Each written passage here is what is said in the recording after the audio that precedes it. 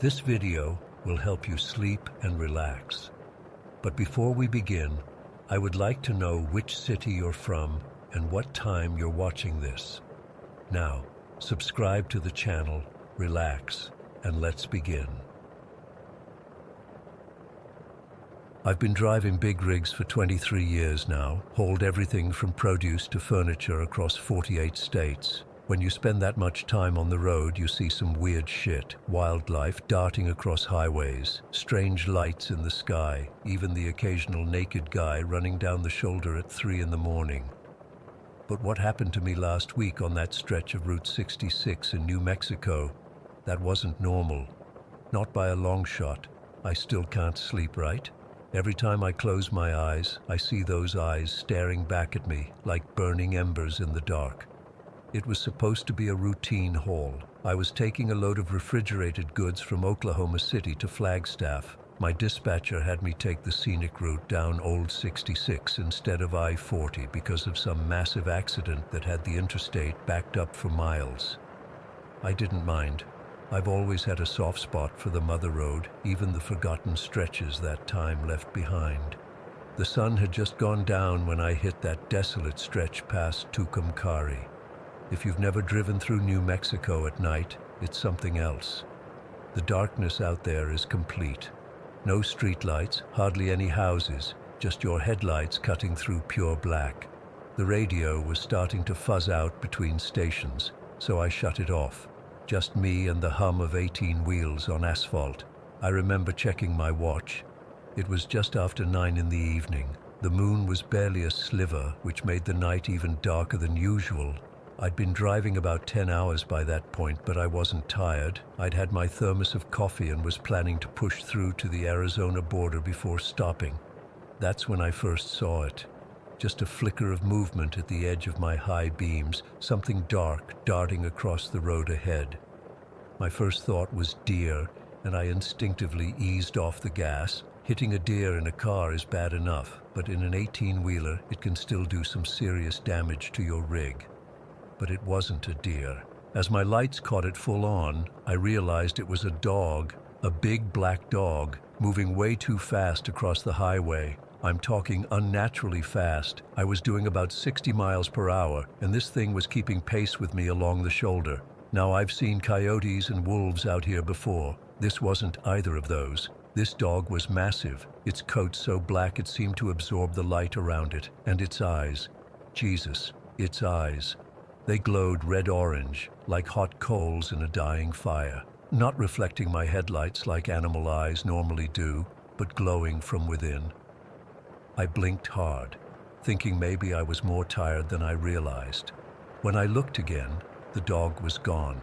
I let out a breath I didn't realize I'd been holding and loosened my white-knuckle grip on the steering wheel. Must have been my imagination, I told myself, or maybe just a regular stray dog that looked weird in my headlights. About 20 minutes later, I spotted a truck stop up ahead. It wasn't one of the big chain places with the showers and restaurants, just a small independent place with gas pumps and a mini-mart. There weren't any other trucks in the lot, which was unusual, but I figured I'd stop anyway. I needed to stretch my legs and shake off the weird feeling that had settled over me since seeing that dog. The place looked deserted when I pulled in. The lights were on inside the store, but I couldn't see anyone moving around. I parked my rig at the edge of the lot, away from the pumps, and set the brake. Force of habit made me lock the doors when I got out, even though there wasn't another soul in sight. The night air was cold, that dry desert cold that cuts right through your clothes. I zipped up my jacket and headed toward the store. The whole time, I had this prickling sensation on the back of my neck, like someone was watching me. I kept glancing over my shoulder, but there was nothing there except my truck, sitting quiet under the harsh fluorescent lights of the parking lot. Inside the store, there was one bored-looking guy behind the counter, maybe in his 60s, reading a tattered paperback. He barely looked up when I came in. I grabbed a coffee and some beef jerky, then brought them to the counter. "Quiet night," I said, trying to make conversation. He grunted. "Always is. You heading east or west?" "West," I told him, "to Flagstaff." He nodded slowly, then gave me a strange look. "You driving alone?" "Yeah, why?" He shrugged. "No reason. Just be careful on this stretch at night. Lots of things out in the desert." I wanted to ask him what he meant by that, but something in his expression stopped me. He didn't seem interested in elaborating, and honestly, I didn't want to hear it. I was already spooked enough. I paid for my stuff and headed back out to my truck. The lot was still empty except for my rig, which looked exactly as I'd left it. I unlocked the door, climbed up into the cab, and settled back into my seat, taking a sip of the fresh coffee. That's when I noticed it. On the passenger seat, where nothing had been before, was a tuft of black fur, coarse, thick black fur, like nothing I'd ever felt before. I picked it up, rubbing it between my fingers. It was real, and it was warm, like it had just been pulled from a living animal. My blood went cold. I'm absolutely certain I locked my truck. I always do.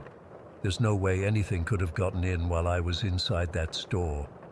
Unless it had been there before I stopped. I dropped the fur like it had burned me and frantically looked around the cab. Nothing else seemed disturbed. No sign of anything hiding in the sleeper berth or under the seats. I was alone in the truck, but that fur hadn't been there before. My hands were shaking as I started up the engine. I needed to get out of there, to put miles between me and whatever the hell was going on. As the diesel rumbled to life, I glanced in my side mirror to back out, and there it was. Standing just at the edge of the parking lot where the light faded into darkness, the black dog. It was even bigger than I'd thought, its shoulders coming up to about waist height on a man. Its fur was so dark it looked like a hole cut into the night, and those eyes, those ember eyes, were fixed right on me. I threw the truck into gear, not even bothering with a proper check of my surroundings. I just needed to go. As I pulled forward, the dog didn't move. It just stood there, watching.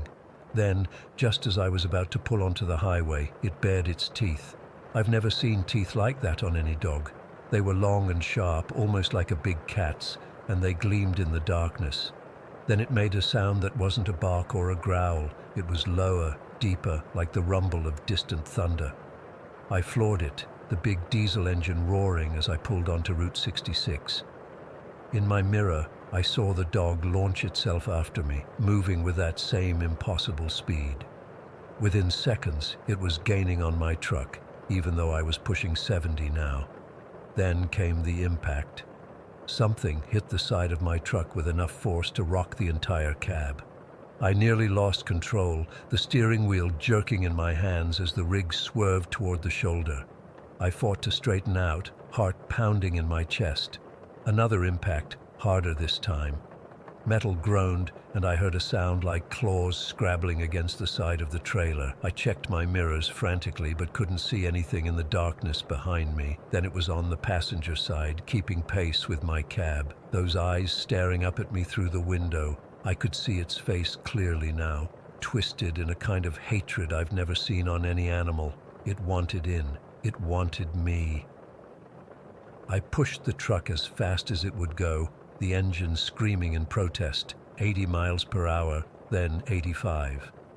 The dog fell behind, but I could still see those glowing eyes in my mirror, watching as I fled.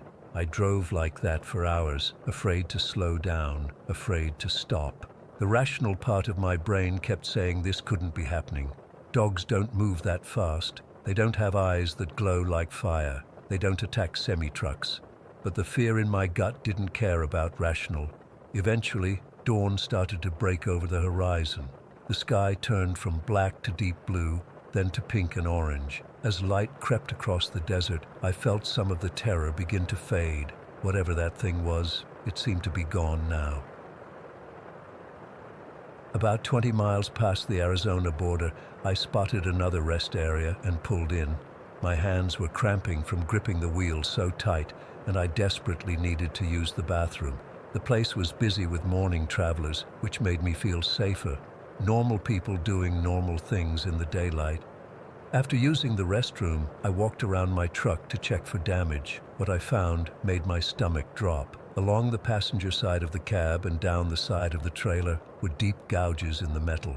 Not dents like you'd get from hitting something, but actual claw marks, like something had been trying to tear its way in. They were fresh, the exposed metal still shiny where the paint had been scraped away. A passing trucker stopped to look. "Jesus, buddy, what happened to your rig?" I couldn't tell him the truth. He'd think I was crazy or drunk or high, so I mumbled something about sideswiping a guardrail and got back in my cab as quickly as I could. I made it to Flagstaff by noon, delivered my load, and told my dispatcher I needed a few days off. I've been holed up in this motel ever since, trying to make sense of what happened. I keep telling myself there must be a logical explanation. Maybe I was more exhausted than I realized. Maybe I hallucinated the whole thing. But those claw marks were real. That tuft of fur was real.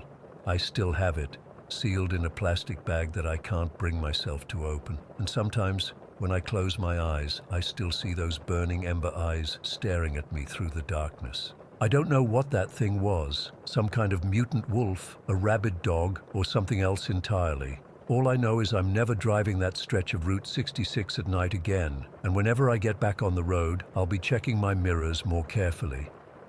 Because I can't shake the feeling that the black dog is still out there somewhere, watching and waiting for me to return to that lonely highway. Story 2. I've been debating whether to share this for months now. I guess I'm hoping that putting it into words might help me make sense of what happened, or at least stop the nightmares. I still wake up in cold sweats thinking I hear that knocking.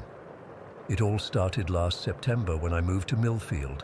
It's one of those picture-perfect Midwestern towns with tree-lined streets and community barbecues, the kind of place where everyone knows everyone. I'd gotten a job at the local hospital as a radiologist, and after years of renting cramped apartments, I was finally ready to buy my first home. The real estate market was surprisingly affordable, and when my agent showed me the Victorian on Maple Street, I fell in love immediately. 2 stories, wooden floors, a wraparound porch with a swing, and the most gorgeous bay windows. The place needed some work, sure. Peeling wallpaper in the dining room and a few creaky floorboards, but the bones were solid. The previous owner had passed away after living there for decades, and the house had been sitting empty for almost a year. "It's a steal at this price," my agent kept saying. I should have wondered why. I closed on the house in early September, and the first week was pure bliss. I spent my days unpacking, cleaning, and planning renovations. I even started stripping that awful floral wallpaper in the dining room. The neighbors seemed nice enough. A few brought welcome baskets or introduced themselves when they saw me outside, all except the Bakers across the street. They were an elderly couple, probably in their late 70s. Their house was immaculate on the outside, pristine white paint, perfect lawn, but the curtains were always drawn. I'd wave whenever I saw them, but they never waved back. They just watched. Mr. Baker would stand at their living room window for hours, completely still, staring at my house. Mrs. Baker would sit on their porch swing, her eyes never leaving my front door. It was uncomfortable, but I figured they were just curious about the newcomer. I couldn't have been more wrong. The knocking started on my 7th night in the house. It was exactly midnight. I remember checking my phone when I heard it. 3 sharp, deliberate knocks on my front door. Not frantic or aggressive, just purposeful. I was half asleep and confused, wondering who would be visiting at that hour. When I opened the door, there was nobody there. The porch was empty, the street was silent. I stepped outside looking around, but there wasn't a soul in sight. Even the baker's house was dark. I shrugged it off as neighborhood kids playing pranks and went back to bed. The next night, same thing. Midnight, 3 knocks, nobody there. By the 3rd night, I was annoyed. I waited by the window, lights off, watching the porch. At exactly midnight, I heard the knocks again, but I saw nothing. No movement, no shadows, nothing. It was as if the door itself was knocking. On the 4th night, I decided to ignore it. Big mistake. The knocking continued for nearly an hour, getting progressively louder until it sounded like someone was trying to break the door down. Then, just as suddenly as it started, it stopped. I lay in bed, heart racing, when I heard something worse, whispering. It was coming from outside my bedroom window, on the 2nd floor. Soft, unintelligible murmurs. Definitely human, but too low to make out words. I pulled the covers over my head like a child and didn't sleep until sunrise. The next morning, I noticed the Bakers watching me from their porch as I left for work. Mrs. Baker was rocking slowly, her eyes never blinking, while Mr. Baker stood beside her, rigid as a statue. I'd had enough. I needed answers. After my shift, I walked across the street to their house. My heart was pounding as I knocked on their door. No one answered at first, but I could see movement behind the curtains. Finally, the door opened just a crack, and Mrs. Baker peered out. Up close, she looked even stranger. Her skin was paper white, her eyes so deeply set they seemed like dark hollows in her face. "Can I help you?" Her voice was raspy, like she rarely used it. "Hi, I'm your new neighbor from across the street," I said, trying to sound friendly. "I was wondering if you've noticed anything unusual around my house at night. Any kids playing pranks or anything?" She stared at me for what felt like eternity before speaking. "You shouldn't have come here," she said flatly. "You don't belong in that house." "Excuse me?" "That house chooses who stays, always has." She started to close the door, but I put my foot in the way. "What do you mean by that? Have there been problems with the house?" Her expression never changed. "Ask yourself why it was empty for so long, why the price was so low." Then she pushed the door shut with surprising strength. I went home feeling uneasy. That night, the knocking was louder than ever, and the whispers outside my window sounded almost angry.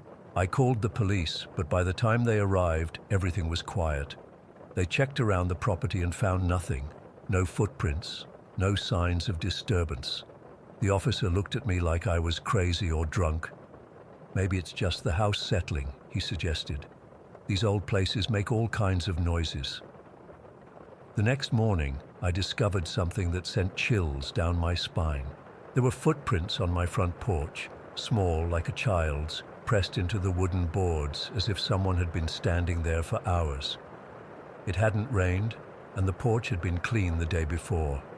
I took photos and sent them to the police, but they dismissed them as probably belonging to a neighborhood kid. That entire week, things escalated. The knocking would start at midnight and continue for hours. The whispers got louder, sometimes sounding like they were right beside my bed. I hardly slept. I started researching the house's history online and at the local library, but found nothing unusual. No tragic deaths, no mysterious disappearances, nothing that would explain what was happening. I asked other neighbors about the house and the Bakers, but they all gave vague answers.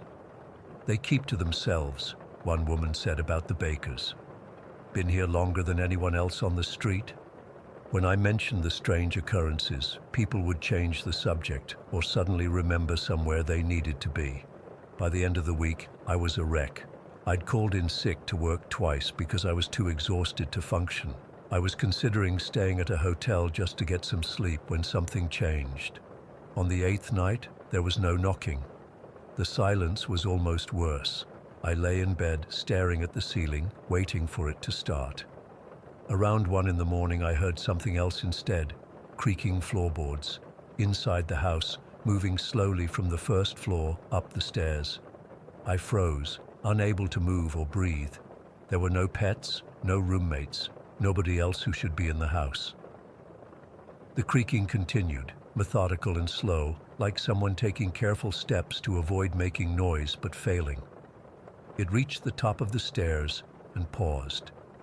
Then it continued down the hallway toward my bedroom. I finally managed to move, grabbing my phone to call 911, but as my finger hovered over the dial button, the creaking stopped right outside my door.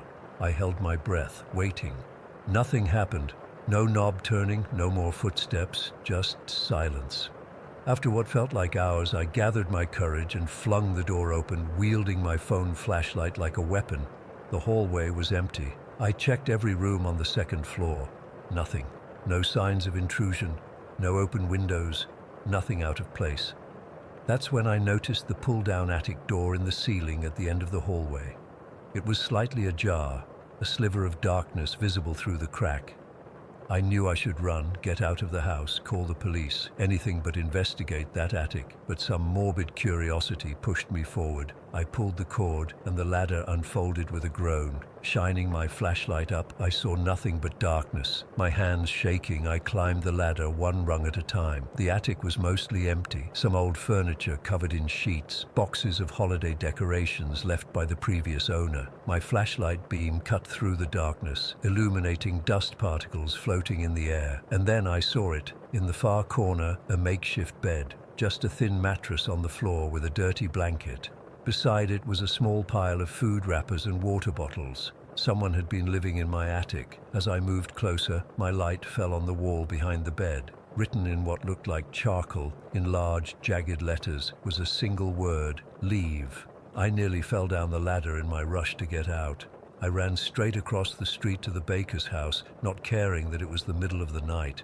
I pounded on their door, screaming for help. To my surprise, Mrs. Baker opened it immediately, as if she'd been waiting for me. "It's started, hasn't it?" she asked, her face still expressionless. "Someone's been in my house, in my attic." I was hysterical. "Call the police." "The police won't help," Mr. Baker said from behind her. It was the first time I'd heard him speak. His voice was hollow, like it was coming from somewhere far away. The house has a way of keeping people. It doesn't let them leave. Once you move in, the house decides if you belong, and if it doesn't like you, it finds ways to make sure you don't stay. "What are you talking about?" I demanded. Mrs. Baker sighed. "We've watched that house for 40 years, watched people move in, watched what happens when the house rejects them. Some leave quickly. Others..." She trailed off. "Others what?" "Others stay too long," Mr. Baker finished. I didn't wait to hear more. I ran back to my house, threw some clothes in a bag, grabbed my wallet and keys, and drove away. I didn't stop until sunrise, when I reached a motel 3 towns over. I called in sick again, then called a real estate agent to put the house on the market immediately. I never went back to that house. I arranged for a moving company to pack up my things, told my boss I had a family emergency and needed to relocate, and found a new job in another state. I left everything behind, starting over completely. That was 7 months ago. I should feel safe now, hundreds of miles away from Millfield and that house. But I don't, because sometimes in the dead of night I still hear it. 3 sharp knocks followed by whispering outside my window. I've checked the security cameras I installed. There's never anyone there. I think the house is still watching me, still deciding, and I'm terrified that one day I'll look across the street and see the Bakers standing there watching, waiting for me to understand what they knew all along, that some houses never let you leave. Not really, not even when you think you've escaped. Story 3. I've been driving trucks for going on 23 years now, cross-country hauls, local routes, you name it. I've done it all. The road becomes a second home when you've been in this business as long as I have. But there's one stretch of highway I dread driving now, especially when the snow starts falling. This happened last December, about 7 months ago. I was hauling a load from Salt Lake City to Minneapolis. Pretty standard route I'd done dozens of times before. The weather forecast had mentioned snow, but dispatchers were pushing all of us to keep moving. Holiday season shipments were backing up, and my deadline was tight. I remember checking the weather radar on my phone during a quick bathroom break outside of Rock Springs. The storm system looked nasty, but nothing I hadn't pushed through before. When you've got 20+ years of experience, you develop a certain confidence, overconfidence maybe. I should have listened to my gut. By the time I hit the Wyoming-South Dakota border region, the snow was coming down in sheets. I'm talking near whiteout conditions, the kind where your headlights just bounce right back at you. The interstate had maybe 3 inches accumulated already, and the plows couldn't keep up. My wipers were struggling, and I had slowed to about 35 miles per hour. Any other night I would have pulled over hours earlier, but I kept thinking about that deadline. It was around 11 at night when I saw it. Through the wall of white, my headlights caught something off to the right side of the road. An old really old, maybe from the 90s, pulled over onto the shoulder. Engine off, no hazards flashing, cab completely dark. In our business, you always look out for other drivers in trouble, especially in weather like this. But something felt off about this truck. As I passed by, I slowed down even more and looked over. That's when I saw him. The driver was just sitting there, not moving, just staring straight ahead through the windshield. His face was illuminated briefly by my passing headlights, pale, expressionless, with these unnaturally wide eyes.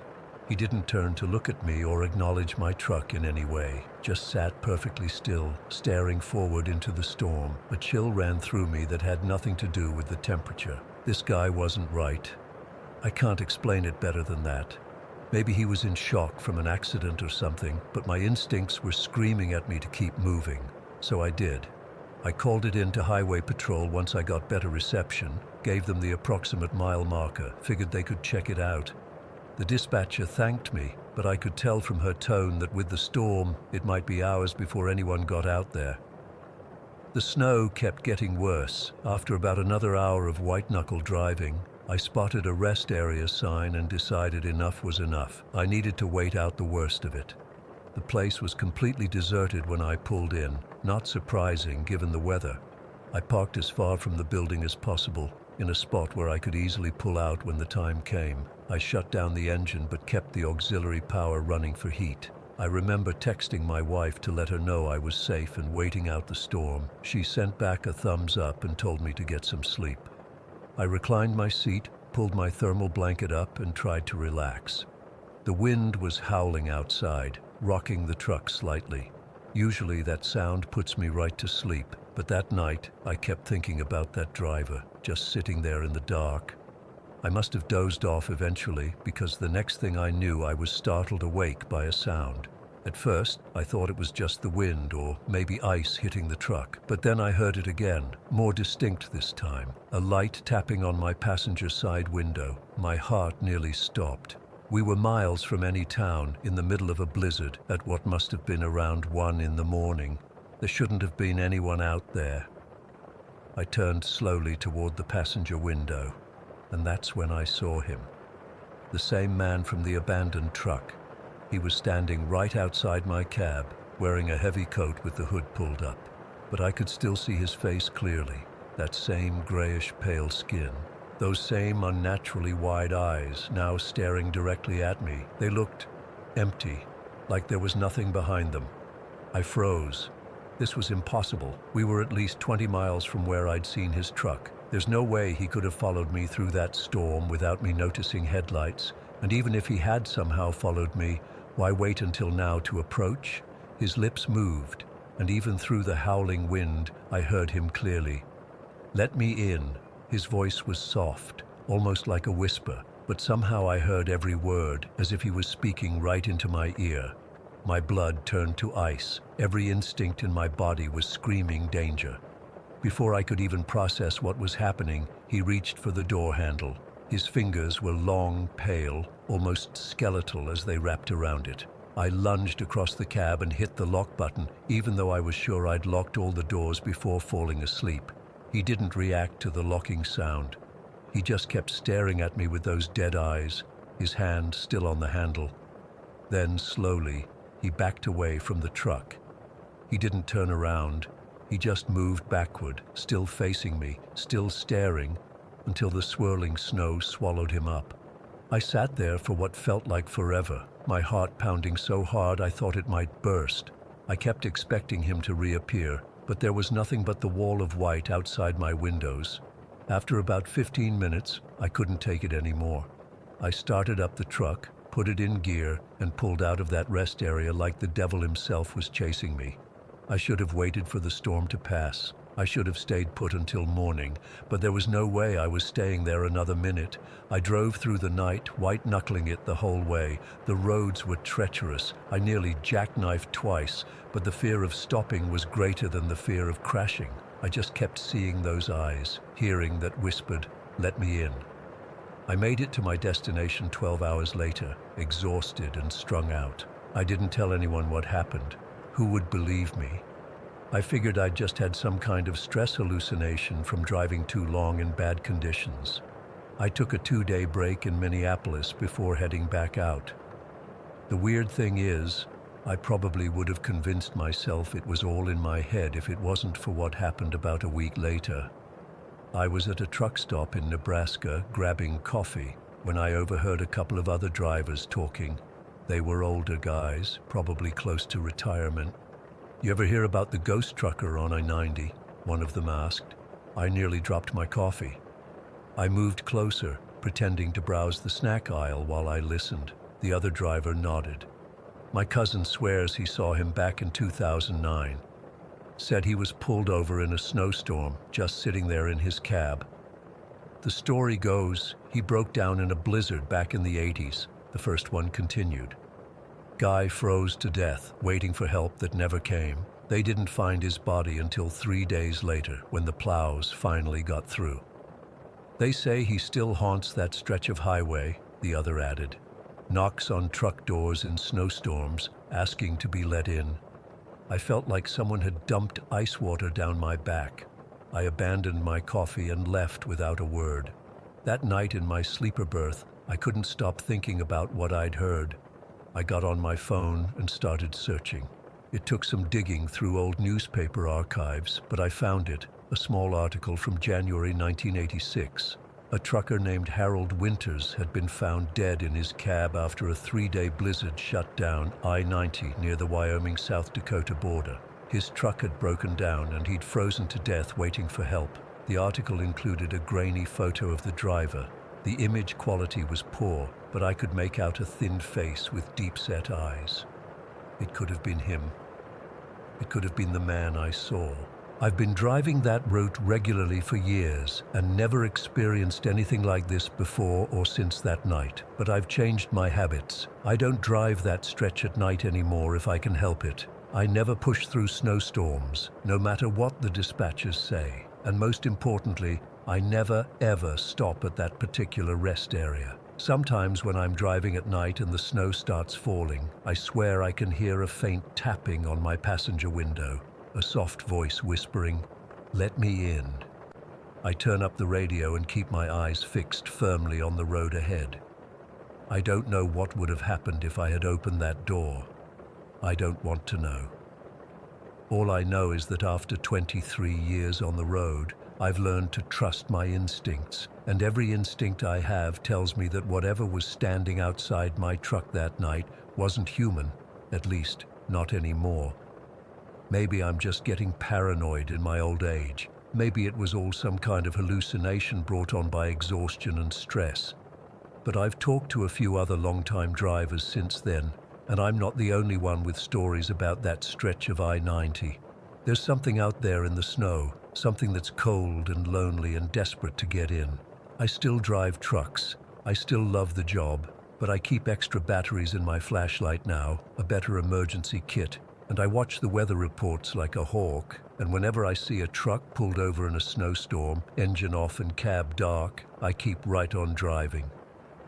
Story 4. It's been about 8 months since my mom took her own life, and I'm still trying to process everything. Some days are okay, and others, well, I'm just trying to get through them, one at a time. But there's something I need to get off my chest because it's driving me crazy. And I don't know who else to tell without sounding completely insane. My mom died in October of last year, but I swear she's still here sometimes. And it's not just me who thinks so. This all started even before she passed. Mom had been struggling with her mental health for years, but things got really bad last fall. She ended up hospitalized on involuntary lockdown after a serious attempt. My dad was home alone one evening while she was still in the hospital. He was sitting at our dining room table paying bills when he heard her voice, clear as day, say his name from the doorway. He told me he jumped up so fast he knocked his chair over, absolutely certain she'd somehow come home.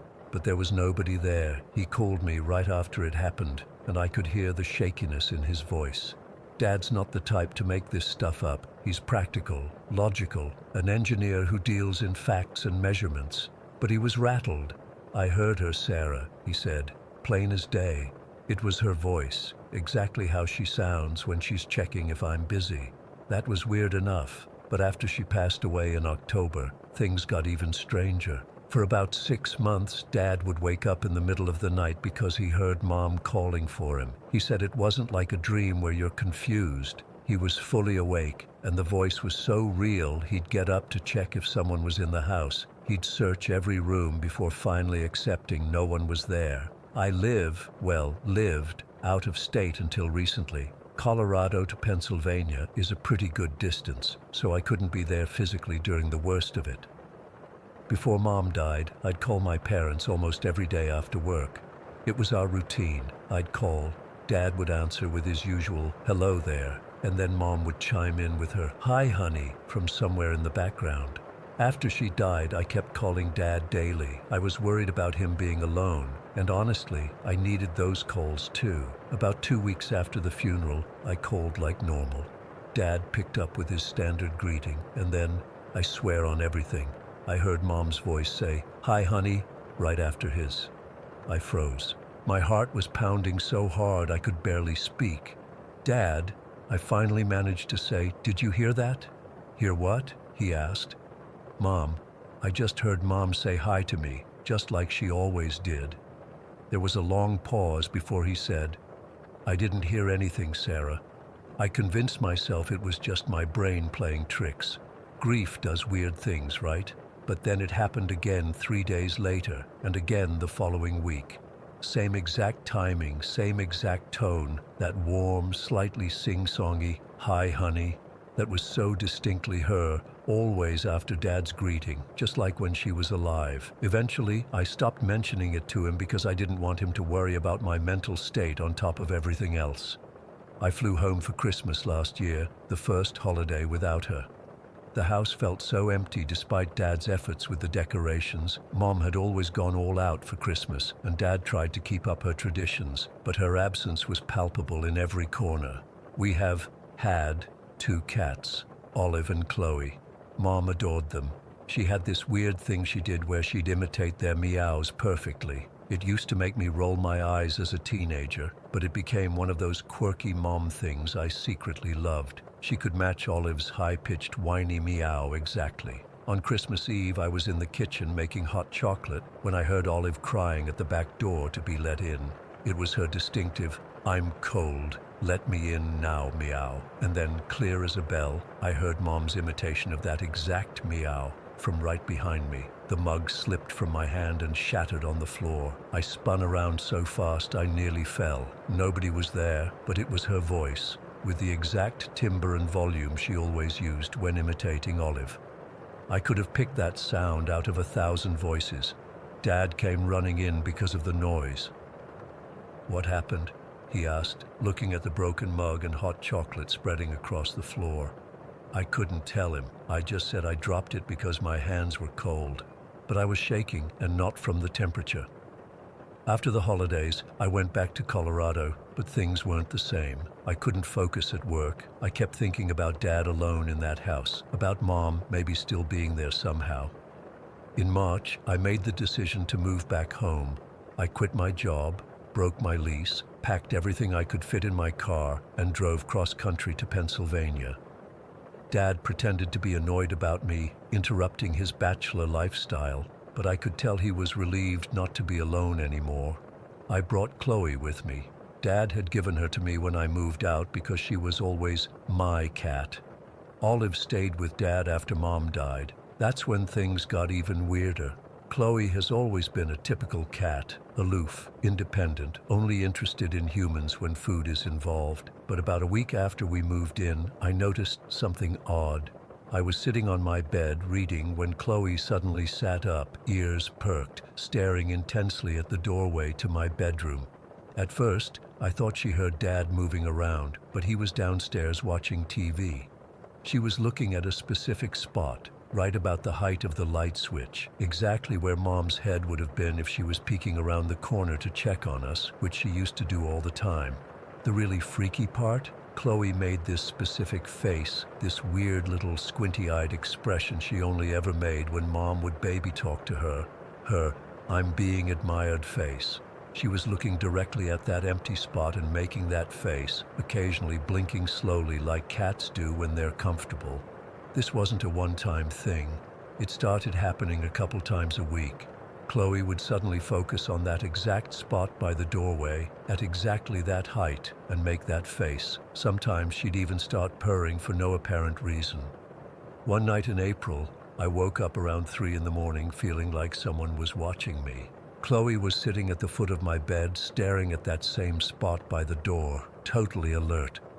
I felt the hair on my arms stand up. The room felt different, colder, but not in an uncomfortable way, more like when you open a window on a cool spring morning. "Mom?" I whispered into the darkness. "Is that you?" Chloe chirped, that little murp sound cats make, and jumped off the bed. She walked over to the doorway and rubbed against thin air, exactly as she used to rub against Mom's legs when greeting her. I didn't know whether to be terrified or comforted. Part of me wanted to run downstairs and wake Dad up, but another part didn't want to break whatever was happening. I just watched as Chloe purred and rubbed against nothing for about 30 seconds before returning to the bed, curling up beside me and going to sleep like nothing unusual had happened. The next morning, I casually asked Dad if he'd ever noticed Olive acting strangely, staring at empty spaces or reacting to things that weren't there. "Funny you should ask," he said, pouring his coffee. "Last week I found her sitting in your mother's reading chair, staring up and meowing softly like she was talking to someone. She never used to sit in that chair when your mom was alive. Mom wouldn't let her." He smiled sadly. "Maybe she's finally getting away with breaking the rules." These experiences have become less frequent as time passes. In the beginning, I'd hear Mum's voice on the phone calls with Dad at least once a week. Now, 6 months after moving back, it might happen once a month, if that. Chloe still occasionally stares at that spot by my door, but not as often. Dad hasn't mentioned being woken up by Mum's voice in a while. When I asked him about it recently, he just shrugged and said, "Maybe she's found some peace." I don't know what to make of all this. I'm not particularly religious or spiritual. Before all this happened, I would have scoffed at ghost stories or people claiming to communicate with dead loved ones. But now, I don't know what to believe. Sometimes I wonder if it's just our grief taking form, our brains so desperate to keep her with us that we're manifesting these experiences. But that doesn't explain Chloe's behavior or how Dad and I have had separate experiences that are so similar. Yesterday would have been Mum's birthday. I bought a small cake, chocolate with vanilla frosting, her favorite, and Dad and I had a quiet dinner. Afterward, as I was washing dishes, I swear I felt someone gently touch my shoulder, just like Mom used to do when passing behind me in the kitchen. I didn't turn around this time. I just closed my eyes and whispered, "I miss you too." Maybe she's still looking out for us, in her way. Maybe some bonds are too strong to be completely severed, even by death. I don't know if I'll ever understand what's happening, but I've stopped questioning it so much. If Mum is still here sometimes checking in on us, well, I'm just grateful for whatever moments we still get to share. Story 5. I've never been someone who believed in ghosts. Growing up in Puerto Rico, I heard all the stories. Spirits of the dead lingering in old buildings, phantom children playing in abandoned schools, but I always dismissed them as superstition. That changed last summer, and I still can't explain what happened to me at Escuela Antonio Paoli. I'm a teacher there, have been for 6 years now. It's one of those ancient public schools built in the 1940s, all concrete with these long, echoing hallways and high ceilings, the kind of place that feels like it's seen generations come and go. The school originally specialized in teaching students with vision impairments and severe learning disabilities, which somehow makes the whole place feel more, charged with emotion. Hurricane Maria did a number on the building back in 2017, and we've had several tropical storms since then that didn't help matters. The 3rd floor has been completely sealed off, too dangerous to use, yellow caution tape, plywood over the stairwell entrances, the works. There are other sections of the school that are just empty, abandoned classrooms with water damage or structural concerns. The government doesn't have money to fix everything, so we just work around the broken parts. From my first day, other teachers warned me about the ghost stories. Kids swore they heard children running through the halls when no students were around. Doors would slam shut and lock themselves. Some claimed to hear chains rattling in the abandoned third floor. There was even a story about a teacher who died of a heart attack while teaching in the 1970s, and supposedly her spirit still roams the administration wing. I nodded along when people told these stories, but internally I rolled my eyes. Old buildings make noises. Wind blows doors shut. Kids have overactive imaginations. It's easy to get spooked in a building that's practically falling apart around you. Last summer, I volunteered to paint a mural in the main entrance hall. The principal loved the idea, something bright and cheerful to welcome the kids back after summer break.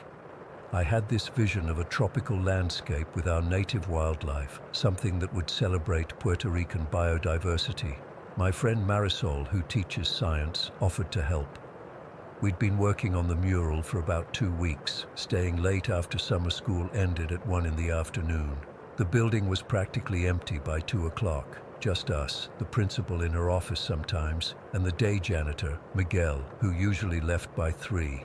That day, July 12th, I'll never forget it. We were running low on yellow paint, and I remembered seeing some extra supplies in the art room on the other side of the building. It was around 4:30 in the afternoon. Marisol was taking a break, eating a sandwich in the teacher's lounge, and I told her I'd go hunt for more paint.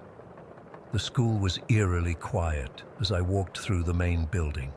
Most of the classrooms were dark, with just emergency lights illuminating the hallways. My footsteps echoed on the concrete floors, and I could hear the distant hum of a single air conditioning unit someone had left running. The air in the building felt heavy, almost sticky from the humidity. We'd had a power outage earlier that day, so the building never really cooled down properly, that classic Puerto Rican summer heat that seems to seep into the walls themselves. I was about halfway to the art room when I saw her. At the far end of the hallway stood a woman I didn't recognize. She was tall and slender, wearing what looked like a dark gray uniform, like a janitor's outfit, but old-fashioned. Her black hair was pulled back tightly from her face, slick against her head. She was sweeping the floor with slow, methodical movements. My first thought was that she must be new. Maybe the school district had finally hired additional maintenance staff to help with the summer cleaning. I needed a plastic bag to carry the paint cans back, and figured she might have one.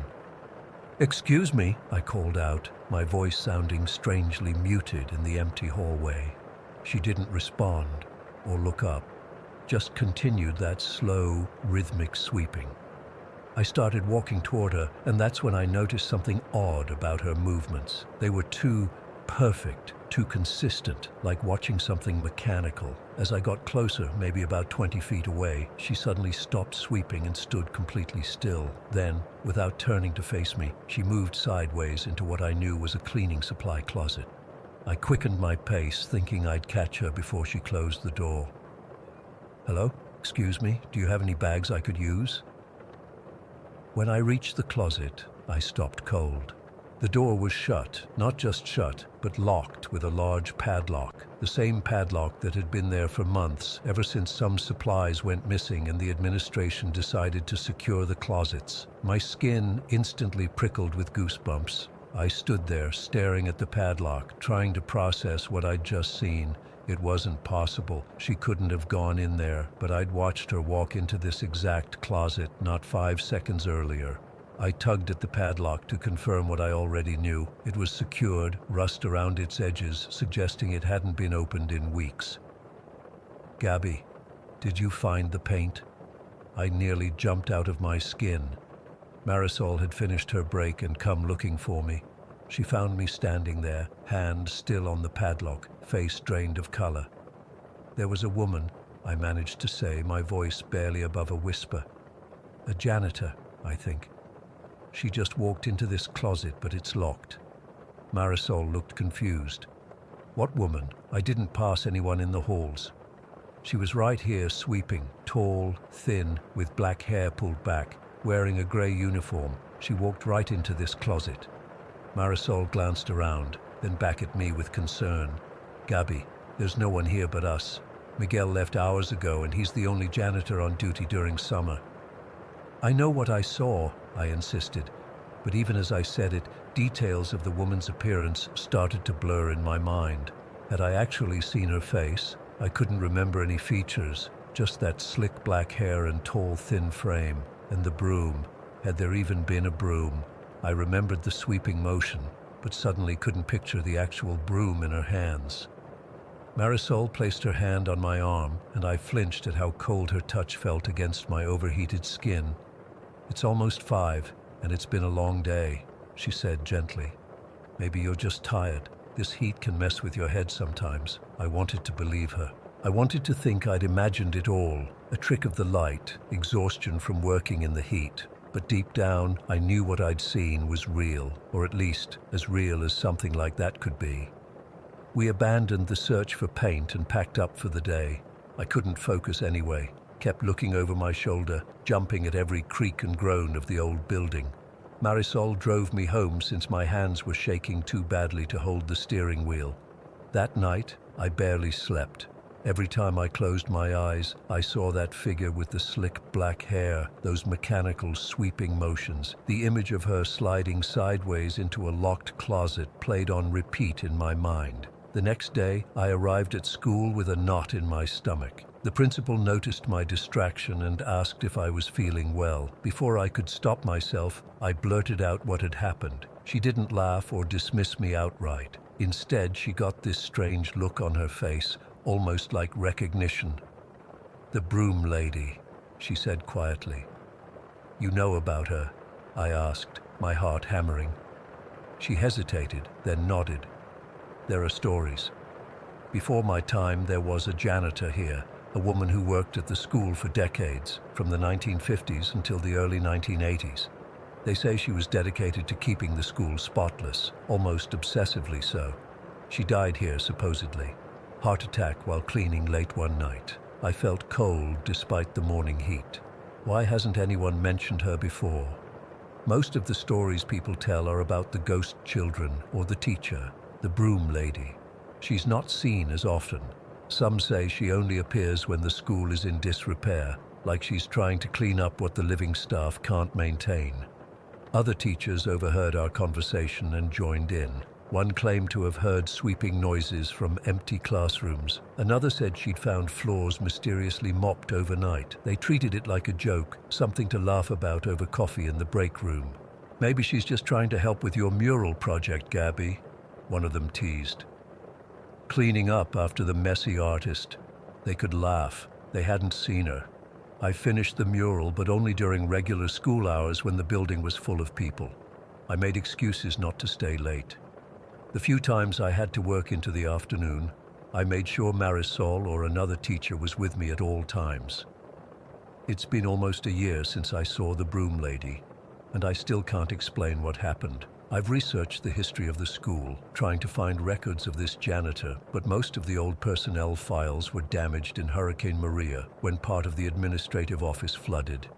I did find one group photo from 1976 showing the school staff standing on the front steps. In the back row, partially obscured by others, stands a tall, thin woman in a gray uniform. Her face is blurry in the photo, either from camera movement or age, but her black hair is pulled back severely from her face. No one at the school today can identify her. Sometimes when I'm working late, which I try to avoid but can't always, I think I hear the soft swish of a broom on concrete floors in the distance. I never investigate. I never stay alone in any room, and I always leave before the sun sets. The school is still falling apart. The third floor remains sealed off. More classrooms have been abandoned due to leaks or structural concerns. After every heavy rain, we find new water damage somewhere. I wonder if that's why she appeared to me that day. If the decay of her beloved school has disturbed her rest, or maybe she's always been there, silently sweeping the floors after everyone leaves, trying to maintain some semblance of order in a building that time and neglect are slowly reclaiming.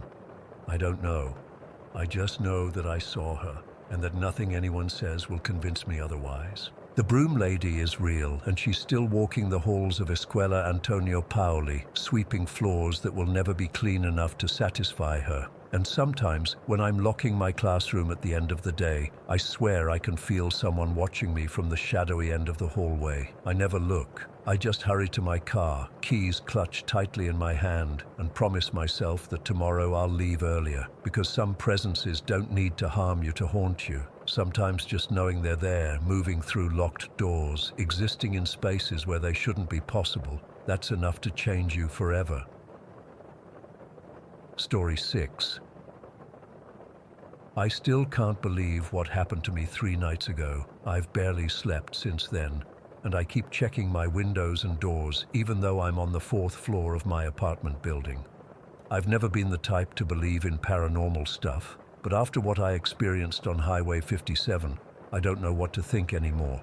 It was Friday night, and I was driving back from a work conference in Millridge, about 200 miles from my place. The event ran way longer than scheduled, typical corporate bullshit, and I didn't get on the road until after 11 at night. My GPS gave me 2 options: take the main interstate, which would add about 45 minutes to my drive, or cut through Highway 57 and get home faster. Anyone who lives around here knows that Highway 57 has a reputation. It's this narrow 2-lane road that cuts through miles of dense forest and swampland. During the day, it's just a boring stretch of asphalt, but at night, well, there are stories. My buddy Mike once told me he'd never drive it after dark, and I always respected that decision without questioning why. But that night, I was exhausted, irritable, and all I could think about was crawling into my own bed as soon as possible. Screw it, I remember saying out loud as I merged onto Highway 57. The dashboard clock read 12:22. The night was ungodly hot, even with my AC blasting. Summer in the south is brutal, and my shirt was sticking to my back the moment I'd walked out of the conference center. The moon was barely visible behind thick clouds, casting this weird, muted glow over everything. It wasn't proper darkness, more like everything was coated in this sickly gray film. The first 20 minutes were uneventful, just me, an empty road, and the occasional small animal darting across my headlights. My eyelids felt heavy, so I cranked up the AC and rolled down my window a bit for some fresh air. The humid night air hit my face, carrying the smell of stagnant water and vegetation from the surrounding swamps. That's when I first saw him. At first, it was just a shape in my peripheral vision, a tall figure standing just beyond the tree line. I only caught a glimpse as I drove past, but something about it made me sit up straight, suddenly wide awake. It wasn't someone walking along the road or a hitchhiker with their thumb out. This guy was just standing there, completely motionless, watching. I couldn't make out his face, he was too far back in the shadows, but I could feel his stare following my car. There was something deeply unsettling about the way he stood, like he was waiting rather than just happening to be there, like he'd been expecting me. Just some weirdo, I muttered, trying to convince myself. I turned on the radio, flipping through static until I found some generic rock station. I cranked the volume, hoping the noise would drown out the creeping unease settling in my stomach. But the feeling of being observed wouldn't go away. I kept glancing in my rearview mirror, checking the roadside, scanning the tree line. The forest seemed to press closer to the road, the trees reaching out like fingers. I gripped the steering wheel tighter, my palms slick with sweat. About 10 minutes later, my headlights swept across something ahead that made my breath catch. Standing at the edge of the road was the same man. The exact same man. I'm certain of it. Same height, same posture, same dark clothes. He was maybe 100 yards ahead, just standing at the white line that marked the edge of the asphalt. I felt a cold spike of fear shoot up my spine. It wasn't possible. I'd been driving at 60 miles an hour with no turns or exits. There was no way anyone could have gotten ahead of me on foot. No fucking way. As I got closer, my headlights illuminated him better. He was tall, maybe 6.5 feet, and thin. His clothes seemed to blend into the darkness around him, making his pale hands stand out in stark contrast. He didn't move as I approached, didn't turn his head, just stood there facing the road, as if waiting for me specifically. I considered stopping or swerving around him, but some primal instinct screamed at me to just keep going. I pressed the gas pedal harder, my speed climbing to 70-75. As I passed him, I couldn't help but look. His face was still in shadow, tilted slightly downward, but I could feel his eyes on me. I can't explain how, but I just knew he was staring right at me. The moment I passed him, I checked my rearview mirror, and what I saw made my stomach drop like a stone. The man was now standing in the middle of the road, directly behind my car. His body turned to follow my movement. He hadn't stepped out. He was just suddenly there, in the center of the lane, where he absolutely couldn't have been seconds before. "Fuck!" I shouted, slamming my foot on the gas. The engine roared as I accelerated to 85, my hands shaking so badly I could barely keep the wheel straight. The trees blurred past me, and I kept checking the mirror, terrified I'd see him somehow gaining on me. After a minute or so of driving way too fast, I forced myself to slow down before I wrapped my car around a tree. My heart was hammering against my ribs, and I was gulping air like I'd been underwater. I tried to rationalize what I'd seen. Maybe it was two different people who looked similar. Maybe I was more tired than I thought, and my mind was playing tricks on me. Maybe I'd briefly fallen asleep at the wheel without realizing it. None of these explanations felt right, but I clung to them anyway. I drove for another 15 minutes, constantly scanning the roadside, jumping at every shadow thrown by my headlights. I tried my phone, hoping to call someone, anyone, just to hear a human voice. But there was no signal, just a mocking "no service" where the bars should have been. That's when I spotted the car on the side of the road, a blue sedan with its hazard lights blinking weakly. A woman stood beside it, waving frantically at my approaching car. She looked young, maybe mid-20s, with long hair whipping around her face in the night breeze. Every instinct told me to stop and help her. It's what any decent person would do, right? A young woman, alone on this isolated road in the middle of the night. But as I slowed down, something made me hesitate. A coldness in my gut that had nothing to do with the AC. I peered through the windshield as I approached, and that's when I saw him again. The man was standing behind her car, partially hidden in the shadows. The woman kept waving, completely unaware of his presence. He wasn't moving toward her or doing anything threatening. He was just standing there, watching me approach. My skin crawled with goosebumps despite the heat. I pressed the gas again and sped past the woman and her car. In my side mirror, I saw her throw her hands up in frustration or disbelief. The guilt hit me immediately. I just left someone who needed help on a deserted road, but the fear was stronger. Something was deeply wrong, and every fiber of my being was screaming at me to get away. As I passed, I caught a glimpse of the man's face for the first time, just a flash in my headlights, but enough to make my blood freeze. His skin was pale, almost gray, stretched too tight over his features, and his eyes, I couldn't see any color in them, just black, empty spaces where eyes should be. I drove like hell after that. The road seemed to stretch endlessly, each curve revealing only more empty highway. The forest pressed in on both sides, creating a tunnel of darkness that my headlights barely penetrated. I kept the speedometer at 70, which was reckless on that narrow road, but I couldn't bring myself to slow down.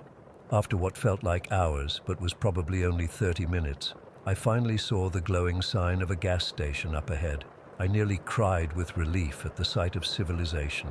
I pulled in, tires screeching on the cracked concrete, and sat there for a moment, engine idling, trying to collect myself. The gas station was one of those old, run-down places that look like they haven't been updated since the 1970s. A single flickering fluorescent light illuminated the small store attached to the pumps. I turned off the engine and sat there, debating whether to go inside or just refuel and leave. The thought of getting back on that highway made my stomach clench, but I needed to get home. Finally, I forced myself to go inside. A bell jingled as I pushed open the door. The interior was dingy and smelled like old coffee and cigarettes. Behind the counter stood an older man with gray stubble and deep wrinkles around his eyes. He was smoking, despite the no smoking sign clearly visible behind him. "Evening," he grunted, not looking up from the small TV on the counter. "Hi," I said, my voice sounding strange and tight. Can I use your bathroom?" He pointed to a door at the back, and I hurried toward it. Inside the tiny, grimy bathroom, I splashed cold water on my face and stared at my reflection. I looked terrible, pale, with dark circles under my eyes and a haunted expression. When I came back out, I grabbed a coffee from the pot that looked like it had been sitting there all day and brought it to the counter. "Rough night?" the clerk asked, eyeing me as he rang up the coffee. "Yeah," I said, then hesitated.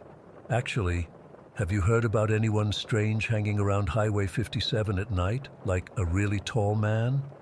Something flickered in the clerk's eyes, recognition or maybe fear.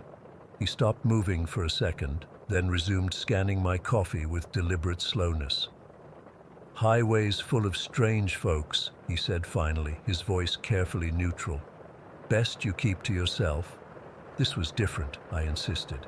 This guy, he kept appearing in different places, like he was following me, but somehow getting ahead of me too. The clerk looked up then, his eyes meeting mine. "Listen, son," he said quietly. "Some roads ain't meant to be traveled at night. That's all I'm saying." He wouldn't say anything more, just handed me my change with a hand that seemed to tremble slightly. I left the gas station feeling even more unsettled than when I'd arrived. Back in my car, I sat for a few minutes debating what to do. There had to be another route home, even if it took longer. I checked my phone again, still no signal. The gas station didn't have Wi-Fi. I was stuck with either continuing on Highway 57 or turning back the way I came, which seemed even worse somehow. Taking a deep breath, I started the car and pulled back onto Highway 57. The coffee sat untouched in the cup holder, already cooling. I'd lost all desire for it. I'd only been driving for about 10 minutes when I saw him again. This time, he was standing directly in the middle of the road, facing my approaching car. There was no mistaking him now. Tall, impossibly thin, with that same stillness that seemed so unnatural. My headlights illuminated him fully, and I could see his face clearly for the first time. It wasn't human.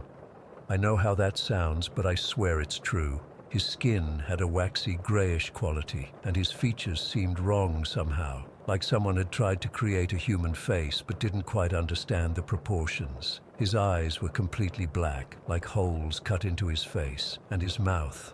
God, his mouth was twisted into this wide, grotesque smile that stretched too far across his face. I slammed on the brakes instinctively, but then something inside me snapped. Fear turned to desperate anger, and I hit the gas instead. I wasn't going to stop. I wasn't going to let this thing, whatever it was, trap me on this road. I aimed straight for him, engine roaring, bracing for impact. But at the last second, just before my car would have hit him, he vanished. Not like he jumped away or moved aside. He literally disappeared, like someone had switched off a projection. I swerved involuntarily, nearly running off the road before regaining control. My entire body was shaking, and I could hear myself making these small, pathetic, whimpering sounds. I kept driving, faster than before, desperate to get off this highway. When I finally saw the exit for the interstate, I nearly sobbed with relief. I took the ramp so fast my tires squealed, and I didn't slow down until I was surrounded by the comforting lights of the main highway and could see other cars around me.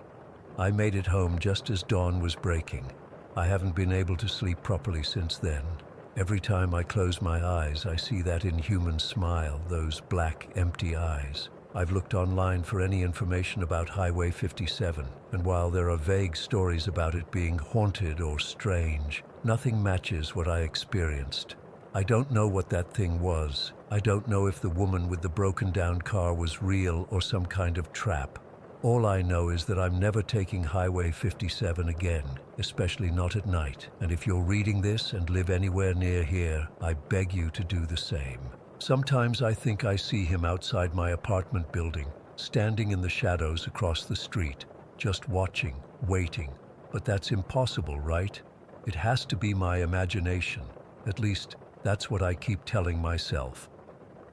Story 7. I still get goosebumps when I think about what happened in my childhood home. I was about 9 years old at the time, living in this old 2-story house with my mom and pawpaw. That's what we called my grandfather.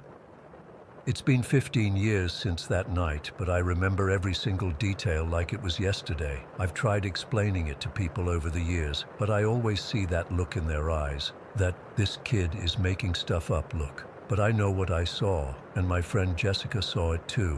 It was a Friday night in October, and Jessica was sleeping over. My mom worked late shifts at the hospital, so my nanny, Mrs. Wilson, usually watched me until about 9 o'clock. That night, Mom was actually home early and had gone to bed with one of her migraines. She suffered from terrible insomnia and would take these strong sleeping pills when her migraines got really bad. Our house had this weird layout. The living room connected to a long hallway, and off that hallway were 3 bedrooms. Pawpaw's room first, then the nanny's room, which was mostly used for storage, and her computer. And at the very end was my mom's room. From the nanny's computer desk, you could see straight down the hallway if you turned around in the chair. That night, Mrs. Wilson had let us play on her computer before she left. My mom was already in bed, and Pawpaw was at his weekly poker game with friends. Jessica and I were playing this dress-up game where you could design outfits and stuff. Typical 9-year-old girl things. We'd been taking turns for about an hour, giggling and arguing over which hairstyles looked best on our virtual models. I remember it was my turn, and Jessica was leaning over my shoulder, pointing at the screen. "No, use the blue shoes. Those pink ones are ugly." Something made me feel watched. It was this weird sensation on the back of my neck, like when someone's staring at you.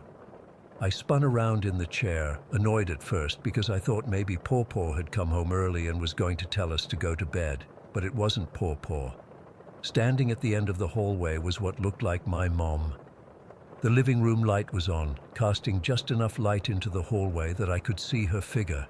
But something was wrong. So wrong that my brain couldn't process it at first.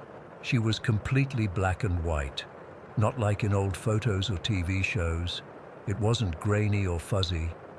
It was like all the color had been sucked out of her. Her skin, her nightgown, her hair. All different shades of gray, but not a single hint of color anywhere.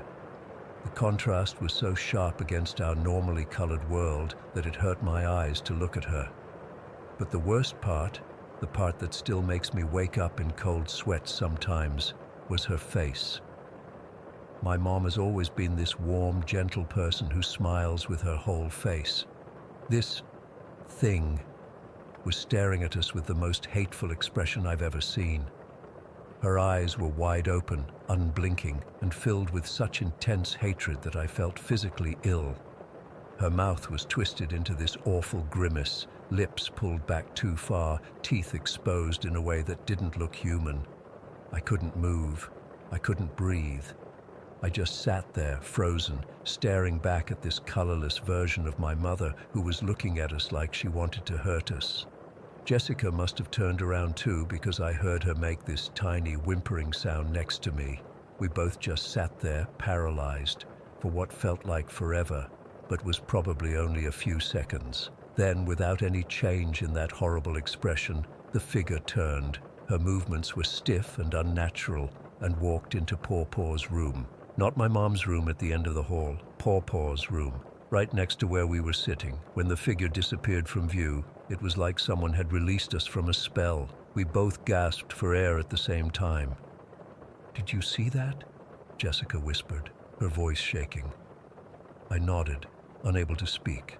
My throat felt like it was closing up. "Was that your mom?" she asked, grabbing my arm so hard her nails dug into my skin. I don't think so," I managed to say. "My mom doesn't look like that." We sat there for a few more minutes, too scared to move. The computer game was still open, those stupid pink shoes still on the screen, but it seemed so ridiculous now. Finally, Jessica, who was always braver than me, stood up. "We need to check," she said. Her voice was trembling but determined. "Check what?" "Your mom's room and Pawpaw's room." The thought of going into Pawpaw's room where that thing had just walked made me want to throw up. No way. "Let's just go to my room and lock the door." "What if it's in there? What if it's pretending to be your mom or something?" Jessica insisted. She had a point. The thing had looked like my mom, but wrong. So wrong. What if it was trying to replace her? What if the real mom was in danger? As terrified as I was, I couldn't just hide in my room if my mom needed help. We crept down the hallway together, holding hands so tightly our knuckles were white. I was shaking so bad my teeth were chattering. We paused outside Pawpaw's room first. The door was partly open. "Hello?" Jessica called out, her voice barely audible. No answer. She pushed the door open wider with her foot, and we both peered in. The room was empty. Pawpaw's bed was neatly made, his reading glasses on the nightstand, everything in its place. No sign of the colorless figure, no sign that anyone had been in there at all. "Maybe it went through to your mom's room," Jessica suggested. That didn't make sense because there was no connecting door between the rooms, but I was beyond logical thinking at that point. We continued down the hall to my mom's room, the last door on the right. Her door was closed, as usual. I hesitated, my hand on the doorknob. "What if it's in there?" I whispered. Jessica swallowed hard. "We need to know." I turned the knob as quietly as I could and pushed the door open just a crack. Through the narrow opening I could see my mom's bed and her form under the covers. The nightlight she always kept on cast a soft glow around the room. I pushed the door open a bit more, and we both peeked in. My mom was fast asleep in her bed. Her breathing was deep and regular, her face peaceful. Her chestnut hair spread across the pillow, the red in it catching the light. Her skin was its normal color, her nightgown the pale blue one she always wore. She was in full color, looking completely normal, not at all like the monochrome horror we'd seen in the hallway. We closed the door carefully and backed away. "That's impossible," Jessica whispered. "How did she get back to her room? We would have seen her walk past us." And she was right. The only way to get to my mom's room was down that hallway, right past where we were sitting. There was no other route, no other doors or passages. The figure had walked into Pawpaw's room, not continued down the hall. And even if somehow it had managed to get to my mom's room without us seeing, there was no way she could have fallen into such a deep sleep that quickly. My mom had severe insomnia. It took her hours to fall asleep even with her medication, and we'd seen the figure just minutes ago. "Maybe we imagined it," I suggested weakly, even though I knew we hadn't. Jessica shook her head. We both saw it. It was there.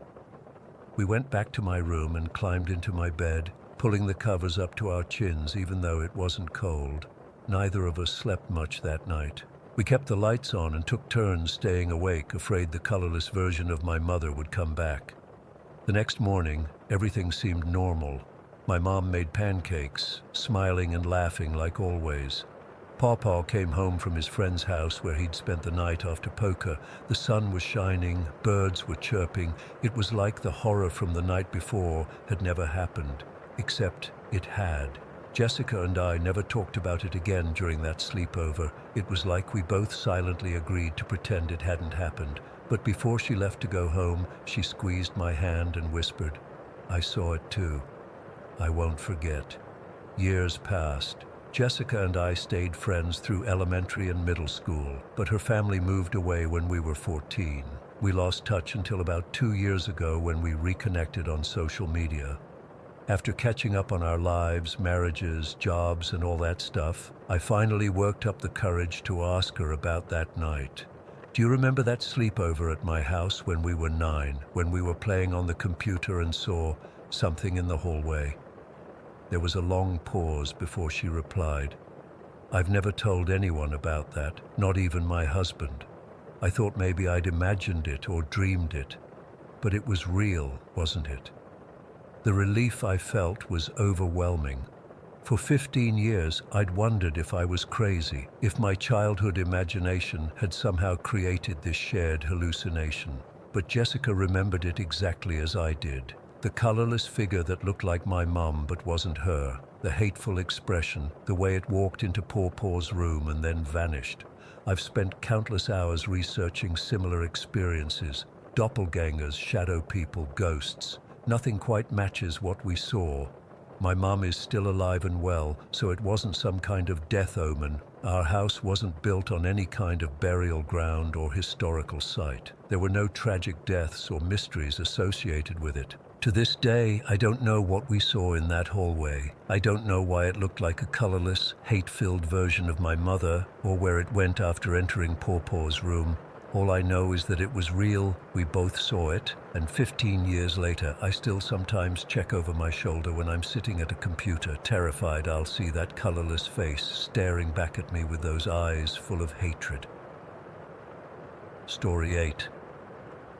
I never thought I'd be sharing this. Even typing it out now makes my hands shake, but I need to tell someone who might understand what happened to me. I've spent almost 3 years trying to rationalize everything, but I can't explain it away anymore. I live in Oak Ridge, a town so small it barely shows up on maps. Everyone knows everyone, which is why what happened feels even more isolating. Because how do you tell your neighbors you're experiencing something unnatural?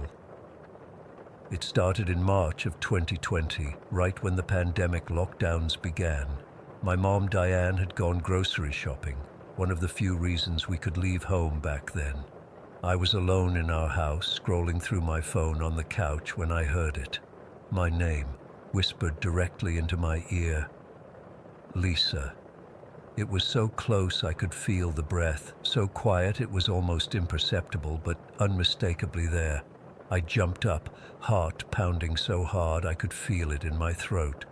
I spun around, checking behind the couch, expecting to see someone, but there was nothing, nobody.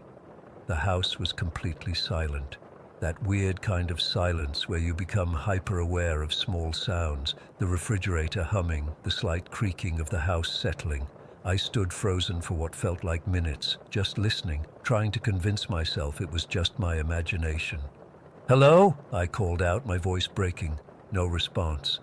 I grabbed my phone and considered calling my mom, but what would I even say? That I heard someone whisper my name? She'd just tell me I was being paranoid. I decided to splash some water on my face to calm down. I practically ran to the bathroom and slammed the door behind me, leaning against it as I caught my breath. The small bathroom felt safer somehow, more contained, more controllable. I turned on the tap and looked up at my reflection. My face was pale, eyes wide with fear.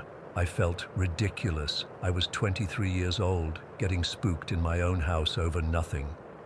Then I heard it again. "Lisa." A whisper, slightly louder this time, coming from behind me. I spun around, but it was just the bathroom wall. I turned back to the mirror, gripping the sink so hard my knuckles turned white. "Lisa." Again, but deeper. Not like a man's voice, but like it was coming from somewhere further away, yet somehow still right next to my ear. "Lisa."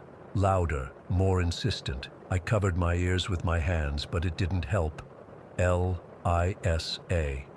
The whisper grew in volume with each repetition, but still somehow remained a whisper. It's hard to explain.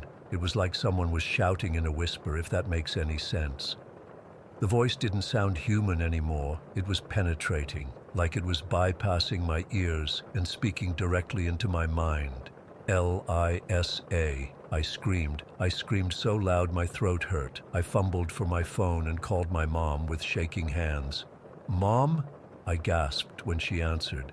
"Mom, something's happening at home. I keep hearing someone whisper my name, but there's nobody here and—" "Lisa, calm down," she interrupted, her voice unnervingly steady. "You're just scaring yourself. I'll be home in 20 minutes. Her calmness was bizarre, like she wasn't surprised at all, like she expected this call. I tried to explain again, but she just repeated that I should calm down and wait for her to get home. I hung up and stayed in the bathroom, door locked, until I heard her car pull into the driveway. When she got home, she acted like nothing had happened. When I tried to bring it up again, she changed the subject. She's never acknowledged it since. I convinced myself it was just stress.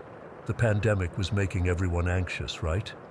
I tried to forget about it until it happened again, worse this time.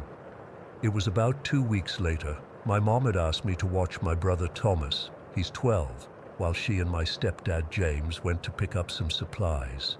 The lockdown was in full effect, and we were stocking up on essentials. Thomas was playing video games in the living room. I was in the kitchen making us some lunch, just ordinary sandwich stuff, nothing complicated. I remember I was cutting a tomato when I felt it, breathing, on the back of my neck, warm and rhythmic. I froze, knife in hand. I didn't hear my name this time. I felt it. I don't know how else to describe it. It was like someone was impressing the word Lisa into my consciousness without actually speaking it. The sensation was so intimate, so invasive, that I immediately broke down crying. "Thomas," I called out, my voice cracking, "go upstairs to your room right now." "But I'm in the middle of—" "Now!" I screamed. He must have heard the panic in my voice because he didn't argue. I heard him run up the stairs. As soon as he was gone, I gripped the knife tighter and spun around. Nothing, no one, just the empty kitchen. But the breathing continued. It moved from the back of my neck to my left ear. I swung the knife wildly, slicing through empty air. "Who's there?" I shouted. "What do you want?" The breathing stopped abruptly. The kitchen fell silent except for the sound of my own ragged breathing and pounding heart. I stood there for maybe 5 minutes, knife raised, waiting for something to happen. Nothing did. I searched the entire house, every closet, under every bed, behind every door. I even checked the attic access and the basement. There was no sign of intrusion. All windows were locked, all doors secure. When my mom and stepdad got home, I tried to explain what happened. My stepdad, James, laughed it off, said I was watching too many horror movies. My mum gave me that same strange look, like she knew something but wouldn't say it. That night, I couldn't sleep. I kept thinking about something that had happened years ago when I was 16. Something I'd almost completely forgotten until these whispers started. James had moved in with us about a year earlier. One night, he and his friend Mike suggested we try using a Ouija board in the woods near our house. I was reluctant. Those things always seemed stupid to me, but I went along with it to seem cool. We went about half a mile into the woods to a small clearing. It was late, maybe 11 at night, and we used flashlights to see. James set up the board on a flat rock and lit some candles he'd brought. "This is where the energy is strongest," he'd said, which I thought was ridiculous at the time. We started using the board, asking typical questions. At first, nothing happened. Then the planchette began to move. James asked who we were speaking to. The planchette spelled out Z-O-Z-O. I remember James and Mike exchanging glances. "Who are you?" James asked. The planchette moved again. A-N-C-I-E-N-T. "What do you want?" Mike asked. The planchette circled the board frantically before spelling L-I-S-A-I, pulled my fingers away immediately. "This isn't funny," I said, convinced they were moving it themselves. James insisted he wasn't moving it. He seemed genuinely freaked out. "We should stop," he said. "Zozo is bad news. I've heard stories." We packed up quickly and left. On the walk home, James explained that Zozo was supposedly a demon that often appeared on Ouija boards. He said we were lucky nothing bad happened. I'd dismissed the whole thing as them messing with me. James probably researched some scary Ouija stories to freak me out. I'd almost completely forgotten about it until the whispers started. The next day after the kitchen incident, I Googled Zozo demon and fell down a rabbit hole of terrifying stories. People claimed Zozo would start with small things, whispers, feelings of being watched, before escalating to full possession. But none of the stories matched what I was experiencing exactly. There was no pattern I could find that explained why it was happening now, years later. I've had 3 more episodes since then. Each time the whispers get more insistent, more intrusive. Each time I feel less like myself afterward, like something is slowly wearing me down.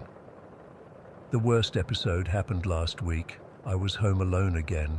I try never to be alone anymore, but sometimes it's unavoidable. I was in my bedroom when I heard my name whispered from inside my closet. I didn't investigate this time. I ran. I grabbed my keys and drove to a public park where I stayed until dark, when my mom texted asking where I was.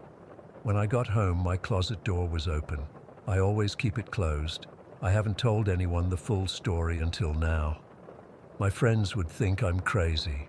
My family already acts weird whenever I bring up anything remotely related to it. I've considered moving out, but with the economy as it is, I can't afford to. I don't know if what's happening is connected to that Ouija board session years ago. I don't know if my stepdad James accidentally invited something into our lives that has been waiting all this time. I don't know why my mum seems unsurprised by all this. All I know is that something knows my name, and it's getting closer. Last night I woke up at 3:15 in the morning. I didn't hear anything. I didn't feel anything, but I knew I wasn't alone in my room. I lay perfectly still, eyes open in the darkness, afraid to move. Then I felt my mattress depress slightly, like someone was sitting on the edge of my bed. I haven't slept since. I don't know what to do. I don't know who to talk to. All I know is that whatever this is, it isn't going away. And I'm afraid that next time, it won't just whisper my name. Story 9. I've never shared this before because it sounds so crazy, but I need to get it off my chest. This happened about 10 years ago when I was 16, and I still can't explain it. My mom was going into Sydney to run some errands, and I decided to stay home because I had a ton of homework to finish. It was a Saturday afternoon in autumn. Mom left around 1 o'clock, and I remember because I checked the time when she was leaving, thinking I had a good 3 or 4 hours to myself. The house was this older 2-story place we'd moved into about 6 months earlier. It had those creaky wooden floors that make noise no matter how carefully you walk.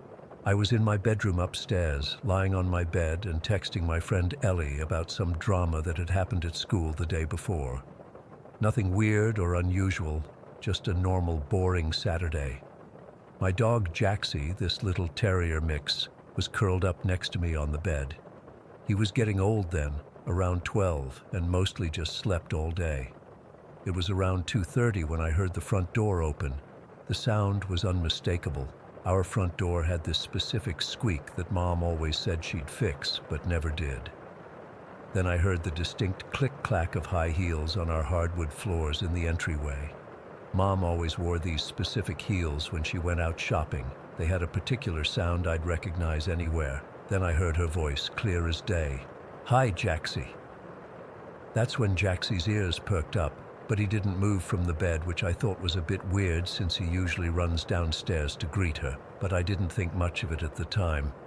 I heard footsteps crossing the living room, heading toward her bedroom, which was downstairs.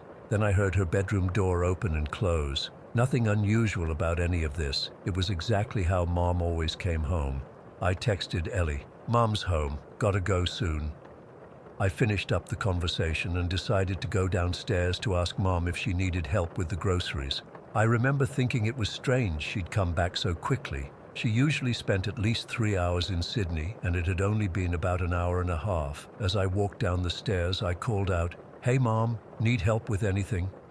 No answer. I figured she was in her room, so I knocked on her bedroom door. No response. I knocked again, louder this time. Still nothing. "Mom," I called as I opened the door. The room was empty, completely empty. The bed was made exactly as it had been that morning. No shopping bags, no purse, no Mom. I checked the kitchen, the living room, the bathroom, even the backyard. Nothing. Her car wasn't in the driveway. It was like she had never come home. But I heard her. I heard the door. I heard her heels. I heard her voice greeting Jaxie with his nickname that only she used. I heard her bedroom door. It wasn't a dream. I was wide awake texting Ellie the whole time. I started to panic a little. I called Mom's cell phone. When she answered, I tried to sound casual. "Hey, where are you?" I asked. "I'm still in Sydney at the mall," she replied, sounding confused. "Why? Did you come home and then leave again?" "What?" "No, I've been here the whole time. I only left the house an hour and a half ago. Are you okay?" My stomach dropped. "Yeah, I'm fine. I thought I heard you come in." "Well, it wasn't me. Are you sure you're all right? Is someone else in the house?" Now she sounded worried. No, everything's fine." I must have been hearing things, I said, trying to sound convincing. Just hurry home, okay? After hanging up, I checked all the doors and windows. They were locked. I even looked in the closets and under beds. Anywhere someone could hide, nothing. I sat on the couch in the living room, completely freaked out but trying to rationalize what happened. Maybe it was the neighbors. But our nearest neighbors were pretty far away, and I clearly heard the voice inside our house. Maybe I dozed off and dreamed it, but I was texting Ellie the whole time. I could see our conversation timestamps. I tried to calm myself down by thinking maybe the acoustics in our house were weird, and I was hearing sounds from outside that seemed like they were inside. But that didn't explain the voice calling Jaxie by his nickname. When Mom finally came home, for real this time, I heard the same exact sequence. The door squeak, the heels clicking, her calling out to Jaxie. But this time, Jaxie jumped off my bed and ran downstairs to greet her. I followed him down, feeling a wave of relief, but also complete confusion.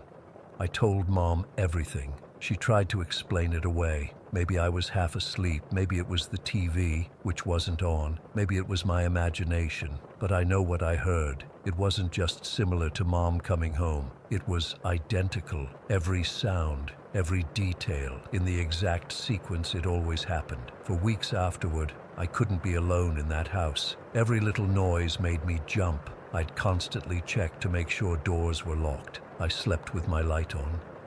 Eventually, the fear faded a bit, but I never forgot what happened. Years passed without anything similar happening again.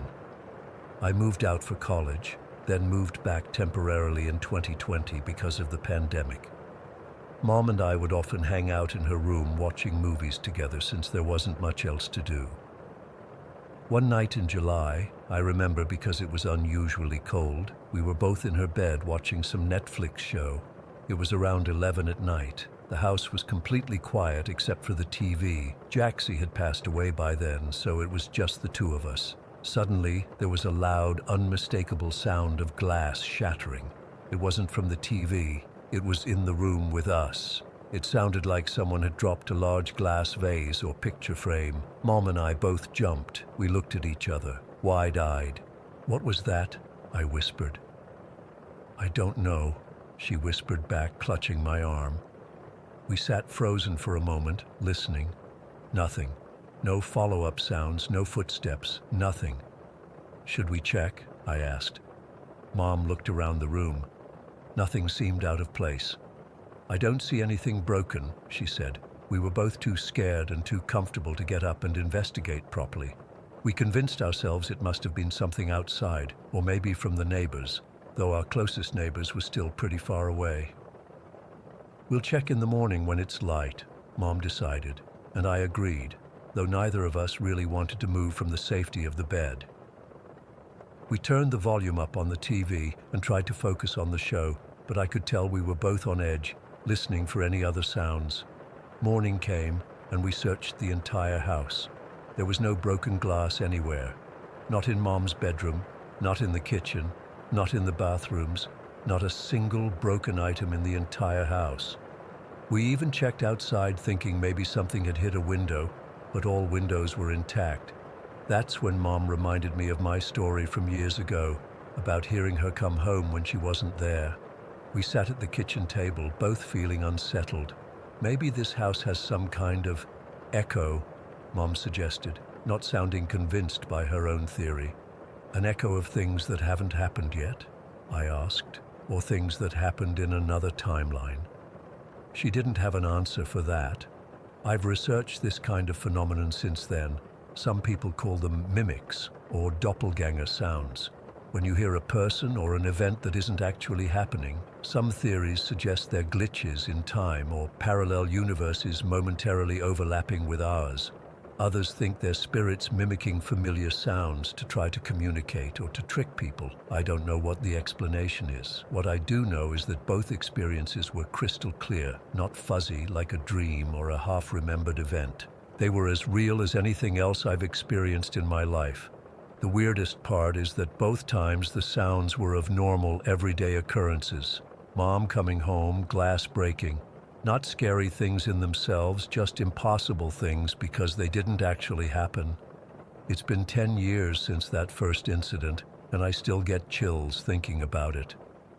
Every time I visit Mom's house, I find myself listening more carefully, wondering if I'll hear something else that isn't really there.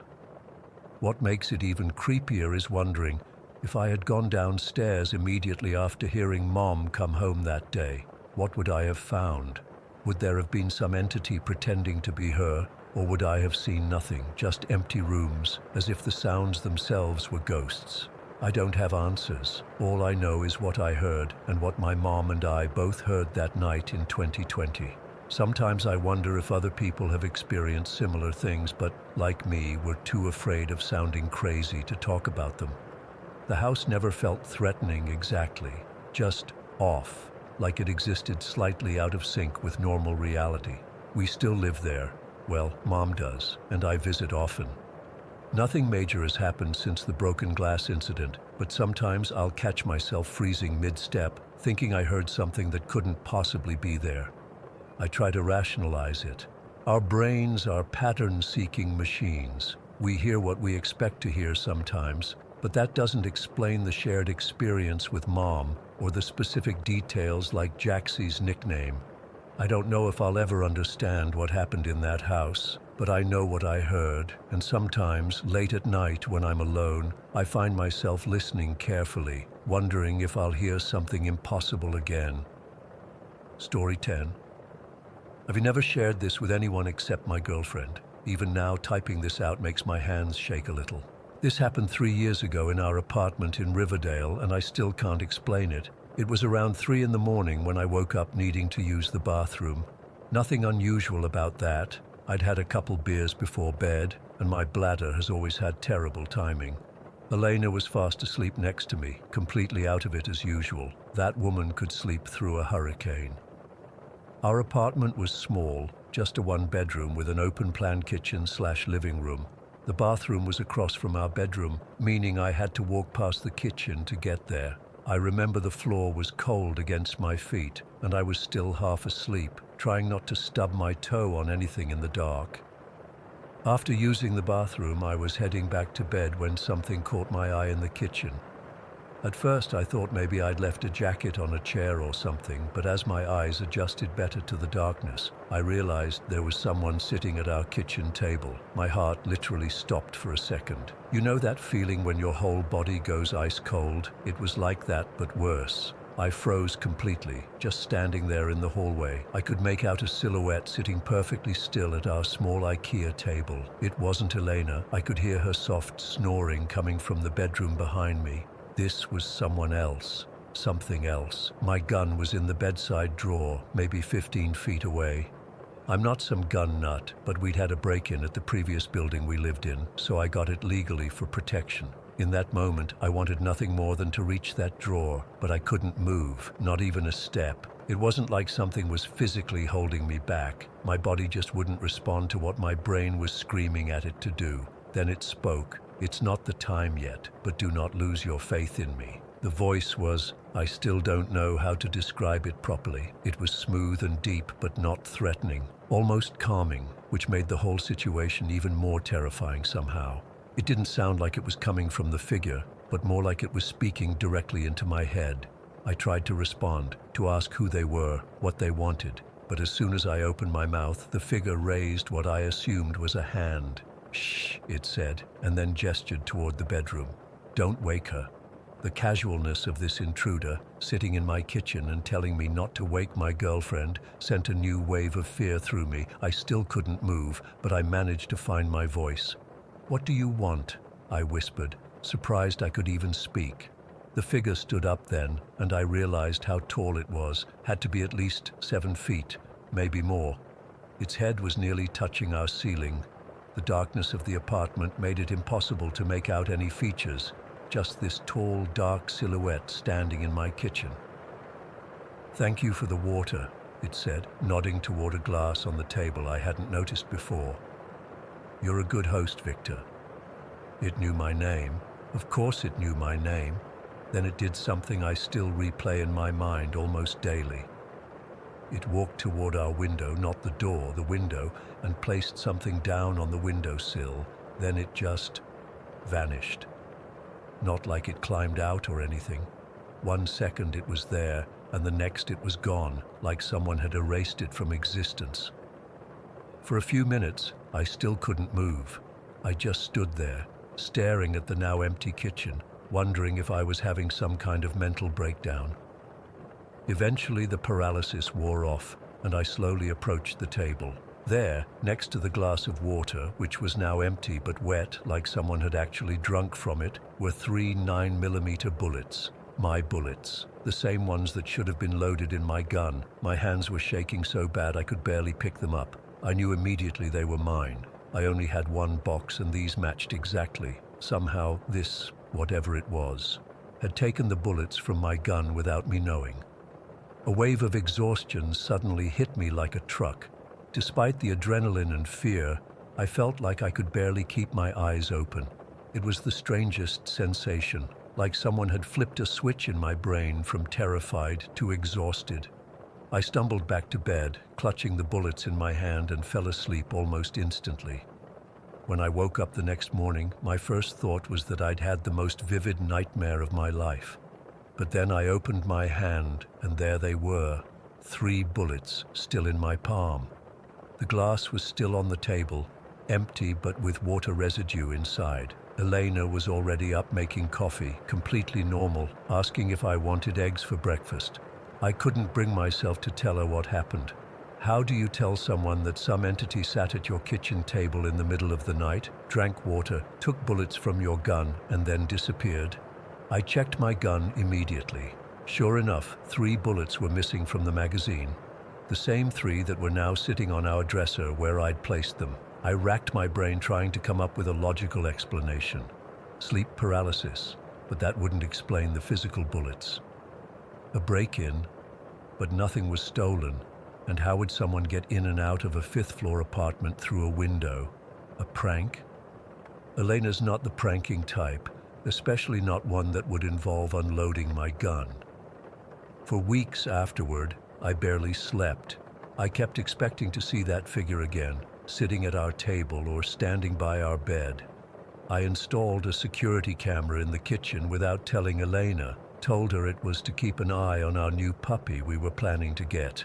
Nothing unusual ever showed up on the footage. The strangest part was that I wasn't afraid in the same way you'd be afraid of an intruder. It was more like the fear you feel when you realize the world isn't what you thought it was.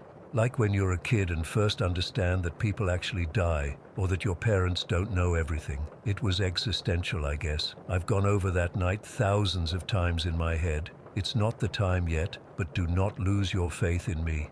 What does that even mean? Time for what? And why me? I'm not particularly religious. I was raised Catholic, but haven't been to church since I was a teenager. I don't have faith in anything specific. Sometimes I wonder if it was some kind of warning or message. Other times I think maybe I had some kind of psychotic break. And the bullets, well, I don't have an explanation for the bullets. I've thought about seeing a psychiatrist, but what would I say? Hey doc, a giant shadow person visited me, drank my water, disarmed my gun, and vanished. It's been 3 years now, and nothing like that has happened again. Elena and I still live in the same apartment. I've never told her about that night, though sometimes I catch her looking at me strangely, like she knows I'm keeping something from her. Maybe someday I'll tell her, but for now it's just this weird, terrifying thing that sits in the back of my mind. I still have those 3 bullets. I keep them in a small wooden box in my desk drawer. Sometimes I take them out just to make sure they're real, that I didn't imagine the whole thing. Sometimes I wonder if I should put them back in the gun, but something tells me that would be a bad idea. I don't know what visited me that night. I don't know what it wanted, or if it'll ever come back. All I know is that it was real, it knew my name, and it left me with a message I still don't understand. It's not the time yet. I find myself wondering more and more lately. Time for what, and when will it be time? The really scary part. Part of me wants to find out. Part of me is waiting for it to come back, and I don't know what that says about me. I check the kitchen every night before bed. I still keep a glass of water on the table, just in case. Story 11. I've never been one to believe in ghosts or the supernatural. I was raised in a practical Scottish household where things that went bump in the night were always explained away by old pipes or the wind. That changed last month and I still can't sleep properly. I'm writing this at 3 in the morning because every time I close my eyes, I see that small shadow darting across the hallway.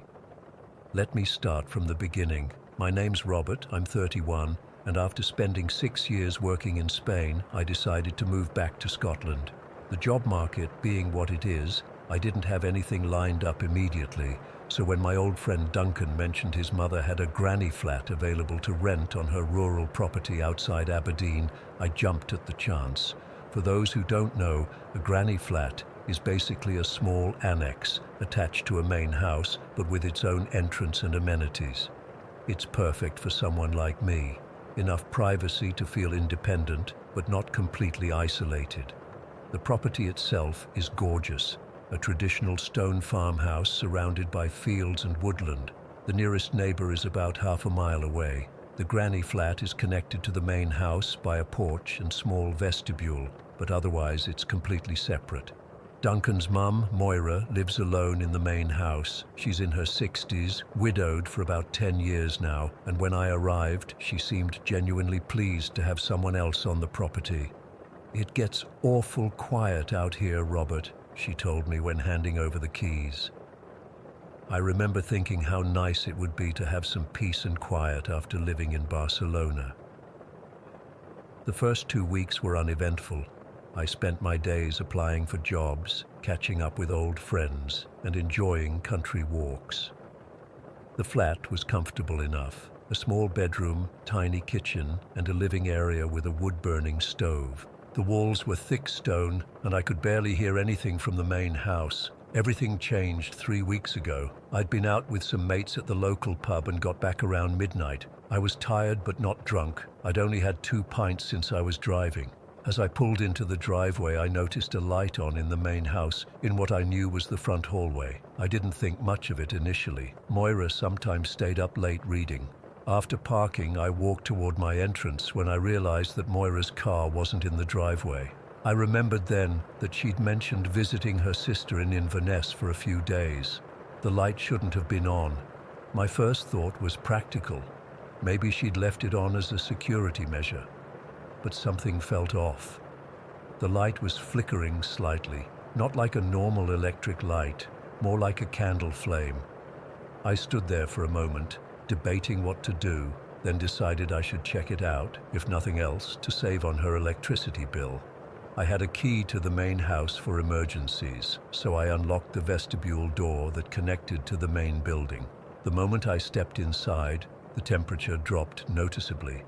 It was early October, and while Scottish nights were getting chilly, this was different.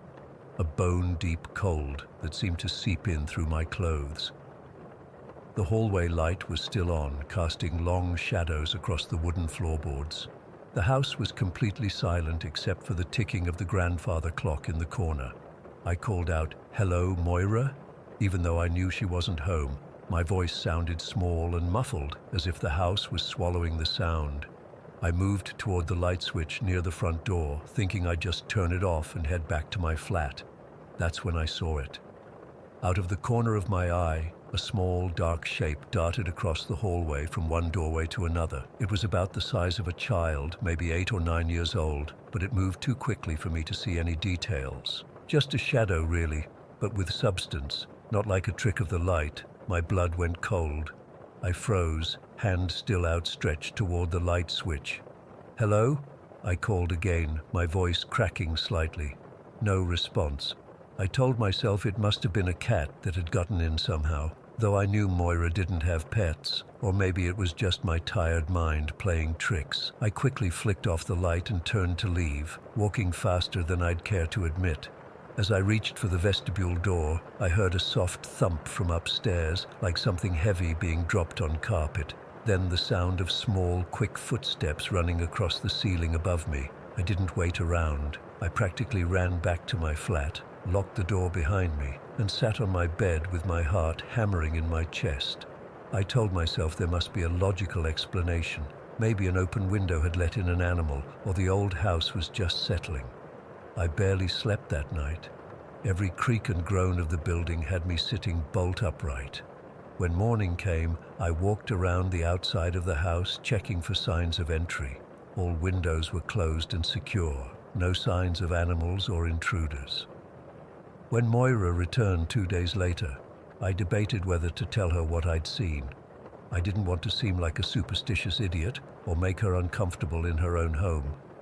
But something about the incident kept nagging at me, so when she invited me over for tea that afternoon, I cautiously brought it up. "Moira, has anything strange ever happened in the house?" I asked, trying to sound casual. She paused mid-sip, her teacup hovering near her mouth. "What do you mean by strange, Robert?" I explained what I'd seen, trying to downplay my fear and frame it as mere curiosity. As I spoke, her expression changed from polite interest to something else, recognition, maybe even relief. When I finished, she set down her cup with a shaky hand. "So you've seen him too," she said quietly. "Him?" My stomach tightened. Moira nodded, looking past me toward the hallway where I'd seen the shadow. "The wee boy. He's been here since we moved in 27 years ago." She went on to explain that she'd first seen him shortly after they bought the house. A small, dark-haired boy who appeared in glimpses, darting between rooms, standing at the end of hallways, sometimes watching from the top of the stairs, never speaking, never approaching, just watching. "But he's not alone," she continued, her voice dropping lower.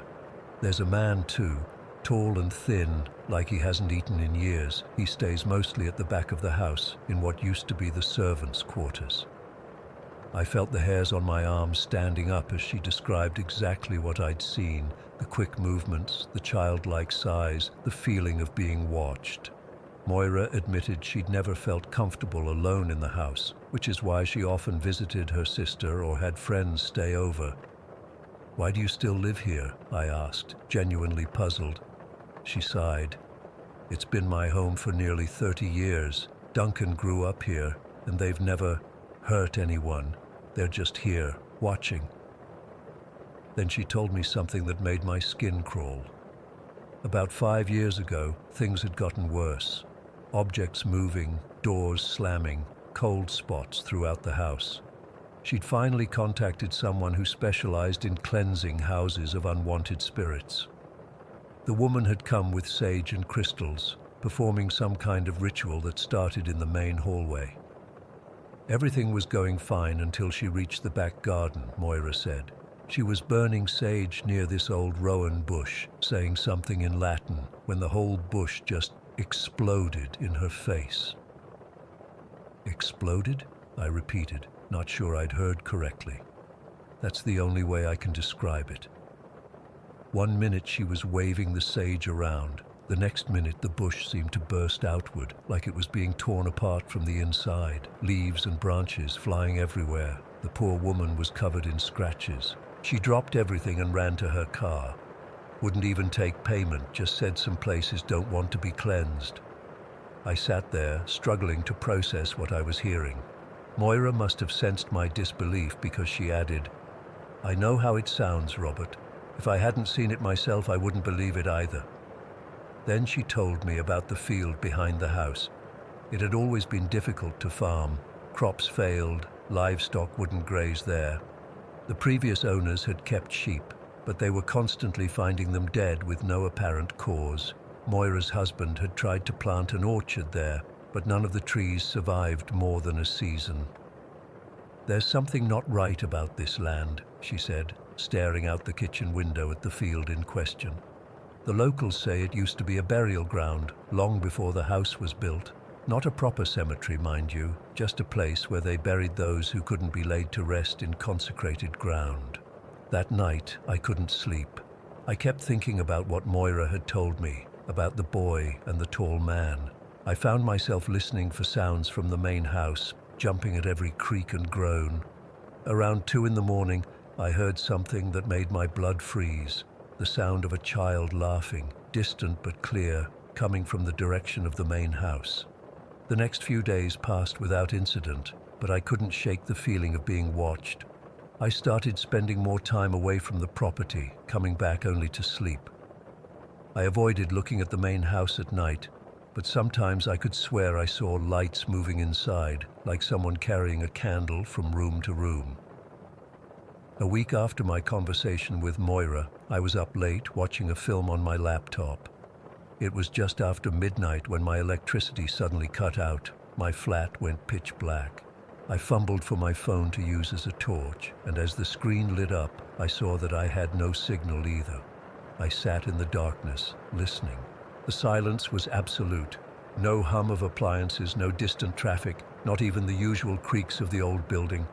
Then I heard footsteps on the gravel path outside, slow and deliberate, moving toward my door. My heart was hammering so hard I could feel it in my throat. The footsteps stopped right outside. I held my breath, waiting for a knock, but none came. Instead, after what felt like an eternity, I heard them slowly retreating, crunching back across the gravel. Curiosity overrode my fear, and I moved to the window, carefully peeling back the curtain to look outside. The night was clear and moonlit, casting everything in a silvery glow. There was no one on the path, but as I scanned the area, my eyes were drawn to a figure standing at the edge of the field behind the house. It was tall and unnaturally thin, just as Moira had described. Even from a distance, I could tell there was something wrong with its proportions. Arms too long, neck too stretched. It stood completely still, facing the house, watching. As I stared, unable to look away, a smaller figure emerged from the shadows and moved to stand beside the tall one, the child. They stood together, looking toward the house, toward me. And though I couldn't see their faces clearly, I knew they were aware of me watching them. Then, as if responding to some signal I couldn't perceive, they both turned in unison and walked into the field, their forms growing fainter until they disappeared into the darkness. The electricity came back on moments later, the sudden light making me jump. I spent the rest of the night sitting upright in bed, unable to sleep, unable to shake the image of those two figures standing together in the moonlight. The next morning I told Moira I needed to move out. I made up some excuse about finding a job in Edinburgh, but I think she knew the real reason. She didn't try to persuade me to stay, just nodded understandingly and said, "They won't let you go easily, you know. Once they've noticed you." I've been staying at a friend's flat in the city for the past 2 weeks. I still haven't found a new place of my own, but I can't go back there. Sometimes, when I close my eyes, I see that small shadow darting across the hallway, or the tall figure standing at the edge of the field. And sometimes, in the space between wakefulness and sleep, I hear a child laughing. Story 12. I still can't explain what happened to me 3 nights ago. I'm writing this from a motel room in St. Louis because I can't sleep, can't eat, can barely function. Maybe putting it down in words will help me process it, but I doubt it. I've been driving trucks for almost 15 years now, seen pretty much everything the road can throw at you. Crazy drivers, horrible accidents, wild animals, you name it.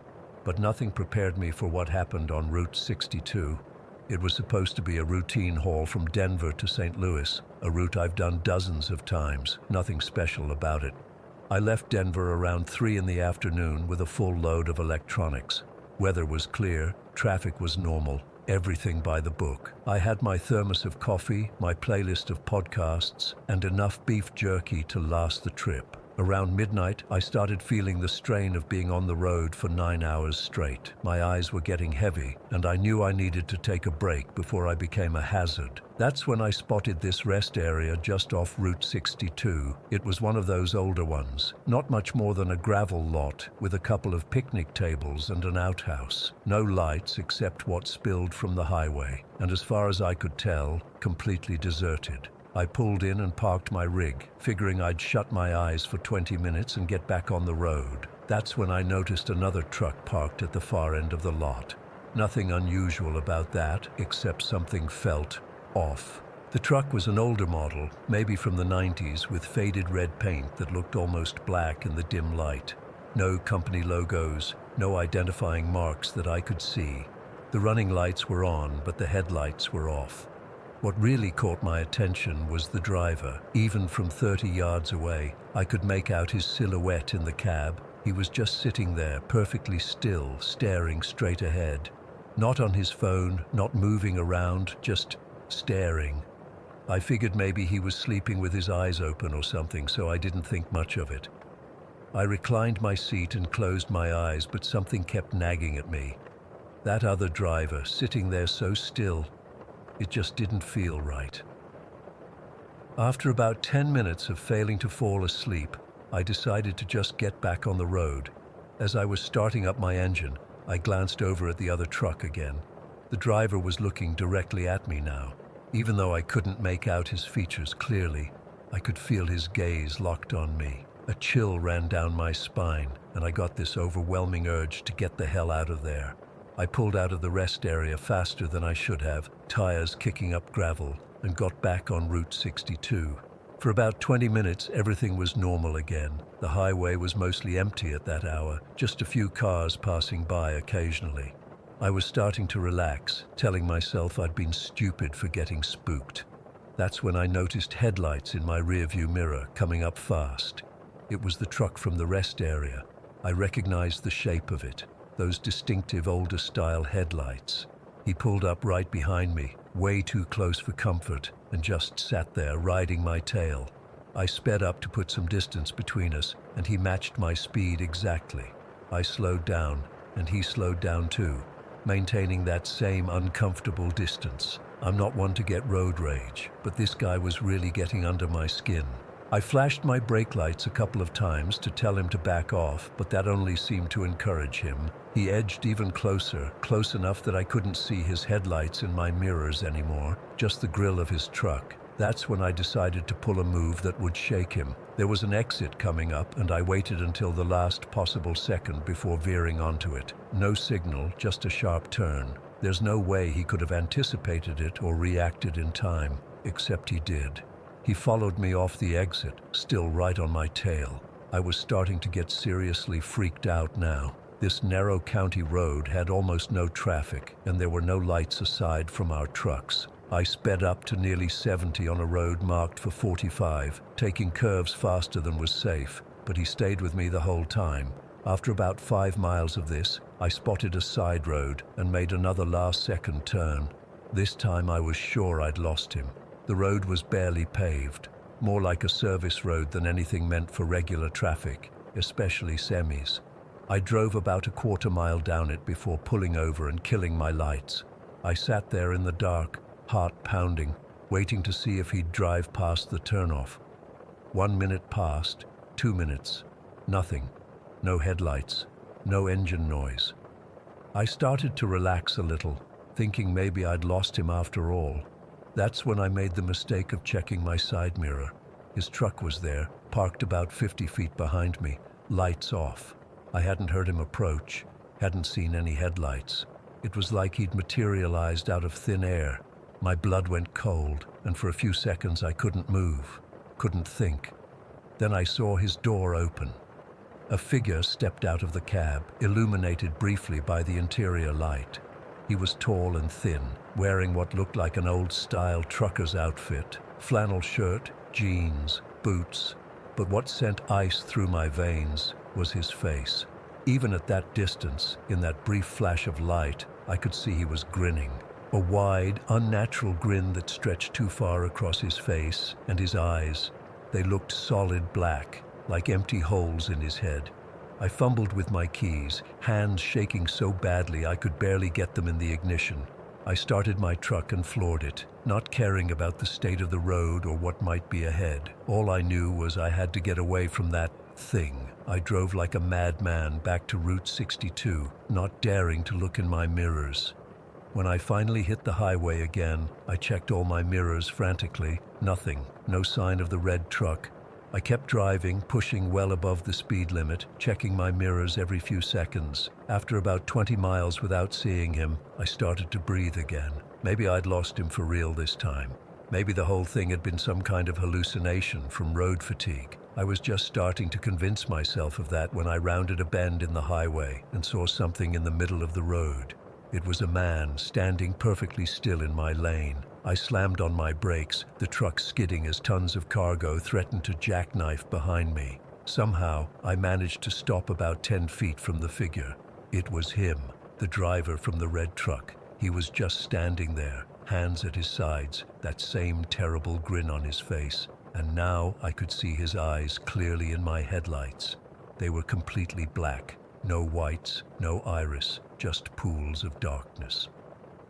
My engine died. I didn't turn it off. It just died right there, along with all the lights. 1 second everything was running fine. The next, total darkness and silence except for the ticking of the cooling engine. He started walking toward my truck, slow, deliberate steps. I tried the ignition, but nothing happened, not even a click. I hit the hazard lights, the horn, anything. Nothing worked. I grabbed my phone to call for help, but there was no signal. I was completely alone with whatever this thing was that was now just feet from my door. He stopped right outside my window and looked up at me. That's when I noticed something else about him. His skin had a gray, almost translucent quality to it, like it wasn't quite solid. And there was something wrong with the side of his head, a dark stain that seemed to be leaking, but not quite like blood. "Remember me, Collins?" he said, his voice somehow both whisper quiet and perfectly audible over the sound of my own panicked breathing. How did he know my name? I couldn't speak, couldn't move. 12 years ago, this same stretch of road. And that's when it hit me. My first solo long haul. 12 years ago. I was young, inexperienced, pushing too hard to make good time. It was night, just like this, on Route 62. There had been another truck, an older model with a distinctive red paint job. I'd been in a hurry, tried to pass when I shouldn't have. I remembered headlights coming the other way, swerving hard, hearing the blare of a horn behind me. I'd checked my mirrors and seen the red truck veering off the road to avoid hitting the oncoming car. I kept going, told myself it was fine, that the other driver had just had to take evasive action. I never reported it, never stopped to check. The next day, I heard about a fatal accident on that stretch of road, but I convinced myself it couldn't have been related to me. "You took my life," he said, placing a hand on my door. The metal seemed to frost over where he touched it. "Left me dying in a ditch while you drove away." I found my voice then, a strangled whisper. "I'm sorry, I didn't know. I was young, scared." He tilted his head, that awful grin never wavering. "Sorry doesn't bring back 12 years, Collins. Sorry doesn't unkill a man. I don't know what made me try the ignition again at that moment, but I did.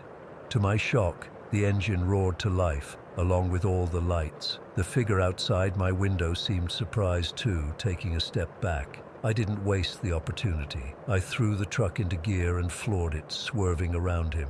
As I passed, I caught a glimpse of his face in my side mirror. The grin was gone, replaced by a look of such rage and hatred that I felt physically ill. In my rearview mirror, I saw him standing in the middle of the road, getting smaller as I put distance between us. Just before he disappeared from view, I heard his voice again, somehow clear as day despite the distance and the noise of my engine. "I'll be waiting, Collins, every time you drive this road, every time you close your eyes. Remember me." I drove straight through to St. Louis without stopping again. Even when my eyes burned and my hands cramped from gripping the wheel so tight, I delivered my load and checked into this motel where I've been holed up ever since. I keep seeing his face when I close my eyes. That grin, those black eyes. I looked up the accident from 12 years ago. There really was a trucker killed that night at that exact spot. Clyde Mercer, age 42. His truck went off the road, avoiding another vehicle that allegedly cut him off. The other vehicle was never identified. I don't know what I encountered on Route 62.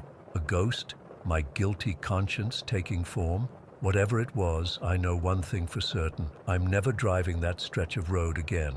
And I can't shake the feeling that even that won't be enough. That somehow, someday, the phantom of Route 62 will find me again. Because some debts can never be repaid. And some ghosts never rest.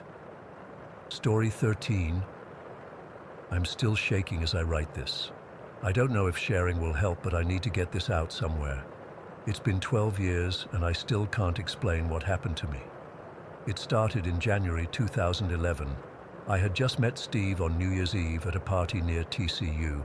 Not the most romantic first meeting. He literally spilled beer all over my favorite boots, but he was cute, apologetic, and had this dorky charm that made me laugh. We exchanged numbers, and within a week we were dating. Steve lived in Lake Worth, in this old house that had been converted into apartments. It was originally a duplex, but the landlord had split each side into 2 units to make more money. Steve's place was small but cozy, just a bedroom, bathroom, kitchenette, and a living room that doubled as a dining area. I was 22 then, in my last year at TCU, and spent most weeknights at my place closer to campus. But weekends, those were for Steve's. Initially, I loved staying over. We'd cook dinner, watch movies, drink cheap wine, and just enjoy being together in our little bubble. About a month into our relationship, the nightmares started. I've always been a vivid dreamer, but I hadn't had night terrors since I was maybe 7 or 8. These were different though, more real, more violent. The first one hit me on a Friday night in February. In the dream, I was lying in Steve's bed, but I wasn't me. I was someone else, looking through another woman's eyes. There was a pounding at the door, loud, insistent. I remember feeling annoyed, then concerned, then terrified, as the pounding got more aggressive. In the dream, I got up to check.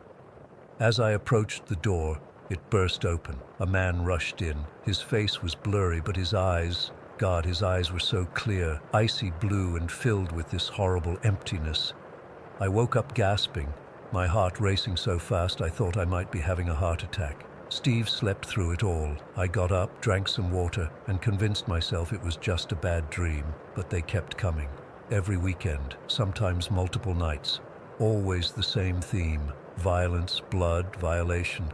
Always that feeling of not being myself, but experiencing someone else's terror, and always those blue eyes. I started dreading staying over. I'd make excuses: too much homework, early morning study sessions. Steve was understanding, but I could tell he was confused. How could I explain that his apartment terrified me without sounding completely insane?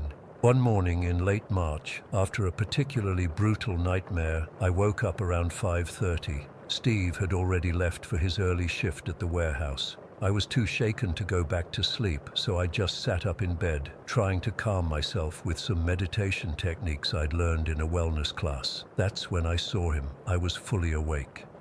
The sun was just beginning to rise, casting a pale glow through the thin curtains. I had my eyes closed, focusing on my breathing, when I felt a presence. Opening my eyes, I saw a man sitting at the foot of the bed, with his head in his hands. He wasn't transparent or floating or anything stereotypically ghostly. He looked solid, real. He wore a plain white t-shirt and jeans. His hair was dark brown, slightly greasy. When he lifted his head and looked at me, I recognized those eyes immediately, the same piercing blue from my nightmares. But what struck me most wasn't fear. It was the overwhelming sense of brutality emanating from him. Like violence was as natural to him as breathing. His eyes held mine for what felt like forever, but was probably just seconds. Then he looked down at his hands, which I now noticed were covered in something dark. Blood. I blinked, and he was gone. I should have packed my things and left. Should have broken up with Steve right then.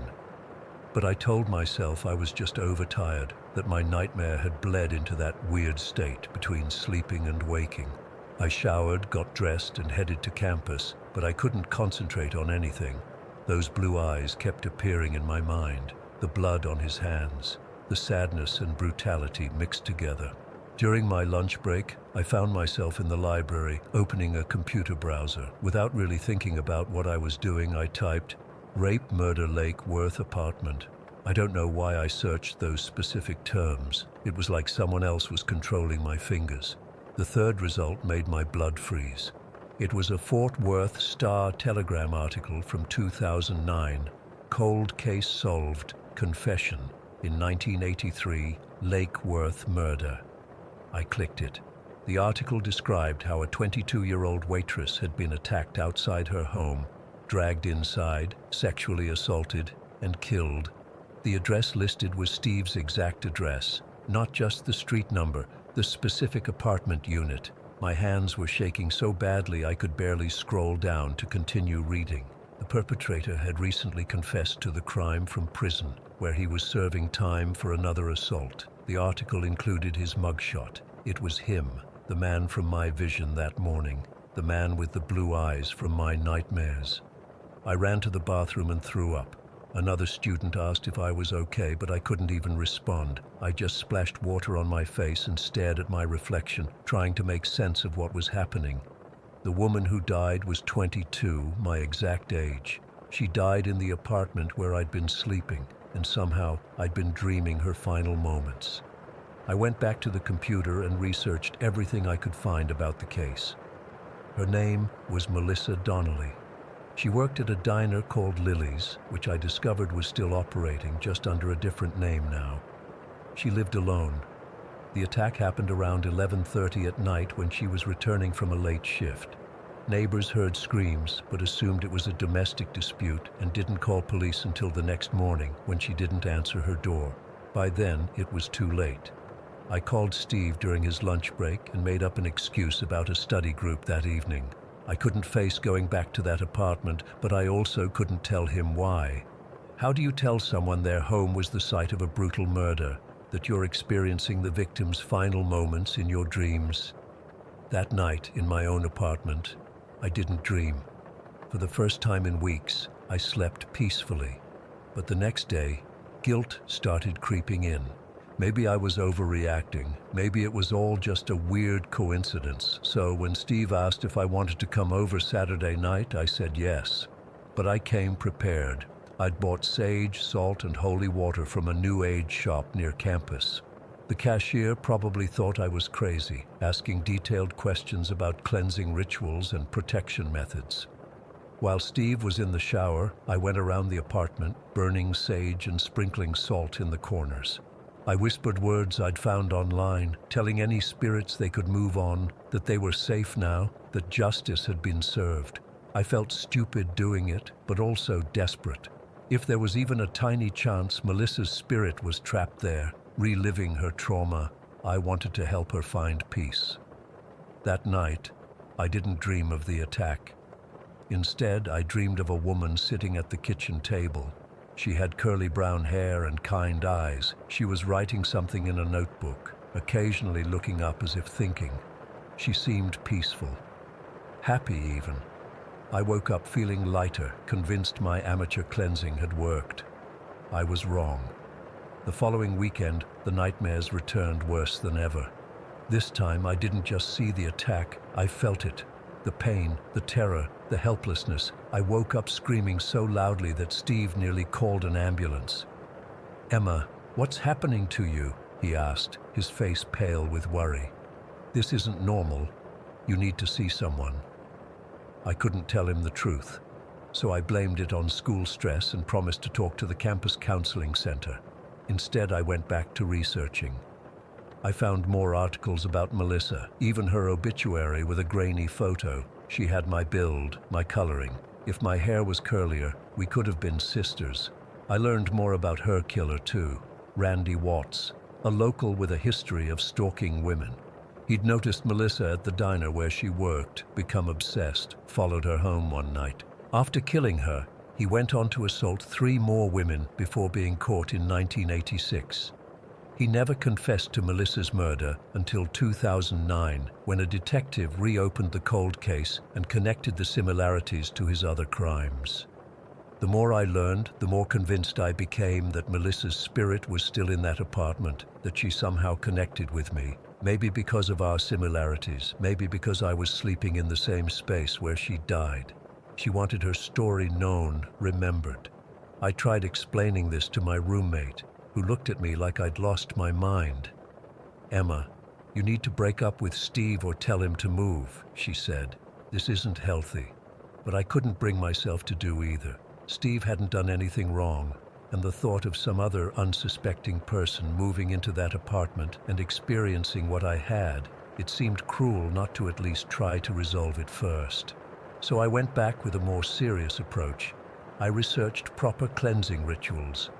I found a woman online who claimed to be a medium and paid her $40 for a phone consultation.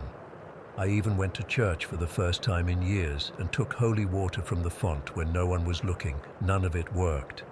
The final straw came in early May. Steve had gone out with friends and I was alone in the apartment studying for finals. I'd been avoiding staying there alone, but my roommate was hosting a birthday party and I needed quiet. Around 10 o'clock, I started feeling uneasy. The hair on my arm stood up and the temperature seemed to drop. I told myself it was just my imagination working overtime. Then I heard it, a soft sobbing coming from the bathroom. I froze, textbook in hand, listening. The crying continued, quiet but unmistakable. "Melissa," I whispered, surprised by my own boldness. The crying stopped immediately. Then the bathroom door, which had been ajar, slammed shut with such force that picture frames fell off the walls. I grabbed my keys and ran. Didn't even take my books or backpack. Just ran to my car and drove straight to my roommate's party, shaking and crying the whole way. After that night, I couldn't go back. I made excuses to Steve about needing to focus on finals. Our relationship became strained. How could it not? From his perspective, I'd suddenly become distant and jumpy for no reason.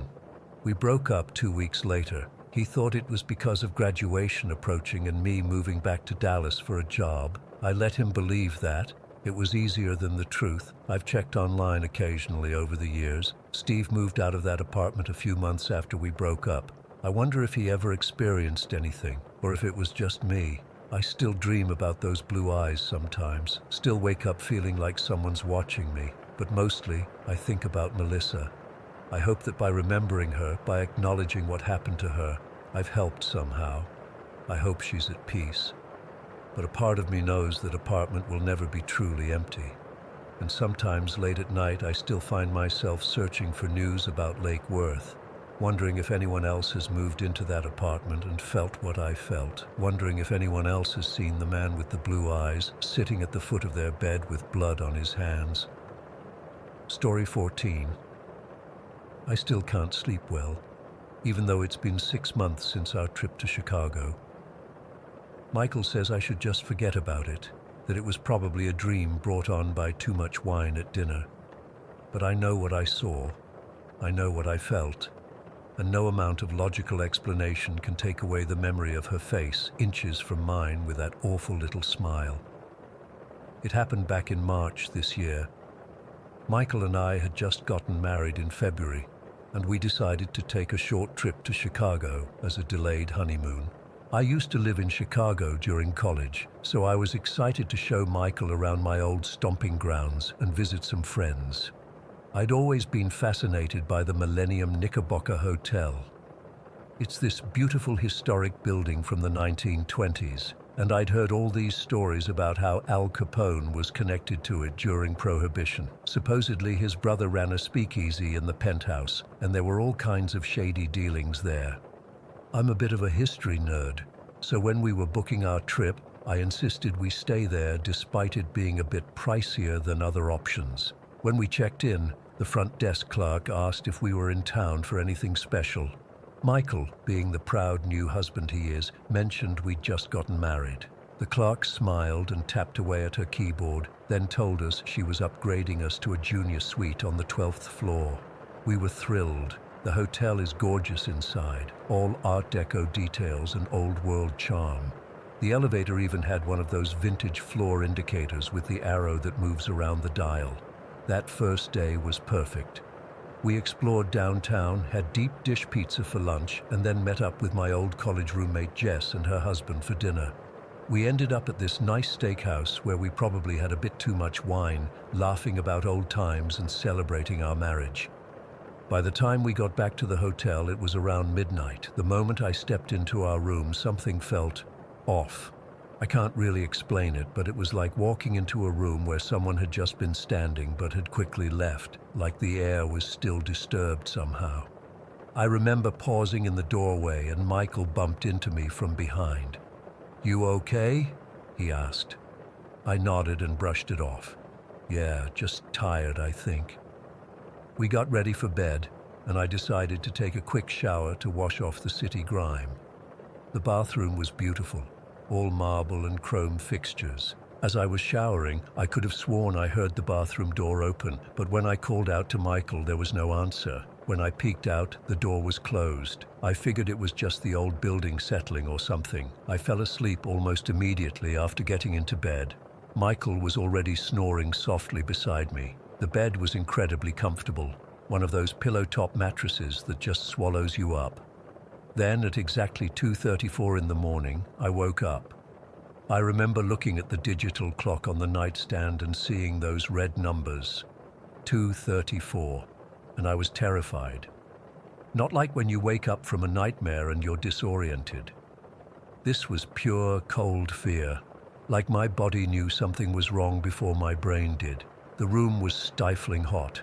At first, I thought Michael must have cranked up the thermostat, but it was March in Chicago, still pretty cold outside, and I distinctly remembered that we hadn't turned on any heat before bed.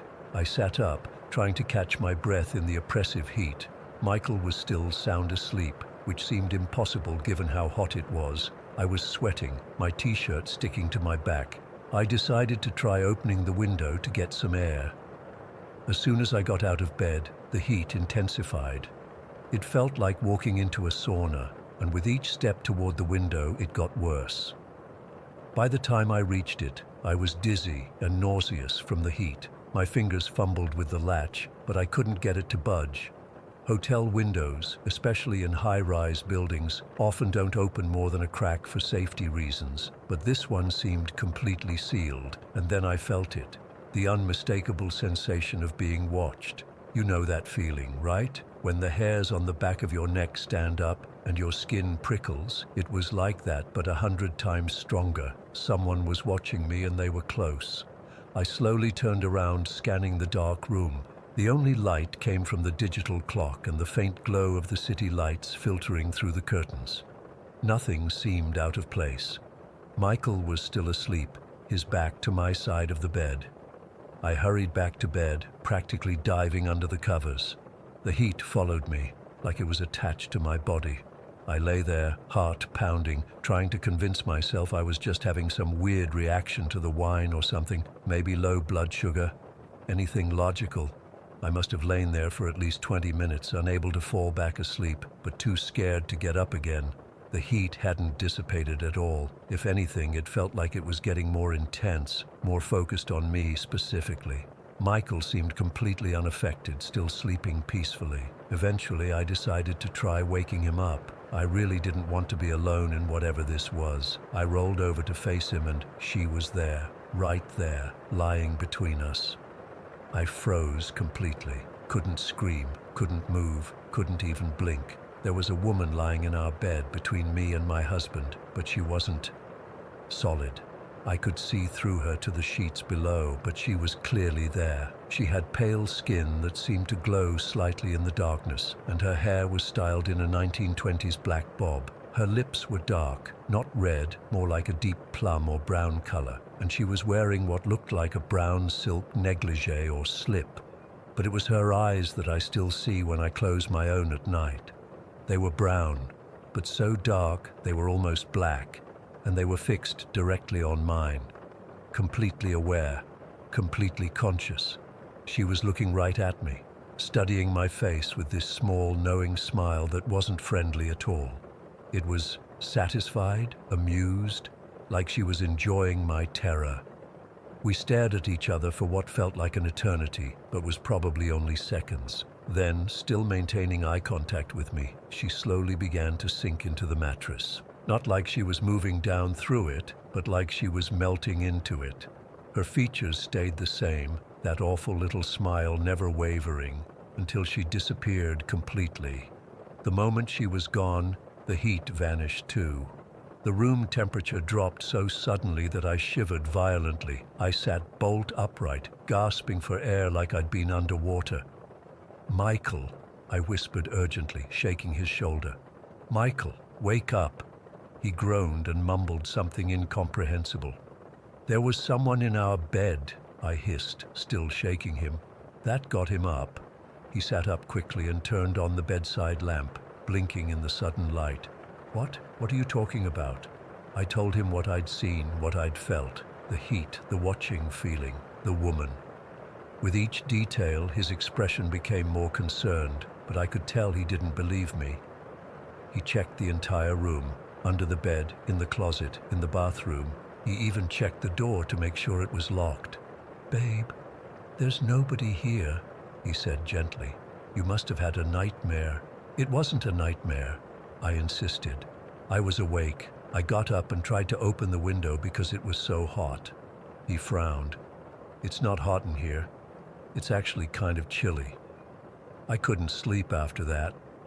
I sat up in bed with all the lights on while Michael dozed off again. I was too afraid to close my eyes, convinced she would reappear if I did. The next morning I went down to the front desk while Michael was showering. I was exhausted but determined to find out if anyone else had experienced something similar. The clerk was a different person from check-in, an older gentleman who looked like he'd been working there for decades. "Excuse me," I said, trying to sound casual. "I was wondering if you could tell me a bit about the history of the hotel. I heard Al Capone had some connection to it." The clerk smiled politely. "Yes, that's right. His brother Ralph ran a speakeasy on the top floor during Prohibition. The hotel has quite a colorful history. Has anyone ever reported any unusual experiences here?" I asked, not wanting to use the word ghost and sound like a lunatic. His smile faltered slightly. "Unusual experiences? Yeah, like, I don't know, strange things happening in their rooms." He looked uncomfortable. "I'm not sure what you mean, ma'am. Is there a problem with your room?" I could tell he wasn't going to tell me anything, so I made up some excuse about the room being too warm and asked if they could check the thermostat.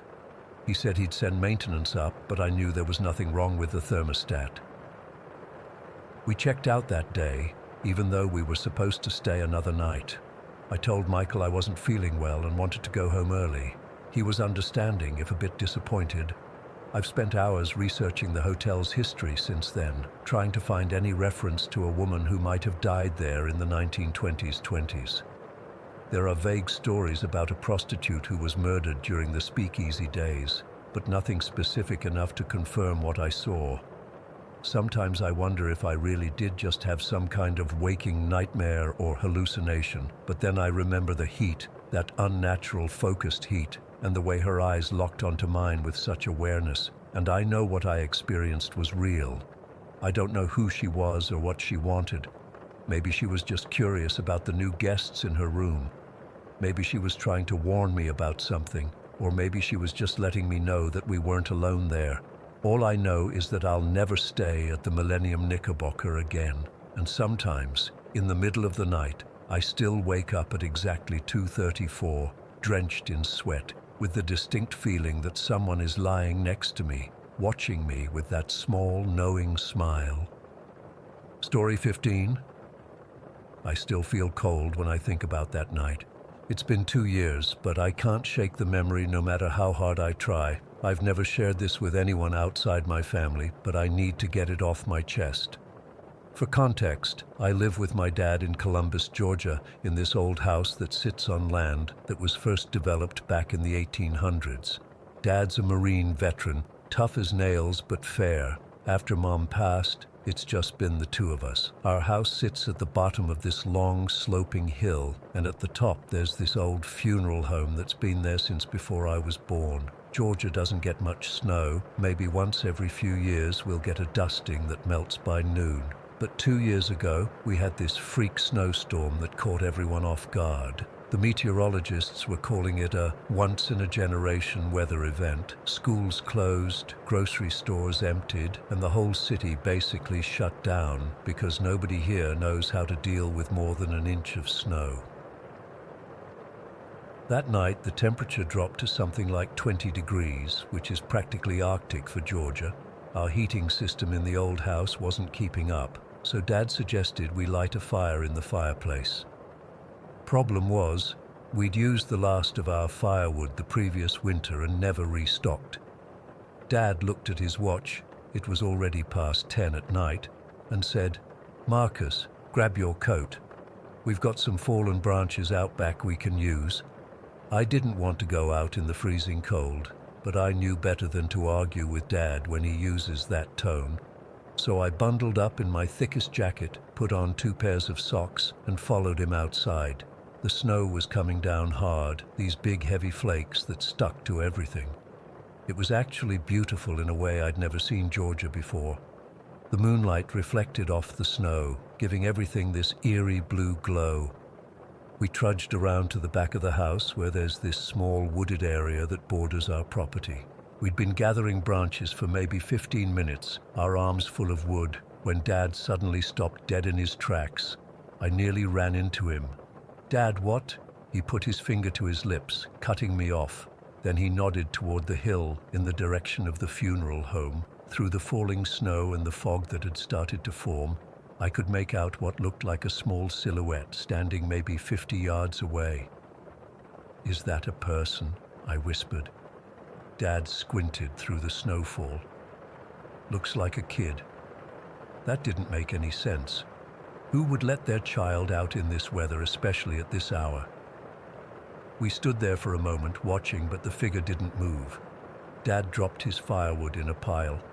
"Stay here," he said, but I wasn't about to be left alone in the dark.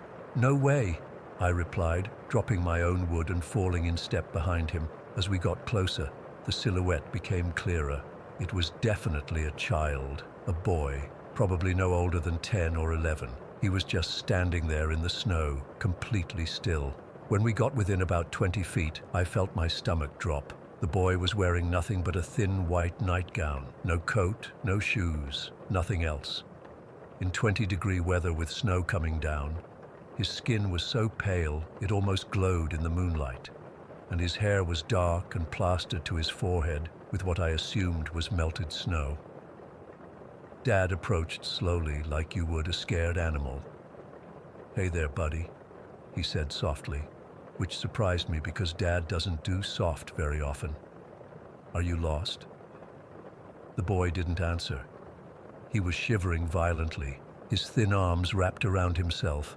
His eyes were wide with what looked like fear or confusion.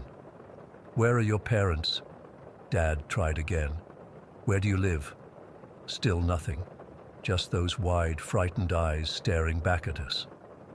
Dad crouched down to be at eye level with the kid. "You must be freezing. Do you want to come inside and warm up? We can call your parents or the police to help you get home." The boy didn't speak, but after a moment he gave a small, almost imperceptible nod. Dad slowly took off his own coat and wrapped it around the boy's shoulders. The coat swallowed him up, dragging on the ground. "My name's James," Dad said. "This is my son, Marcus. What's your name?" The boy just stared at us, his teeth chattering. "That's okay," Dad said. "You can tell us when you're warmed up." Dad looked at me and nodded toward the house. I led the way while Dad walked beside the boy, not touching him, but staying close. The kid's feet were bare in the snow, and he left small footprints as he walked. I remember thinking how much that must hurt, walking barefoot in snow, but the boy didn't wince or complain. When we got inside, Dad guided the boy to the living room and sat him in front of our electric space heater. The boy was still shivering, though not as violently as before. In the light of our living room, I could see him more clearly. His nightgown was simple and white, almost old-fashioned looking, like something from an old photograph. His skin wasn't just pale. It had this almost translucent quality to it. I could see blue veins running through his temples and wrists. "I'll get some blankets," Dad said. "Marcus, see if you can find some hot chocolate or something warm for him to drink." I nodded and headed to the kitchen, glancing back at the boy as I went. He was staring around our living room with a strange expression. Not fear anymore, but something like curiosity or maybe recognition. I rummaged through the cabinets and found an old packet of hot chocolate. As I heated some milk on the stove, I kept thinking about how strange this all was. Where had this kid come from? The nearest neighbors were at least half a mile away. Had he wandered all that distance in a nightgown and bare feet? When I came back to the living room with the mug of hot chocolate, Dad was returning with an armful of blankets and towels. We both stopped in the doorway. The boy had stopped shivering. He was sitting perfectly still, staring at the old family photo we keep on the mantel, the one with me, Mom and Dad from before she got sick. His face had changed completely. He looked content, calm, like he was right where he belonged. "Hey there," Dad said, and the boy turned to look at us. For a split second, I swear the kid smiled. But it wasn't the kind of smile that makes you feel good. It was the kind that makes the hair on the back of your neck stand up. Dad stepped forward with the blankets. I followed with the hot chocolate. But as we took those few steps into the room, something impossible happened. The boy disappeared. I don't mean he ran away or hid. I mean 1 second he was sitting there in front of the heater, and the next second he was gone. Vanished. Like someone had just switched off a hologram. Dad's coat, which had been around the boy's shoulders, fell to the floor with a soft thump. I dropped the mug of hot chocolate. It shattered on the hardwood, splashing hot liquid everywhere, but I barely noticed. "What the hell?" Dad muttered, rushing over to where the boy had been sitting. He looked behind the chair, as if the kid might be playing some kind of hide-and-seek game, but there was nowhere to hide. He was just gone. "Dad." My voice came out higher than I intended. "Where did he go?" Dad didn't answer. He went to the front door and yanked it open, looking outside. I followed him. The snow was still falling heavily, and our footprints from earlier were already being filled in. But there was something odd about the tracks.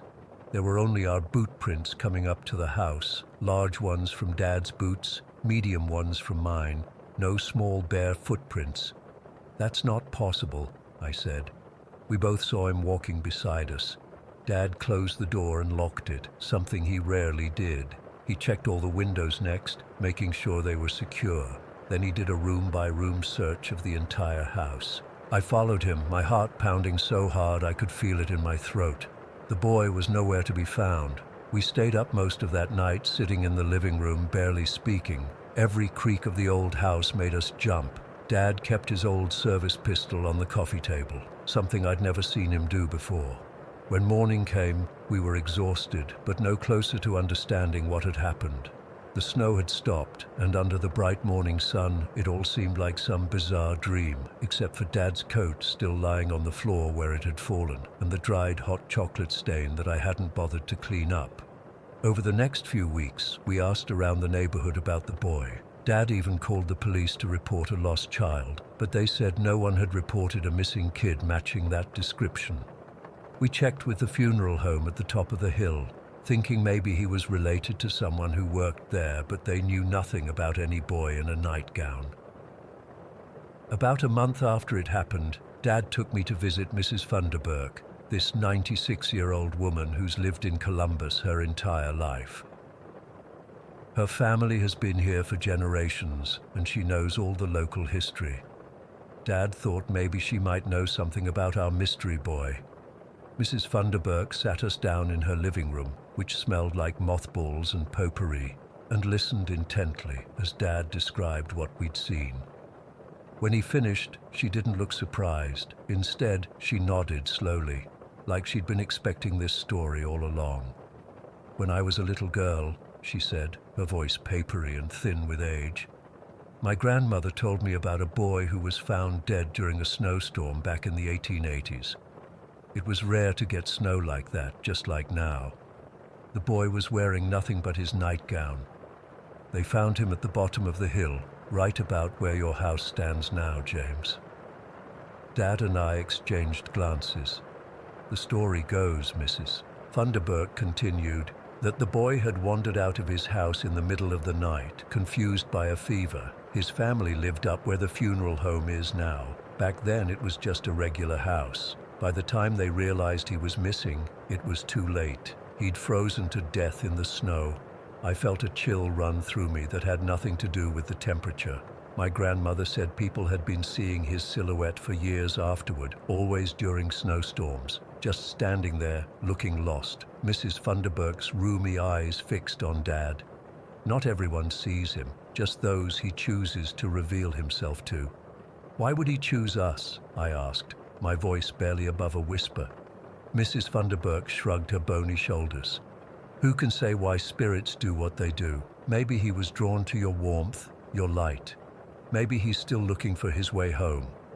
We left Mrs. Vanderburg's house with more questions than answers. Dad tried to rationalize it. Maybe we'd both been more tired than we realized. Maybe the boy had slipped away while we weren't looking.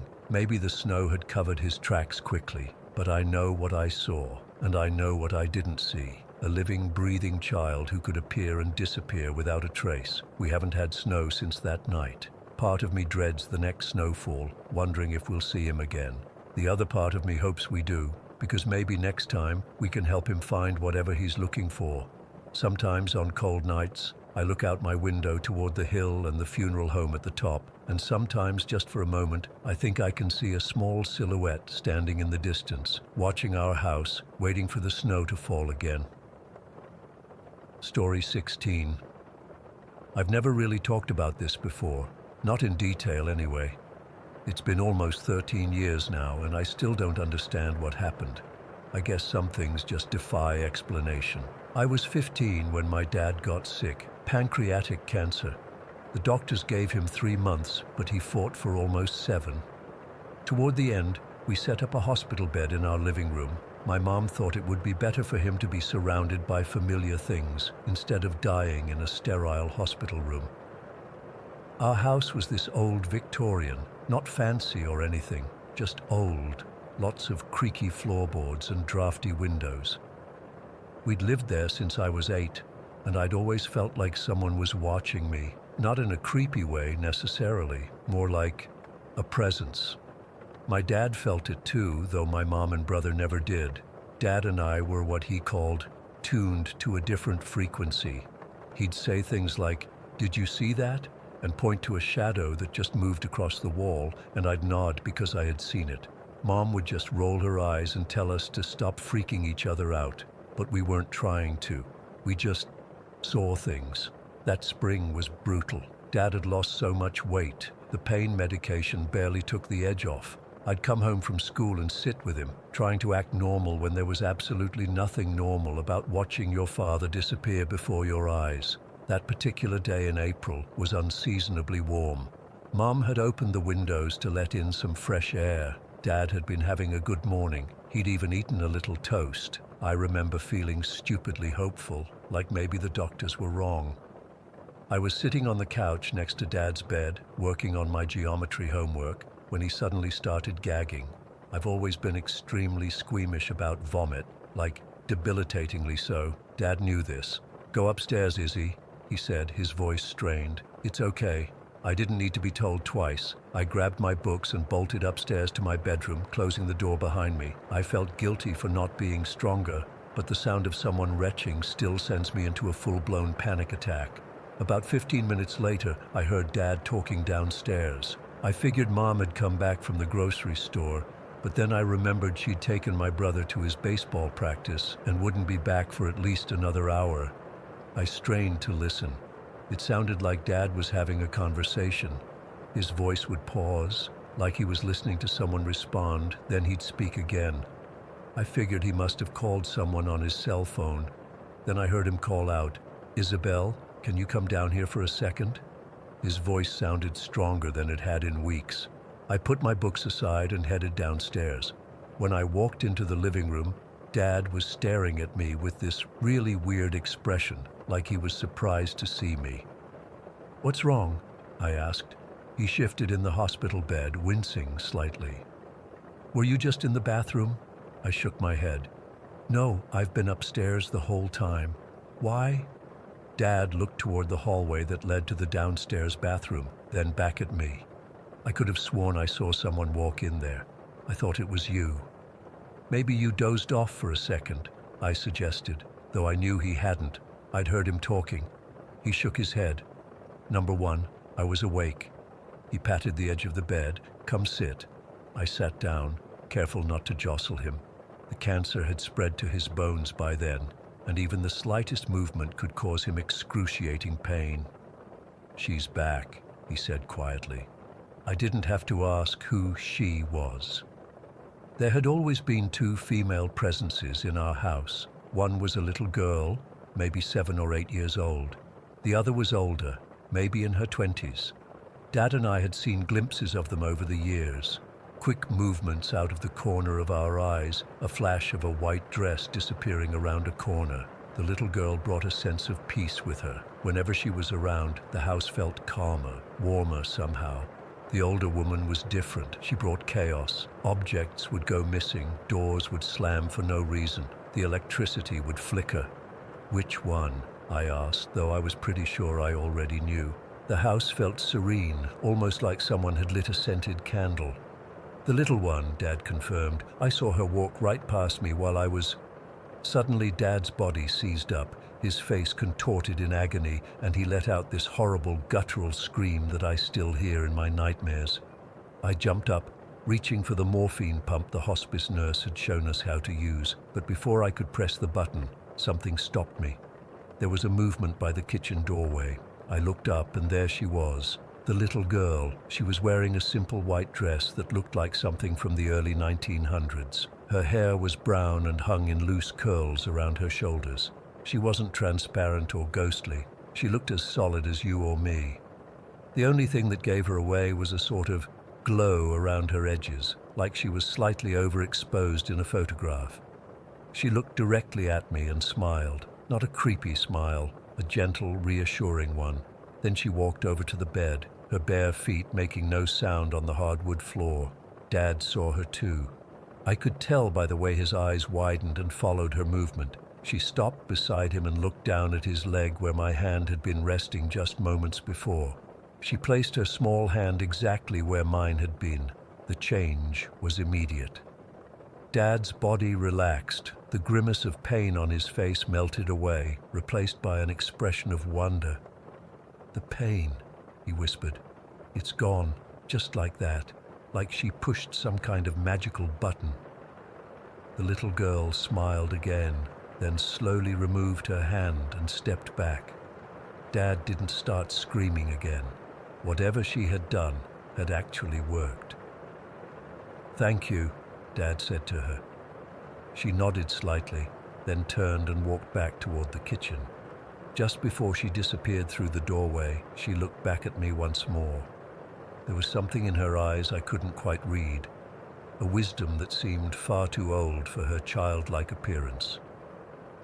After that day, she came regularly. Sometimes I'd walk into the living room and find Dad seemingly talking to himself, but I knew he was talking to her. She would appear whenever his pain became unbearable, place her hand on him, and bring relief when even the strongest medications couldn't. The weird thing was, during this time, the other presence, the chaotic one, seemed to disappear completely. For the first time since we'd moved in, there were no unexplained noises, no missing items, no doors slamming shut. Dad died 6 weeks later. It was early morning, just before sunrise. I was asleep in my room when Mom woke me up, her face streaked with tears. "He's gone, is he?" was all she said. I remember walking downstairs in a daze. The house felt different, emptier, but not just because Dad was gone. That other presence, the calming one, was missing too. Dad looked peaceful. Someone, Mom, I guess, had already closed his eyes. I sat next to his body for a long time, not crying, just being there. And then I felt it, a gentle touch on my shoulder. I turned, expecting to see Mom, but instead, there she was, the little girl. Only she wasn't a little girl anymore. She stood before me as a young woman in her 20s, wearing the same white dress, but now it fit her taller frame. Her brown curls were pulled back and her face had matured, but her eyes were the same. I wasn't afraid, which seems strange now. Maybe I was too numb from Dad's death to feel fear, or maybe there was just something inherently non-threatening about her, despite the transformation. "You're her," I said quietly. "You're both of them." She nodded, a sad smile playing at the corners of her mouth. "Why?" I asked. "Why did you help him?" She didn't speak. She never did. but she reached out and placed her hand over my heart. A feeling of profound peace washed over me, similar to what Dad had described when she took away his pain. Then she stepped back, gave me one last smile, and simply faded away. Not dramatically like in the movies, but more like she gradually lost opacity until she wasn't there anymore. I've never seen her again, not as the little girl or the young woman. The house went back to being just a house. No more unexplained noises, no more glimpses of white dresses disappearing around corners. Sometimes I wonder if she was only there for Dad, if helping him through his final weeks was her purpose. Other times, I wonder if she was ever real at all, if grief and exhaustion made me imagine the whole thing. But then I remember Dad's face when his pain vanished, the immediate relief that no medication had been able to provide. And I know what I saw. I still don't understand why she appeared as two different entities, one bringing chaos, one bringing peace, until Dad got sick. Maybe that's just how spirits are. Maybe they reflect what we need at different times in our lives. Or maybe there are just some things in this world we're not meant to understand. Story 17. I still can't explain what happened to me as a kid. I've never told this to anyone outside my family because, well, who would believe me? But I need to get this off my chest, so here goes. When I was 5, I started waking up in the middle of the night to find things in my bed. Not normal things, body parts, sometimes entire dead bodies. I know how that sounds, but I swear on everything I care about, this happened. I'd wake up screaming and my parents would rush in, but by then whatever I'd seen would be gone. My dad's side of the family has always had weird experiences with the paranormal. My grandmother used to talk about seeing people who weren't there, and my dad had stories from when he was a kid that would make your skin crawl.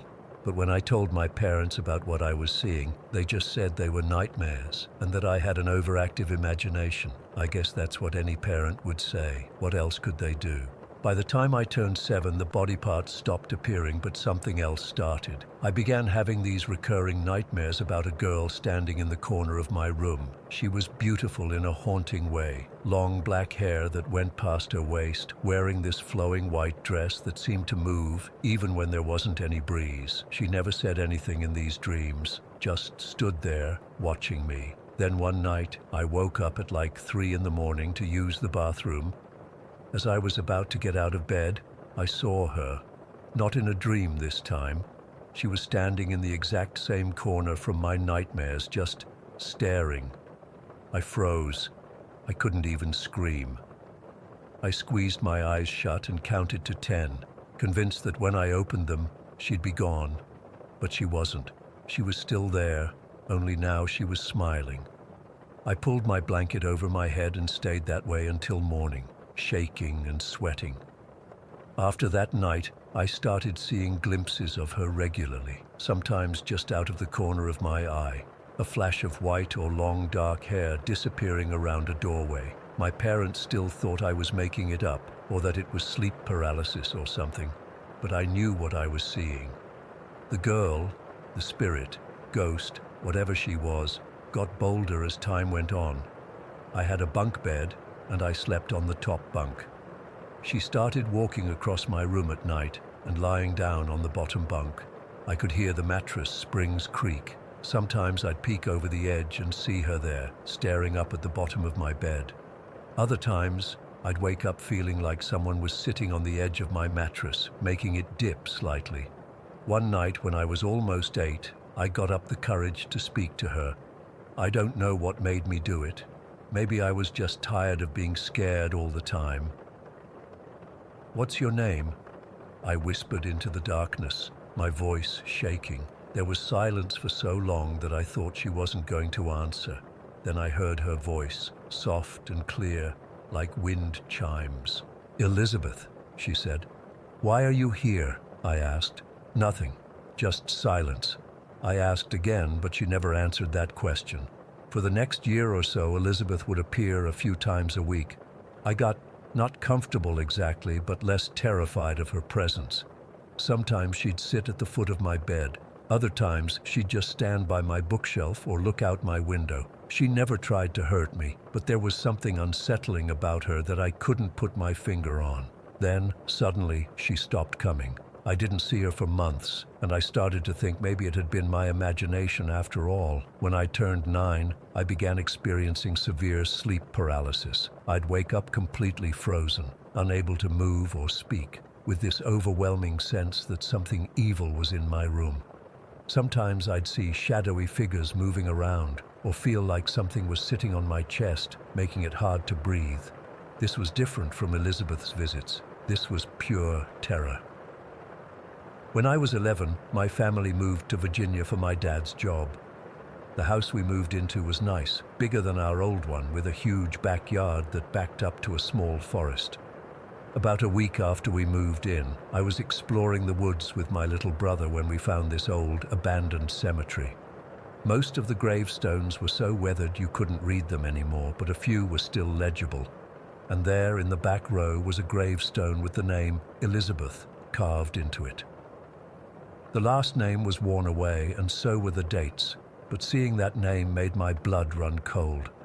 I didn't tell my parents about finding the cemetery. I was afraid they'd forbid us from playing in the woods if they knew it was there. That night, for the first time in almost 2 years, Elizabeth appeared in my room again, but she looked different, wrong. Her beautiful hair was frizzed and charred, like it had been burned. Her face and arms were covered in what looked like severe burn scars, and her white dress was blackened and singed around the edges. She didn't look peaceful anymore. She looked angry. She started appearing more frequently after that, always with this burned appearance, and the sleep paralysis got worse. I'd wake up frozen, and she'd be standing over me, her face inches from mine. Those burned lips twisted into a grimace. Then something else started happening. A second spirit began appearing in my room. This one was a girl about the same age as Elizabeth, but with blonde hair and wearing a light yellow dress. She would appear sitting on the edge of my bed, her back to me. I never saw her face clearly. One night, I heard her speak to Elizabeth. "Leave," she said, her voice firm but gentle. "You don't belong here anymore." Elizabeth screamed, this horrible, inhuman sound that made my ears ring, and then vanished. The blonde girl turned slightly toward me, though I still couldn't see her face clearly. "My name is Lillian," she said. "Don't be afraid." After that night, Lillian would appear whenever Elizabeth did. Elizabeth would try to approach my bed, and Lillian would tell her to leave. Sometimes Elizabeth would listen right away. Other times, she would scream and throw things around my room. Books would fall off shelves, or my desk lamp would suddenly be on the floor in the morning. I also started having dreams about Elizabeth as a child. In these dreams, she'd be playing outside and would try to convince me to come out and play with her. She didn't look burned in these dreams. She looked normal, but there was something off about her eyes. They were too empty. I always woke up from these dreams with my heart pounding, feeling like I'd narrowly escaped something terrible. The whole situation was making me a nervous wreck. I wasn't sleeping well, my grades were slipping, and I was jumpy all the time. Finally, I broke down and told my parents everything. About finding Elizabeth's grave, about her changed appearance, about Lillian. To my surprise, they believed me this time. My dad contacted a friend of his grandmother's, an old woman who knew about spiritual practices. She came to our house and did this cleansing ritual, saging my room, she called it, burning bundles of sage and saying prayers in each corner. She also gave me a small stone to keep under my pillow and taught me a protection prayer to say before bed. I don't know if it was the sage, the stone, the prayers, or just a coincidence, but after that, the appearances became less frequent. Elizabeth would still show up occasionally, but she couldn't seem to get as close to my bed as before, like there was some invisible barrier keeping her at a distance. About a month after the cleansing, my dad did some research at the local historical society and discovered that the cemetery in our woods was for victims of a house fire that had happened in the early 1900s. An entire family had died, along with several neighbors who had rushed in to help. That explained Elizabeth's burned appearance, I guess. As I got older, the appearances became more and more rare. By the time I was in high school, months would go by without any paranormal activity. But Elizabeth never completely went away. Even now, as an adult, I occasionally catch glimpses of her. Not in my home anymore, but in crowded public places, a flash of a white dress disappearing into a crowd, or the back of a head with long black hair that vanishes when I try to get a closer look. And sometimes, when I'm feeling particularly anxious or afraid, I feel a gentle pressure on the edge of my bed, like someone sitting there, watching over me. I think it's Lillian, still protecting me after all these years. I never found out why Elizabeth was drawn to me specifically or what she wanted. I never learned who Lillian was or why she appointed herself my guardian. All I know is that what I experienced was real, and no amount of rational thinking or skepticism can explain it away. I still avoid cemeteries. I still sleep with a light on sometimes, and I still wonder every time I feel that familiar chill run up my spine in a crowded place if Elizabeth is nearby watching and waiting for something I hope I never find out. Story 18. I've never told anyone outside my old dormitory about this, and I still get goosebumps thinking about it, but I need to get this off my chest. 4 years ago, I moved into this all-girls dormitory in Mindanao when I started college.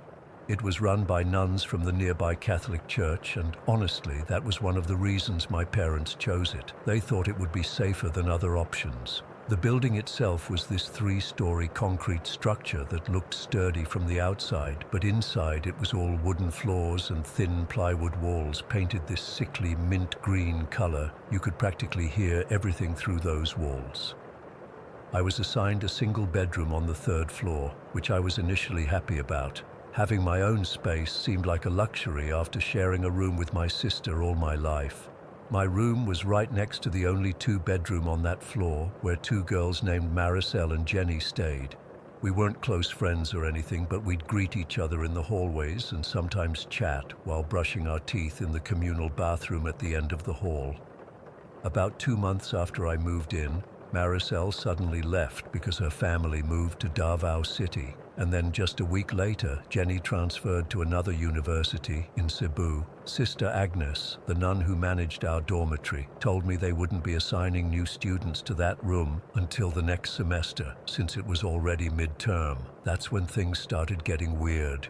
The first night after both girls had gone, I was studying for my Filipino literature exam around 11 at night. Most of the dorm was quiet except for the occasional flush of a toilet or the squeak of a door. Then I heard it, the unmistakable sound of a wooden chair being dragged slowly across the floor. It was coming from next door, from the now empty room. I froze, my pen hovering over my notebook. The sound was so distinct, that rough scraping noise that wooden furniture makes against wood flooring. It lasted for maybe 5 seconds before stopping. I told myself it must be coming from another room. Sound travels weirdly in old buildings, right? Maybe it was from the floor below. I tried to focus on my studying again, but about 20 minutes later, I heard it again.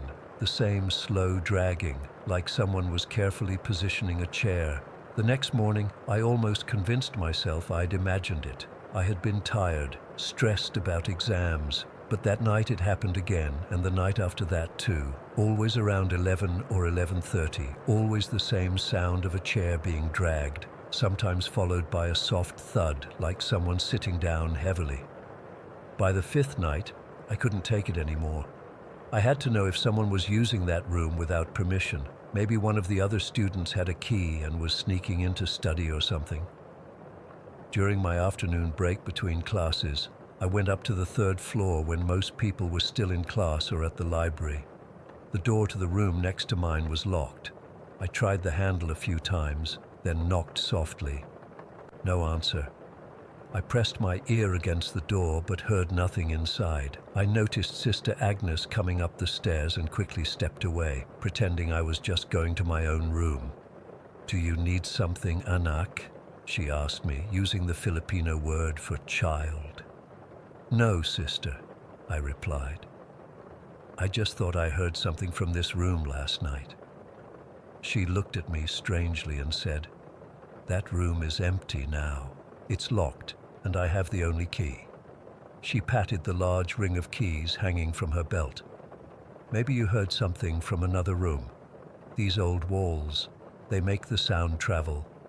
I nodded and smiled, but inside I felt cold. If she had the only key and the room was locked, what was I hearing at night? That night, the sound came again, but this time it was different. It started with the chair dragging, but then I heard what sounded like someone pacing back and forth, the floorboards creaking rhythmically. I pulled my blanket up to my chin, my heart pounding so hard I could feel it in my throat. I don't know what came over me, but I suddenly got out of bed and pressed my ear against the wall that separated my room from the empty one. The sounds became clearer, and I could feel slight vibrations through the thin plywood wall with each footstep. Whatever was making those sounds was definitely in that room, not somewhere else in the building. I jumped back from the wall like it had burned me and dove under my blanket, curling into a ball. I didn't sleep at all that night, and the next day I was a zombie in my classes, jumping at every sound. For days, I kept quiet about what I was hearing. What could I say? That I thought the empty room next door was haunted, that something invisible was rearranging furniture at night. I'd sound crazy. But the lack of sleep was starting to affect my studies, and the constant fear was making me jumpy and irritable. One afternoon during merienda time, when everyone gathered in the dining hall for afternoon snacks, I finally worked up the courage to ask about it. I was sitting with two girls from my floor, May and Trisha, picking at my pandazal bread and trying to seem casual. "Hey, is this place haunted or something?" I asked, trying to make it sound like a joke. The two of them exchanged a look that made my stomach drop. It wasn't surprise on their faces, it was recognition. May leaned forward and lowered her voice. "You've been hearing things too?" I nodded, relief washing over me that I wasn't going crazy, quickly followed by fresh fear that whatever I was experiencing was real. "Most of us have," Trisha whispered, "especially on the third floor." "What did you hear?" I told them about the chair dragging sounds and the footsteps. They nodded like this was completely normal information. "You're in the room next to the old two-bedroom, right?" May asked. When I nodded, she sighed. "That room has always been active." Another girl sitting nearby, whom I only knew as Sally, overheard us and moved closer. "I had something happen to me last month," she said quietly. "I was taking a shower in the communal bathroom and I realized I'd forgotten my shampoo. I wrapped myself in a towel and ran back to my room to get it. On my way back to the bathroom, I felt something wedged between my towel and my back, like someone had slipped something there." She paused, her eyes wide at the memory. When I reached back to grab it, it was my toothbrush, the one I had definitely left at the bathroom sink. I ran back to check and my soap was still there where I'd left it, but my toothbrush was gone. "How did it get stuck in my towel?" I was alone in the hallway. I felt goosebumps rising on my arms as she spoke. "What do we do about it?" I asked, my voice barely above a whisper. Sally shrugged. "I know what they are, but if you ignore them and act like they don't exist, they'll leave you alone. That's what my Lola always told me about these things." "They?" I asked, not sure I wanted the answer. "The dormitory has always had visitors," May explained. "The nuns know about it, but they don't talk about it. Some say this land used to be a cemetery before the school was built." That night, as I lay in bed waiting for the now familiar sounds to start, I tried to follow Sally's advice. When the chair-dragging noise began at exactly 11:15, I didn't freeze up or hide under my blanket. I took a deep breath and whispered, "I'm trying to sleep. Please be quiet." The sound stopped abruptly. Then, after about 30 seconds of silence, it started again. Louder this time, like whoever or whatever was in there wanted me to know they weren't going to be ignored. I clenched my fists but remembered what Sally had said. I turned over in bed, facing away from the wall, and forced myself to act like I couldn't hear anything. The dragging continued for another minute or so. then stopped. The next night was the same. The sounds started. I ignored them. They got louder, but I kept pretending I couldn't hear. On the third night, something different happened. The chair dragged, but then I heard what sounded like a soft knock on the wall. 3 distinct taps, right next to where my head was on the pillow. Every instinct told me to run, to scream, to do something, but I remembered Sally's advice. I closed my eyes tight and continued to pretend I was asleep. After what felt like hours, but was probably just minutes, I actually did fall asleep. The strangest part? After that night, the sounds stopped completely. For the rest of the semester, I never heard anything from that room again. It was like whatever was in there had been testing me, seeing if I would acknowledge it. And when I didn't, at least not after that first night, it lost interest. I later found out from other girls that almost everyone who stayed in that dormitory for more than a few months had some kind of experience. Items moving by themselves, voices whispering when no one was there, the feeling of someone sitting on the bed when you're alone in your room. The nuns never acknowledged any of it, even though some of the girls claimed to have seen Sister Agnes blessing rooms with holy water when she thought no one was watching.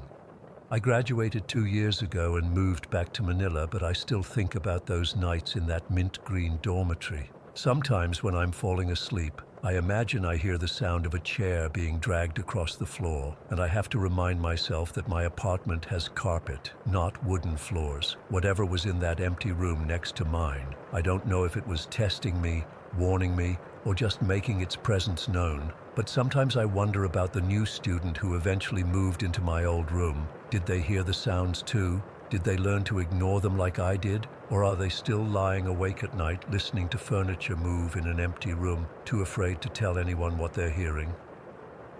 Story 19. I've been a cop for a decade now, 10 years with Mill Creek PD, and I've seen some shit that would turn most people's stomachs. Domestics gone wrong, car wrecks where you can't tell where the vehicle ends and the person begins, even a couple of homicides that still visit me in my dreams. But nothing, and I mean absolutely nothing, prepared me for what happened at 122 Elm Street last autumn. I should probably start by saying I've never believed in ghosts or any of that supernatural crap. My ex-wife was into tarot cards and crystals, and I always thought it was a load of bull. I'm a facts guy. Evidence, things I can see and touch. At least, that's what I believed until that night. It was around 11:30 on a Tuesday in October. The shift had been quiet, just a couple of drunken disorderlies and a minor fender bender. I was actually looking forward to finishing up paperwork and heading home when the call came in. Dispatcher said there were reports of strange noises and lights at the abandoned house on 122 Elm. I knew the place. Everyone in Mill Creek did. It had been empty for years, a real eyesore with broken windows and peeling paint. There were rumors about it, of course, some family tragedy, a suicide, the usual small-town ghost stories, but I'd never paid much attention. I remember pulling up to the curb and immediately noticing how thick the fog was around the house, like it was somehow concentrated just there. The streetlights made it glow this sickly yellow color. The rest of the street was clear, just this one house wrapped in fog. I didn't think much of it at the time. Weird weather patterns happen, right? The front yard was overgrown, with dead leaves crunching under my boots as I approached. The porch steps creaked. Not unusual for an old house, but the sound seemed to echo longer than it should have. The front door was slightly open, maybe 3 inches. That got my attention. These old abandoned places are usually boarded up or at least locked. "Police! Anyone inside?" I called out, one hand on my holster. Nothing, just that heavy silence old houses have. I pushed the door open with my foot, wincing at the loud creak. The air inside was stale and cold, way colder than outside. I remember thinking the temperature dropped at least 15 degrees when I stepped in. My breath fogged in front of my face. I flicked on my flashlight and did a sweep of the entryway. Peeling wallpaper, broken floorboards, dust everywhere. Typical abandoned house stuff, but no graffiti, no beer cans or needles. None of the usual signs that kids or homeless people had been there. That's when I heard it, this steady tapping sound coming from deeper in the house. Tap, Tap, tap, like clockwork, literally. I followed the sound to what must have been the living room, and there it was, this massive grandfather clock against the far wall. It looked ancient, with dark wood and tarnished brass. The weird thing was, it seemed to be in perfect condition while everything else in the house was falling apart, and the pendulum was swinging. Back and forth, tap, tap, tap. I walked closer, shining my light on the clock face. The hands were frozen at midnight, but the pendulum kept moving. It didn't make sense. The clock clearly wasn't working, but the pendulum swung like it was freshly wound. Something compelled me to reach out and touch it.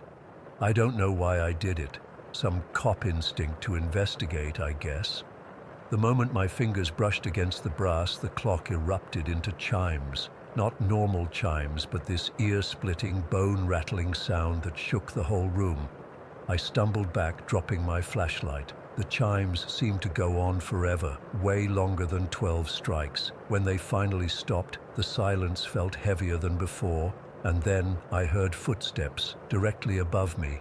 Slow, deliberate steps across the ceiling, too heavy to be an animal, too rhythmic to be the house settling. "Hello? This is the police," I shouted, retrieving my flashlight. My voice sounded muffled, like the house was swallowing it. That's when I heard the whisper, so faint I almost missed it. "Help me." A child's voice, thin and frightened. I'm not proud to admit this, but my first instinct was to call for backup. But when I tried my radio, all I got was static. My cell phone showed no signal. I was on my own. The logical part of my brain said someone was in trouble. Maybe a kid had snuck in and gotten hurt. I had to check it out. The stairs were directly across from the living room, an old wooden staircase that curved up to the second floor. Each step groaned under my weight.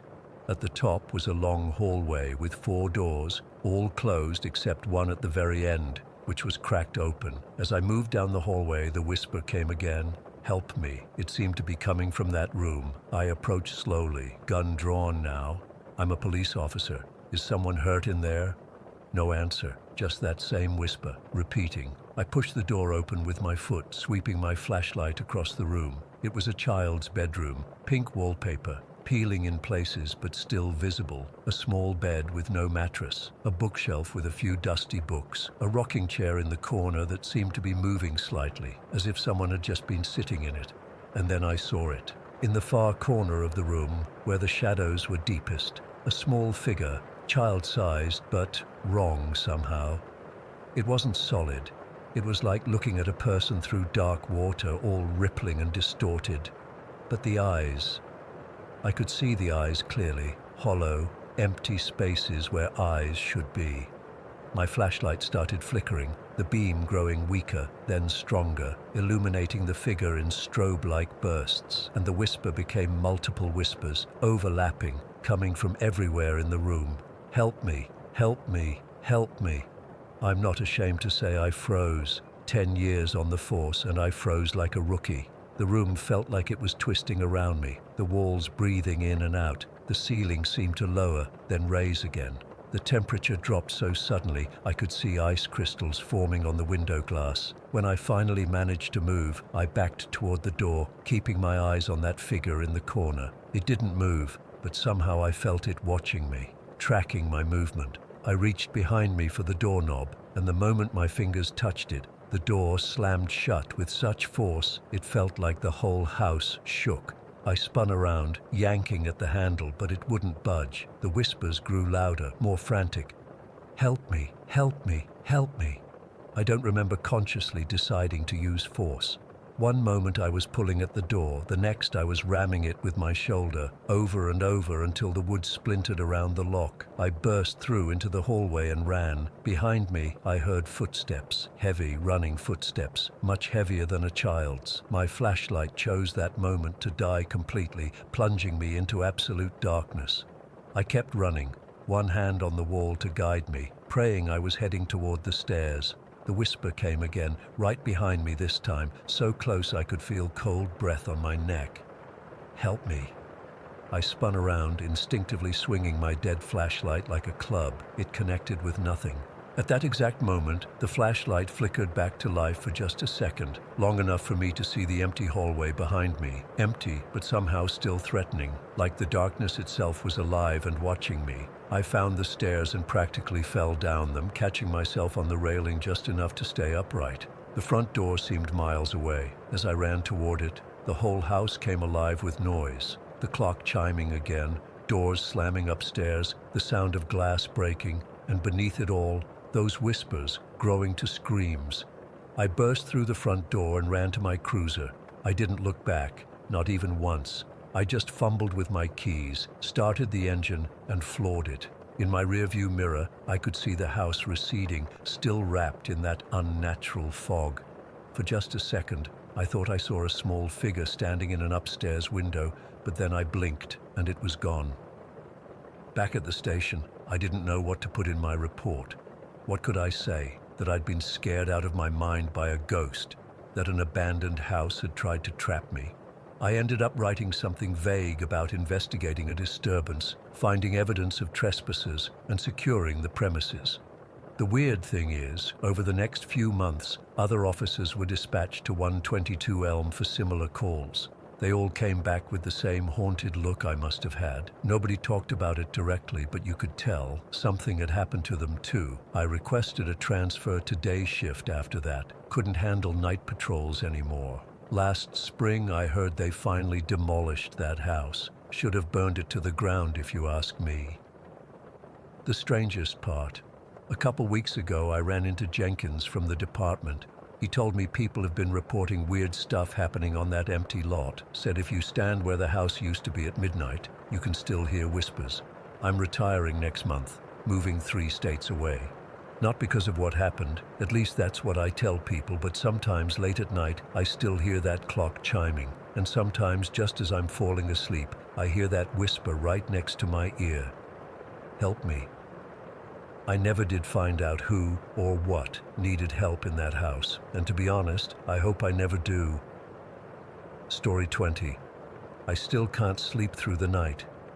It's been 3 months since everything happened, but every time I hear a thump or a creak in my house, I'm instantly awake, heart pounding, wondering if it's happening again. I guess that's what happens when you discover your neighbors are monsters.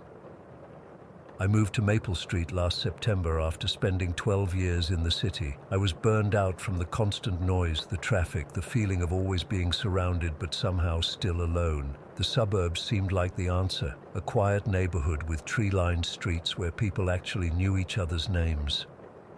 When I found the little 3-bedroom with the fenced yard at a price I could actually afford, it felt like the universe was finally cutting me a break.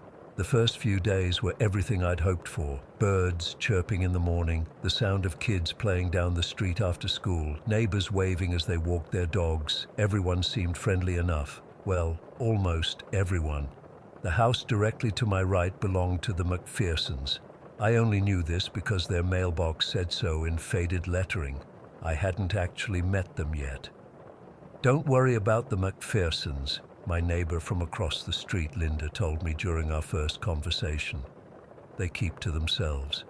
The way she said it, quickly changing the subject afterward, struck me as odd, but I didn't think much of it at the time. Not everyone wants to be best friends with their neighbors, right?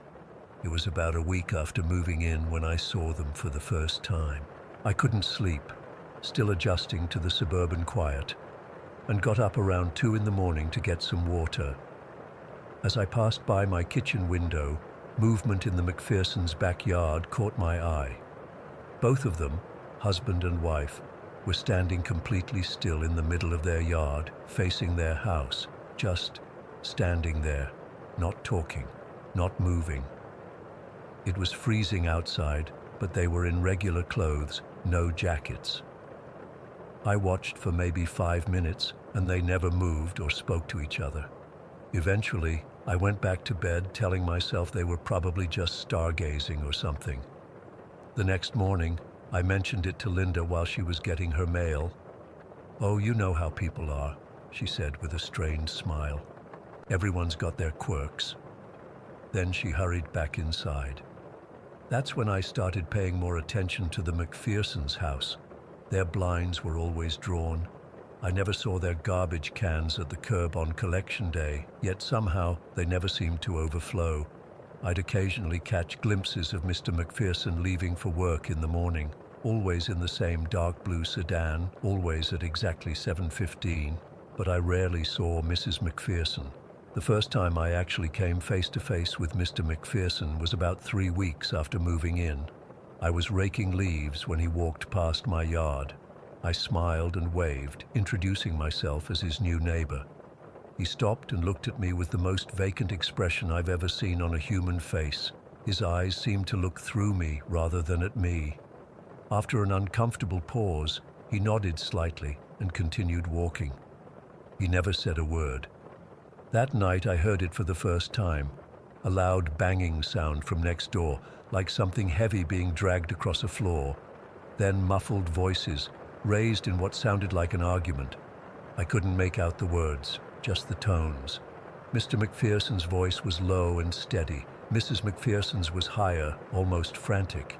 These noises continued for several nights. Sometimes they'd wake me up at 3 or 4 in the morning. Other times I'd hear them just after sunset. I started to wonder if maybe they were renovating or something, but the work never seemed to end, and I never saw any contractor vehicles. About 6 weeks after I moved in, I woke up around 1 in the morning to the sound of a car door closing. I looked out my bedroom window, which had a partial view of the McPherson's driveway. In the dim glow of a distant streetlight, I could see Mr. McPherson dragging something from the trunk of his car, a large black plastic bag that bulged oddly in places. It looked heavy the way he was struggling with it. He pulled it across their backyard toward the small shed at the far end of their property. I watched until he disappeared behind the shed with the bag, and then he emerged empty-handed a few minutes later. I didn't sleep the rest of that night. The next morning, I noticed a patch of freshly dug earth near their shed. It wasn't large, maybe 3 feet by 4 feet, but it hadn't been there the day before. My stomach turned over, and for the first time, I seriously considered calling the police. When I finally did call, the officer who came out seemed skeptical from the start. He listened to my concerns with a polite but dismissive expression. "So you're saying your neighbors are quiet, keep to themselves, and you saw one of them taking out trash at night," he summarized. "It wasn't trash," I insisted. "It was a large, heavy bag, and now there's freshly dug earth in their yard." The officer sighed. "Look, I'll go talk to them, but between us, people are allowed to dig in their own yards. They could be planting flowers or burying a pet." I watched from my window as he knocked on their door. Mrs. McPherson answered, the first time I'd seen her up close. She was thin, almost frail-looking, with graying hair pulled back severely from her face. She spoke with the officer for less than 2 minutes before he tipped his hat to her and left. He didn't even bother coming back to my house. He just got in his cruiser and drove away. When I called the station later, they told me the McPhersons had explained they were putting in a garden and had recently lost a pet hamster. Everything was fine, but it wasn't fine. Over the next few weeks, more strange things happened. I started hearing scratching sounds at night, like something trying to claw its way through a wall. The patch of dirt near the shed seemed to grow larger, and the arguments between the McPhersons became more frequent and more heated. I tried talking to other neighbors, but everyone had the same response. They keep to themselves. It was like a rehearsed line, and nobody wanted to elaborate. One elderly man who lived a few houses down did tell me that the McPhersons had lived there for over 20 years and that things had always been strange with them, but he wouldn't say more than that. My sleep suffered. I started looking haggard, feeling jumpy. Friends who visited commented that I seemed on edge. I was. Every night brought new noises, new questions, new fears. I started documenting everything, taking photos of the growing patch of disturbed earth, recording the sounds when they were loud enough, noting times and dates of unusual activity. Then came the night that changed everything. I was watching TV around 11:30, trying to distract myself enough to feel sleepy when I heard the sound of glass shattering next door. It was followed immediately by a scream, not an angry yell or a startled cry, but a blood-curdling scream of pure terror. Then silence. My hands shook as I dialed 911.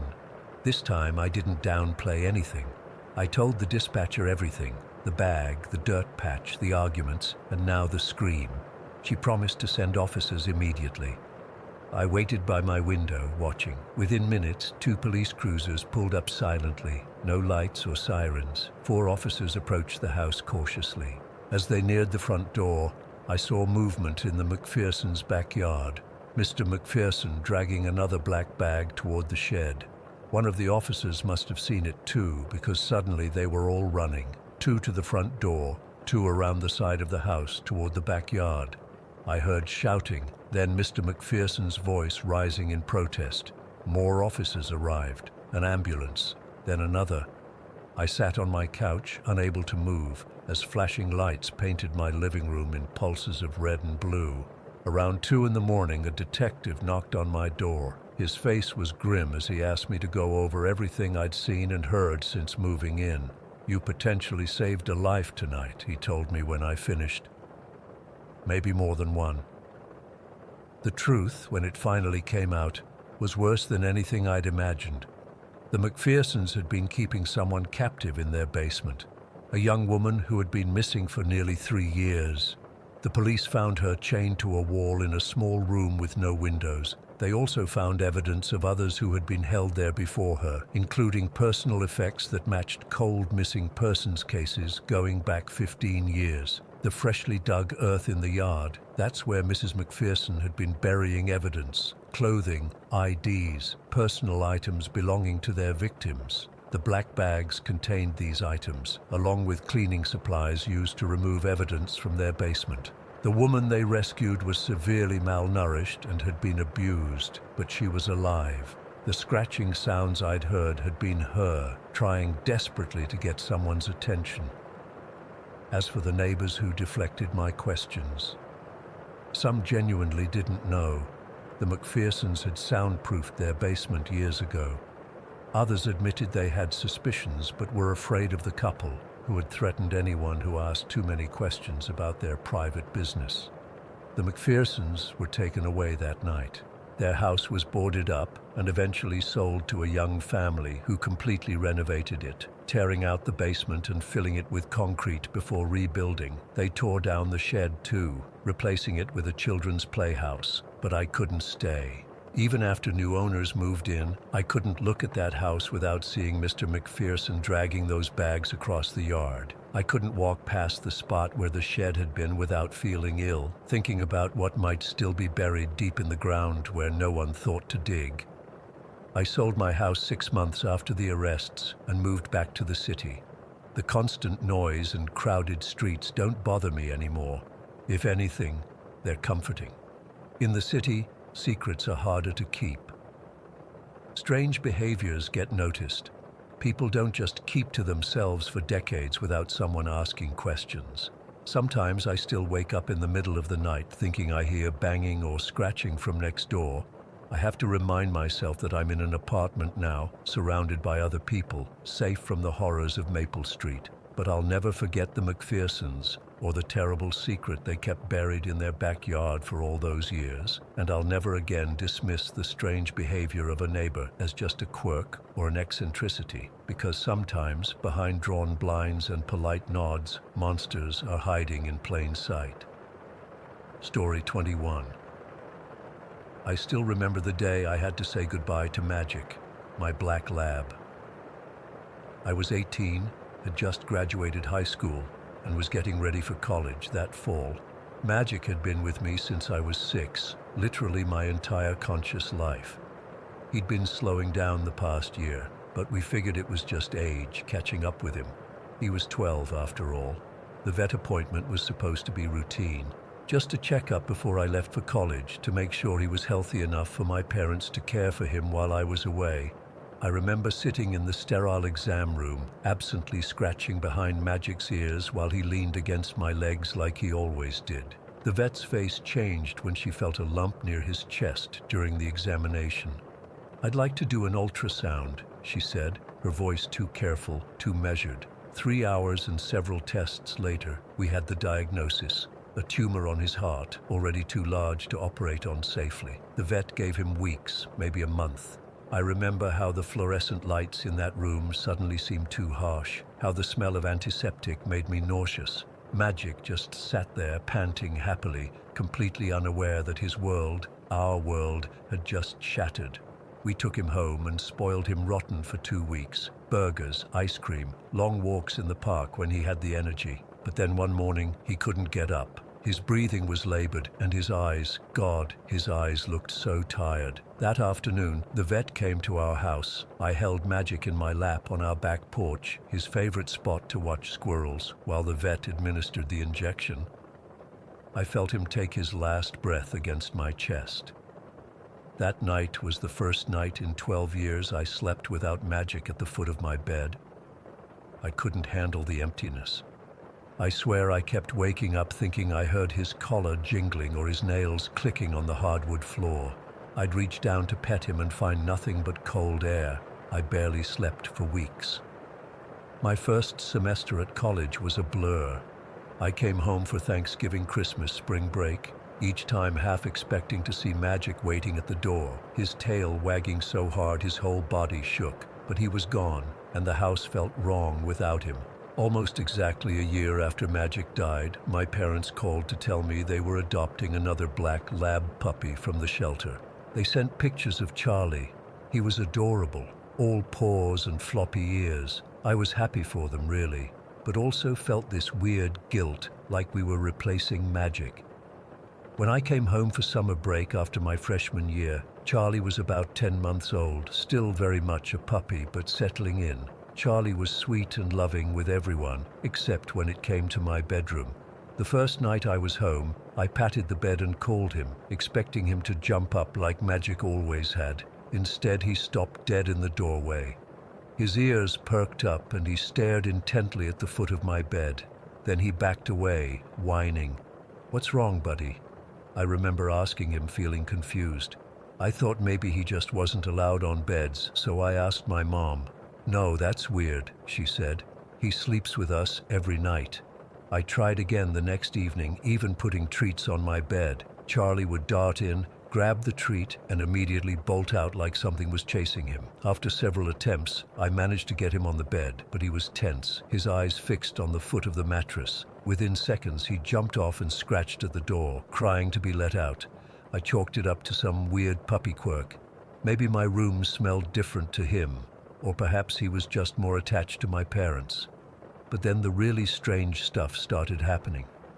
About 3 nights after I got home, I was having trouble sleeping, still a regular problem for me since Magic died. I was tossing and turning, my mind racing with thoughts about my upcoming sophomore year and an internship I'd applied for. It was around 2 in the morning when I felt it. The unmistakable sensation of something jumping onto my bed. The mattress dipped slightly at the foot, just enough that I felt the movement. I froze, thinking Charlie had finally decided to join me. But when I lifted my head to look, there was nothing there, just an indentation in the covers, like something invisible was pressing down. Then I felt what seemed like paws walking in a circle, the pressure points moving exactly like Magic used to do when he was finding a comfortable spot. The covers pulled slightly as whatever it was settled in. I could feel the weight of something at my feet, pressing down on the blanket. I think I stopped breathing for a full minute. I was wide awake now, my heart hammering against my ribs. I wanted to scream or run, but I was paralyzed. Eventually, I worked up the courage to whisper, "Magic?" Nothing happened. The weight remained at my feet, unmoving. I lay there until morning, afraid to move, afraid to acknowledge what was happening. When my alarm went off at 7, the pressure was gone. I convinced myself I'd dreamed it. Some weird, half-awake hallucination brought on by grief and the stress of being in my childhood bedroom again. But the next night, it happened again. And the night after that. Always the same. The feeling of something jumping up, circling, then settling down at my feet. After about a week of this, I started to feel less afraid and more comforted. As crazy as it sounds, I began to look forward to that familiar weight on my bed. It felt like magic was back, keeping watch over me like he always had. Charlie's behavior didn't change, though. He still refused to enter my room for more than a few seconds. Sometimes he'd sit in the hallway, staring into my room and making this low, whining sound in his throat. It was unsettling, like he could see something I couldn't. I didn't tell my parents. What would I even say? Hey, I think Magic's ghost is sleeping on my bed every night. They'd think I was having some kind of breakdown. Then came the night that changed everything. I'd been home for about 3 weeks, and the nightly visits had become routine. But this particular night, I was exhausted from helping my dad clean out the garage all day. I'd just fallen asleep when I felt the familiar jump on the bed, except this time it was more forceful, almost like Magic was trying to wake me up. Annoyed and groggy, I mumbled, "Magic the bug, go bother Mom." It was what I used to say when he'd wake me up too early for breakfast. I fell back asleep almost immediately and thought nothing of it until breakfast the next morning. My mom was quieter than usual, looking thoughtful as she sipped her coffee. "I had the strangest dream last night," she finally said. "I dreamed Magic jumped on my bed. It felt so real that I actually woke up and put my hand out to pet him. The spoon I was using to stir my coffee clattered against the side of the mug." "What time was this?" I asked, my voice barely a whisper. "Around midnight, I think." "Why?" I felt a chill run through me. That was exactly when I'd told Magic to go bother her. I took a deep breath and decided to tell her everything. The nightly visits, Charlie's strange behavior, all of it. As I spoke, tears filled her eyes. By the time I finished, we were both crying. "I've felt him too," she admitted. "Just little things, like his collar jingling in the hallway, or thinking I saw him out of the corner of my eye. I thought I was just missing him so much that my mind was playing tricks on me." We spent hours talking about Magic that morning, sharing memories and theories about what was happening. Was he really here? Was it just our grief manifesting in strange ways? We didn't have answers, but it felt good to finally talk about it. That night, I waited for the familiar weight on my bed, but it never came, nor the next night, or the night after that. After nearly a month of nightly visits, Magic's presence had vanished as mysteriously as it had appeared. I asked my mom if she'd felt anything, but she hadn't. She seemed hesitant, though, like she wasn't telling me something. After some prodding, she finally confessed. "The day after we talked, when you were out with your friends, I went into your room," she said. "I sat on your bed and just talked to him. I told Magic that we loved him, that we'd never forget him, and that it was okay for him to rest now, that Charlie would take care of us.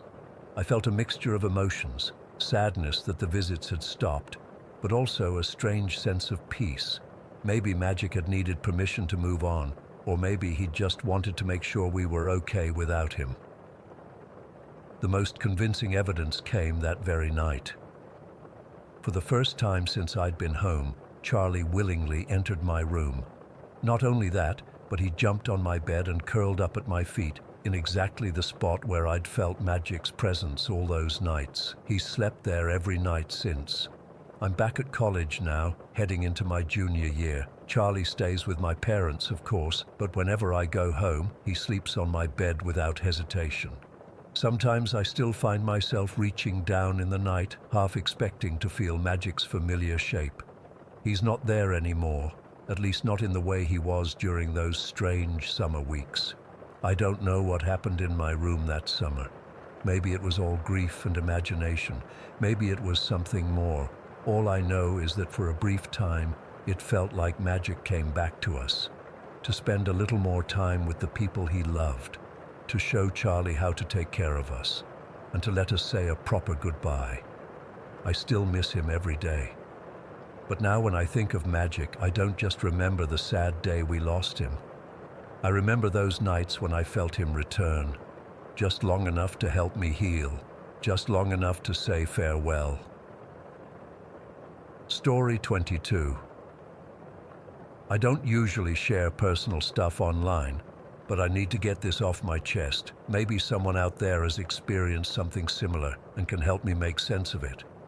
This happened just last week, and I still can't sleep properly. I've been driving big rigs for almost 30 years now. Started when I was 23, fresh out of the army, looking for a job that would let me be my own boss without dealing with too many people. The open road suited me just fine. In all those years, I've driven through blizzards, tornadoes, floods, you name it. Never had an accident that was my fault. Not one. I've got over 3 million safe miles under my belt. I'm telling you this so you understand I'm not some rookie who panics at the first sign of bad weather or gets spooked by mountain roads. Last Tuesday, I was at a truck stop outside Cheyenne, planning to get some sleep before heading back to Omaha the next day. I was enjoying my coffee when my dispatcher called about an emergency load. Steel beams needed in Salt Lake City by morning. The pay was almost double the normal rate, which usually means trouble, but the money was too good to pass up. My retirement fund could use the boost. "What's the catch, Linda?" I asked. "Weather's turning bad in the mountains," she said. "Nobody wants to take Devil's Pass with a storm coming in." Devil's Pass. I've driven it dozens of times. It's this nasty stretch of highway that cuts through the Rockies. Tight curves, steep grades, narrow shoulders with 1,000-foot drops. They say it's claimed more truckers than any other road in America. Locals have all kinds of stories about it.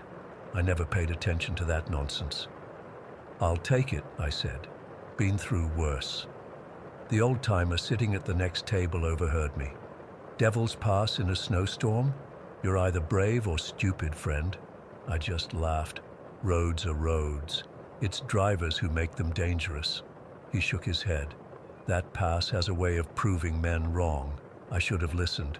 I loaded up and hit the road around 10 p.m. The forecast said the storm wouldn't get bad until early morning, giving me plenty of time to clear the mountains before the worst hit.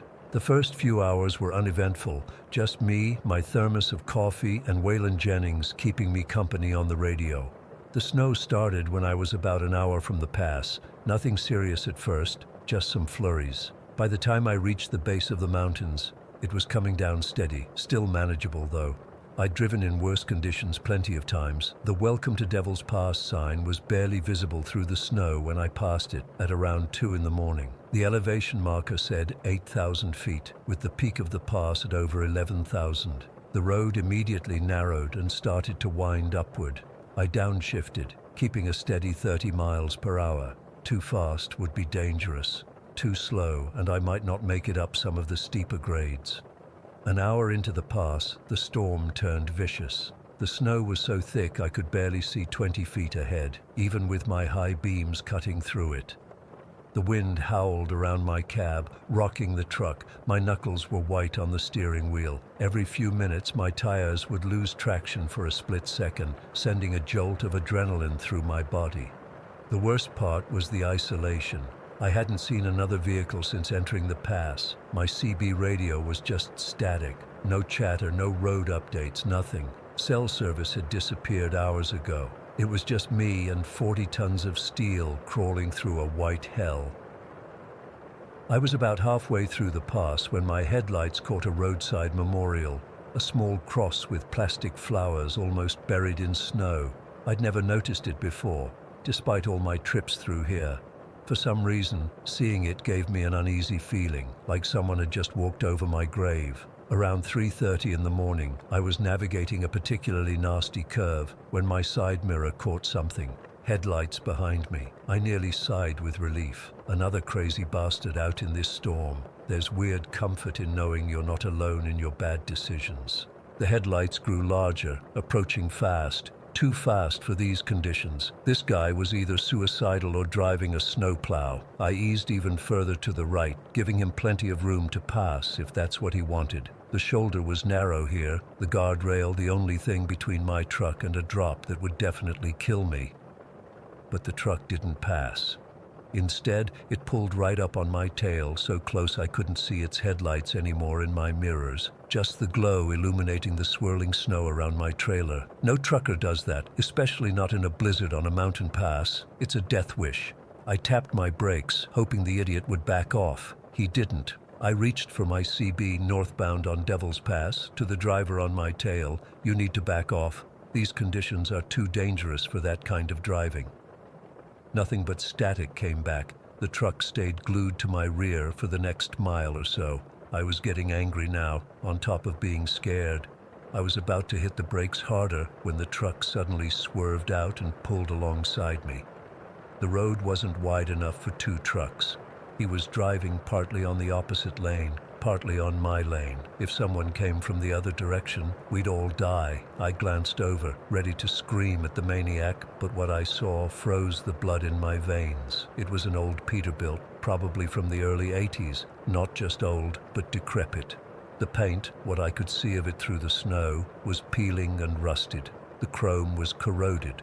The cab looked like it had been through a demolition derby. The windows were caked with grime, except for a small clean circle on the driver's side, but there was nobody behind the wheel. I blinked hard, thinking the snow and fatigue were playing tricks on me. I looked again. The driver's seat was empty, completely empty. The truck matched my speed exactly, not a mile faster or slower. Its engine had a strange sound, a hollow roar that somehow cut through the howling wind. The truck was loaded with something under a top, the canvas flapping violently in the wind, threatening to tear free. I'm not ashamed to say I panicked. I hit the brakes harder than I should have. My trailer started to slide, and I had to counter-steer to avoid jackknifing. By the time I regained control, the other truck had pulled ahead. I watched in horror as it suddenly veered right, crashing through the guardrail like it was made of cardboard. The truck went airborne for a moment, its headlights illuminating the void below, then disappeared into the ravine. I slammed on my brakes, this time coming to a complete stop, hazards on. I sat there, heart pounding, trying to process what I'd just seen. Someone had just died. I had to call for help. I grabbed my phone, even though I knew there wouldn't be service. Then I remembered seeing an emergency call box a little ways back. I put on my heavy coat and grabbed a flashlight. The cold hit me like a sledgehammer when I opened the door. The snow was already up to my knees, and the wind cut through my clothes like they weren't even there. I trudged to the broken guardrail, my flashlight beam searching the darkness below. There was nothing there, no wreckage, no fire, no truck, just an endless white abyss and swirling snow. But the guardrail was definitely broken, metal twisted outward, the edges still sharp. This wasn't old damage. I followed the truck's tire tracks in the snow. They led straight to the guardrail and stopped. I leaned over as far as I dared, sweeping my flashlight across the steep slope below. Nothing. It was as if the truck had vanished into thin air. I hurried back to my truck, suddenly aware of how exposed I was. The cab felt like a sanctuary when I climbed back in, but my hands wouldn't stop shaking. I sat there for maybe 15 minutes, engine idling, heater blasting, trying to convince myself there was a logical explanation. Finally, I put the truck in gear and continued on, driving even more cautiously than before. I didn't see another vehicle for the rest of the pass. I reached a truck stop on the other side around 6 in the morning. The storm had eased up once I descended from the mountains. I was exhausted, cold, and questioning my sanity. Inside, a few drivers were having breakfast. I ordered coffee, so much coffee, and sat at the counter staring at my reflection in the dark liquid. Two older drivers were talking in the booth behind me. I wasn't trying to eavesdrop, but when one mentioned Devil's Pass, my ears perked up. 37 years ago today, one was saying. Worst storm I ever seen hit those mountains. Poor bastard never had a chance, the other replied. They ever find the body? Nope. Truck went over at Dead Man's Curve. By the time rescue could get there, everything was buried under 10 feet of snow. By spring thaw, there wasn't nothing left to find. They say he's still up there trying to finish his last haul. I turned around slowly. This truck driver, what was he hauling? They looked surprised that I'd joined the conversation. The older one, with a white beard and a Denver Broncos cap, answered. Steel beams. Was supposed to deliver to Salt Lake. Same company still operating, if you can believe it. What kind of truck was he driving? My voice sounded strange even to myself. Old Peterbilt. Dark blue, if I remember right. I must have gone pale because the younger of the two asked if I was okay. Yeah, I managed. Just tired. Long night on the pass. I delivered my load later that morning. The manifest showed the steel beams were going to the same construction company that had been expecting that delivery 37 years ago. I didn't mention what happened to anyone there. I called my dispatcher when I was unloaded. "I'm taking a different route back," I told her. "And Linda, I'm never driving Devil's Pass again. Find someone else for those runs." She started to argue, but must have heard something in my voice because she just said, "Okay, Marcus, whatever you say. I've been driving long enough to know when to trust my gut.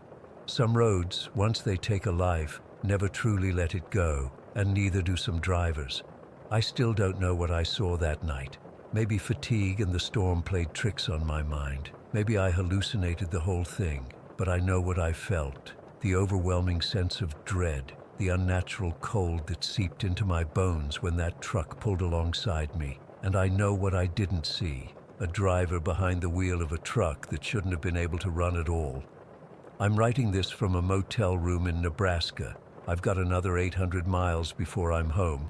I haven't slept more than a couple hours at a time since that night. Every time I close my eyes, I see those empty headlights coming up behind me. And sometimes, when I'm driving at night and check my mirrors, I swear I can see them again in the distance, gaining on me.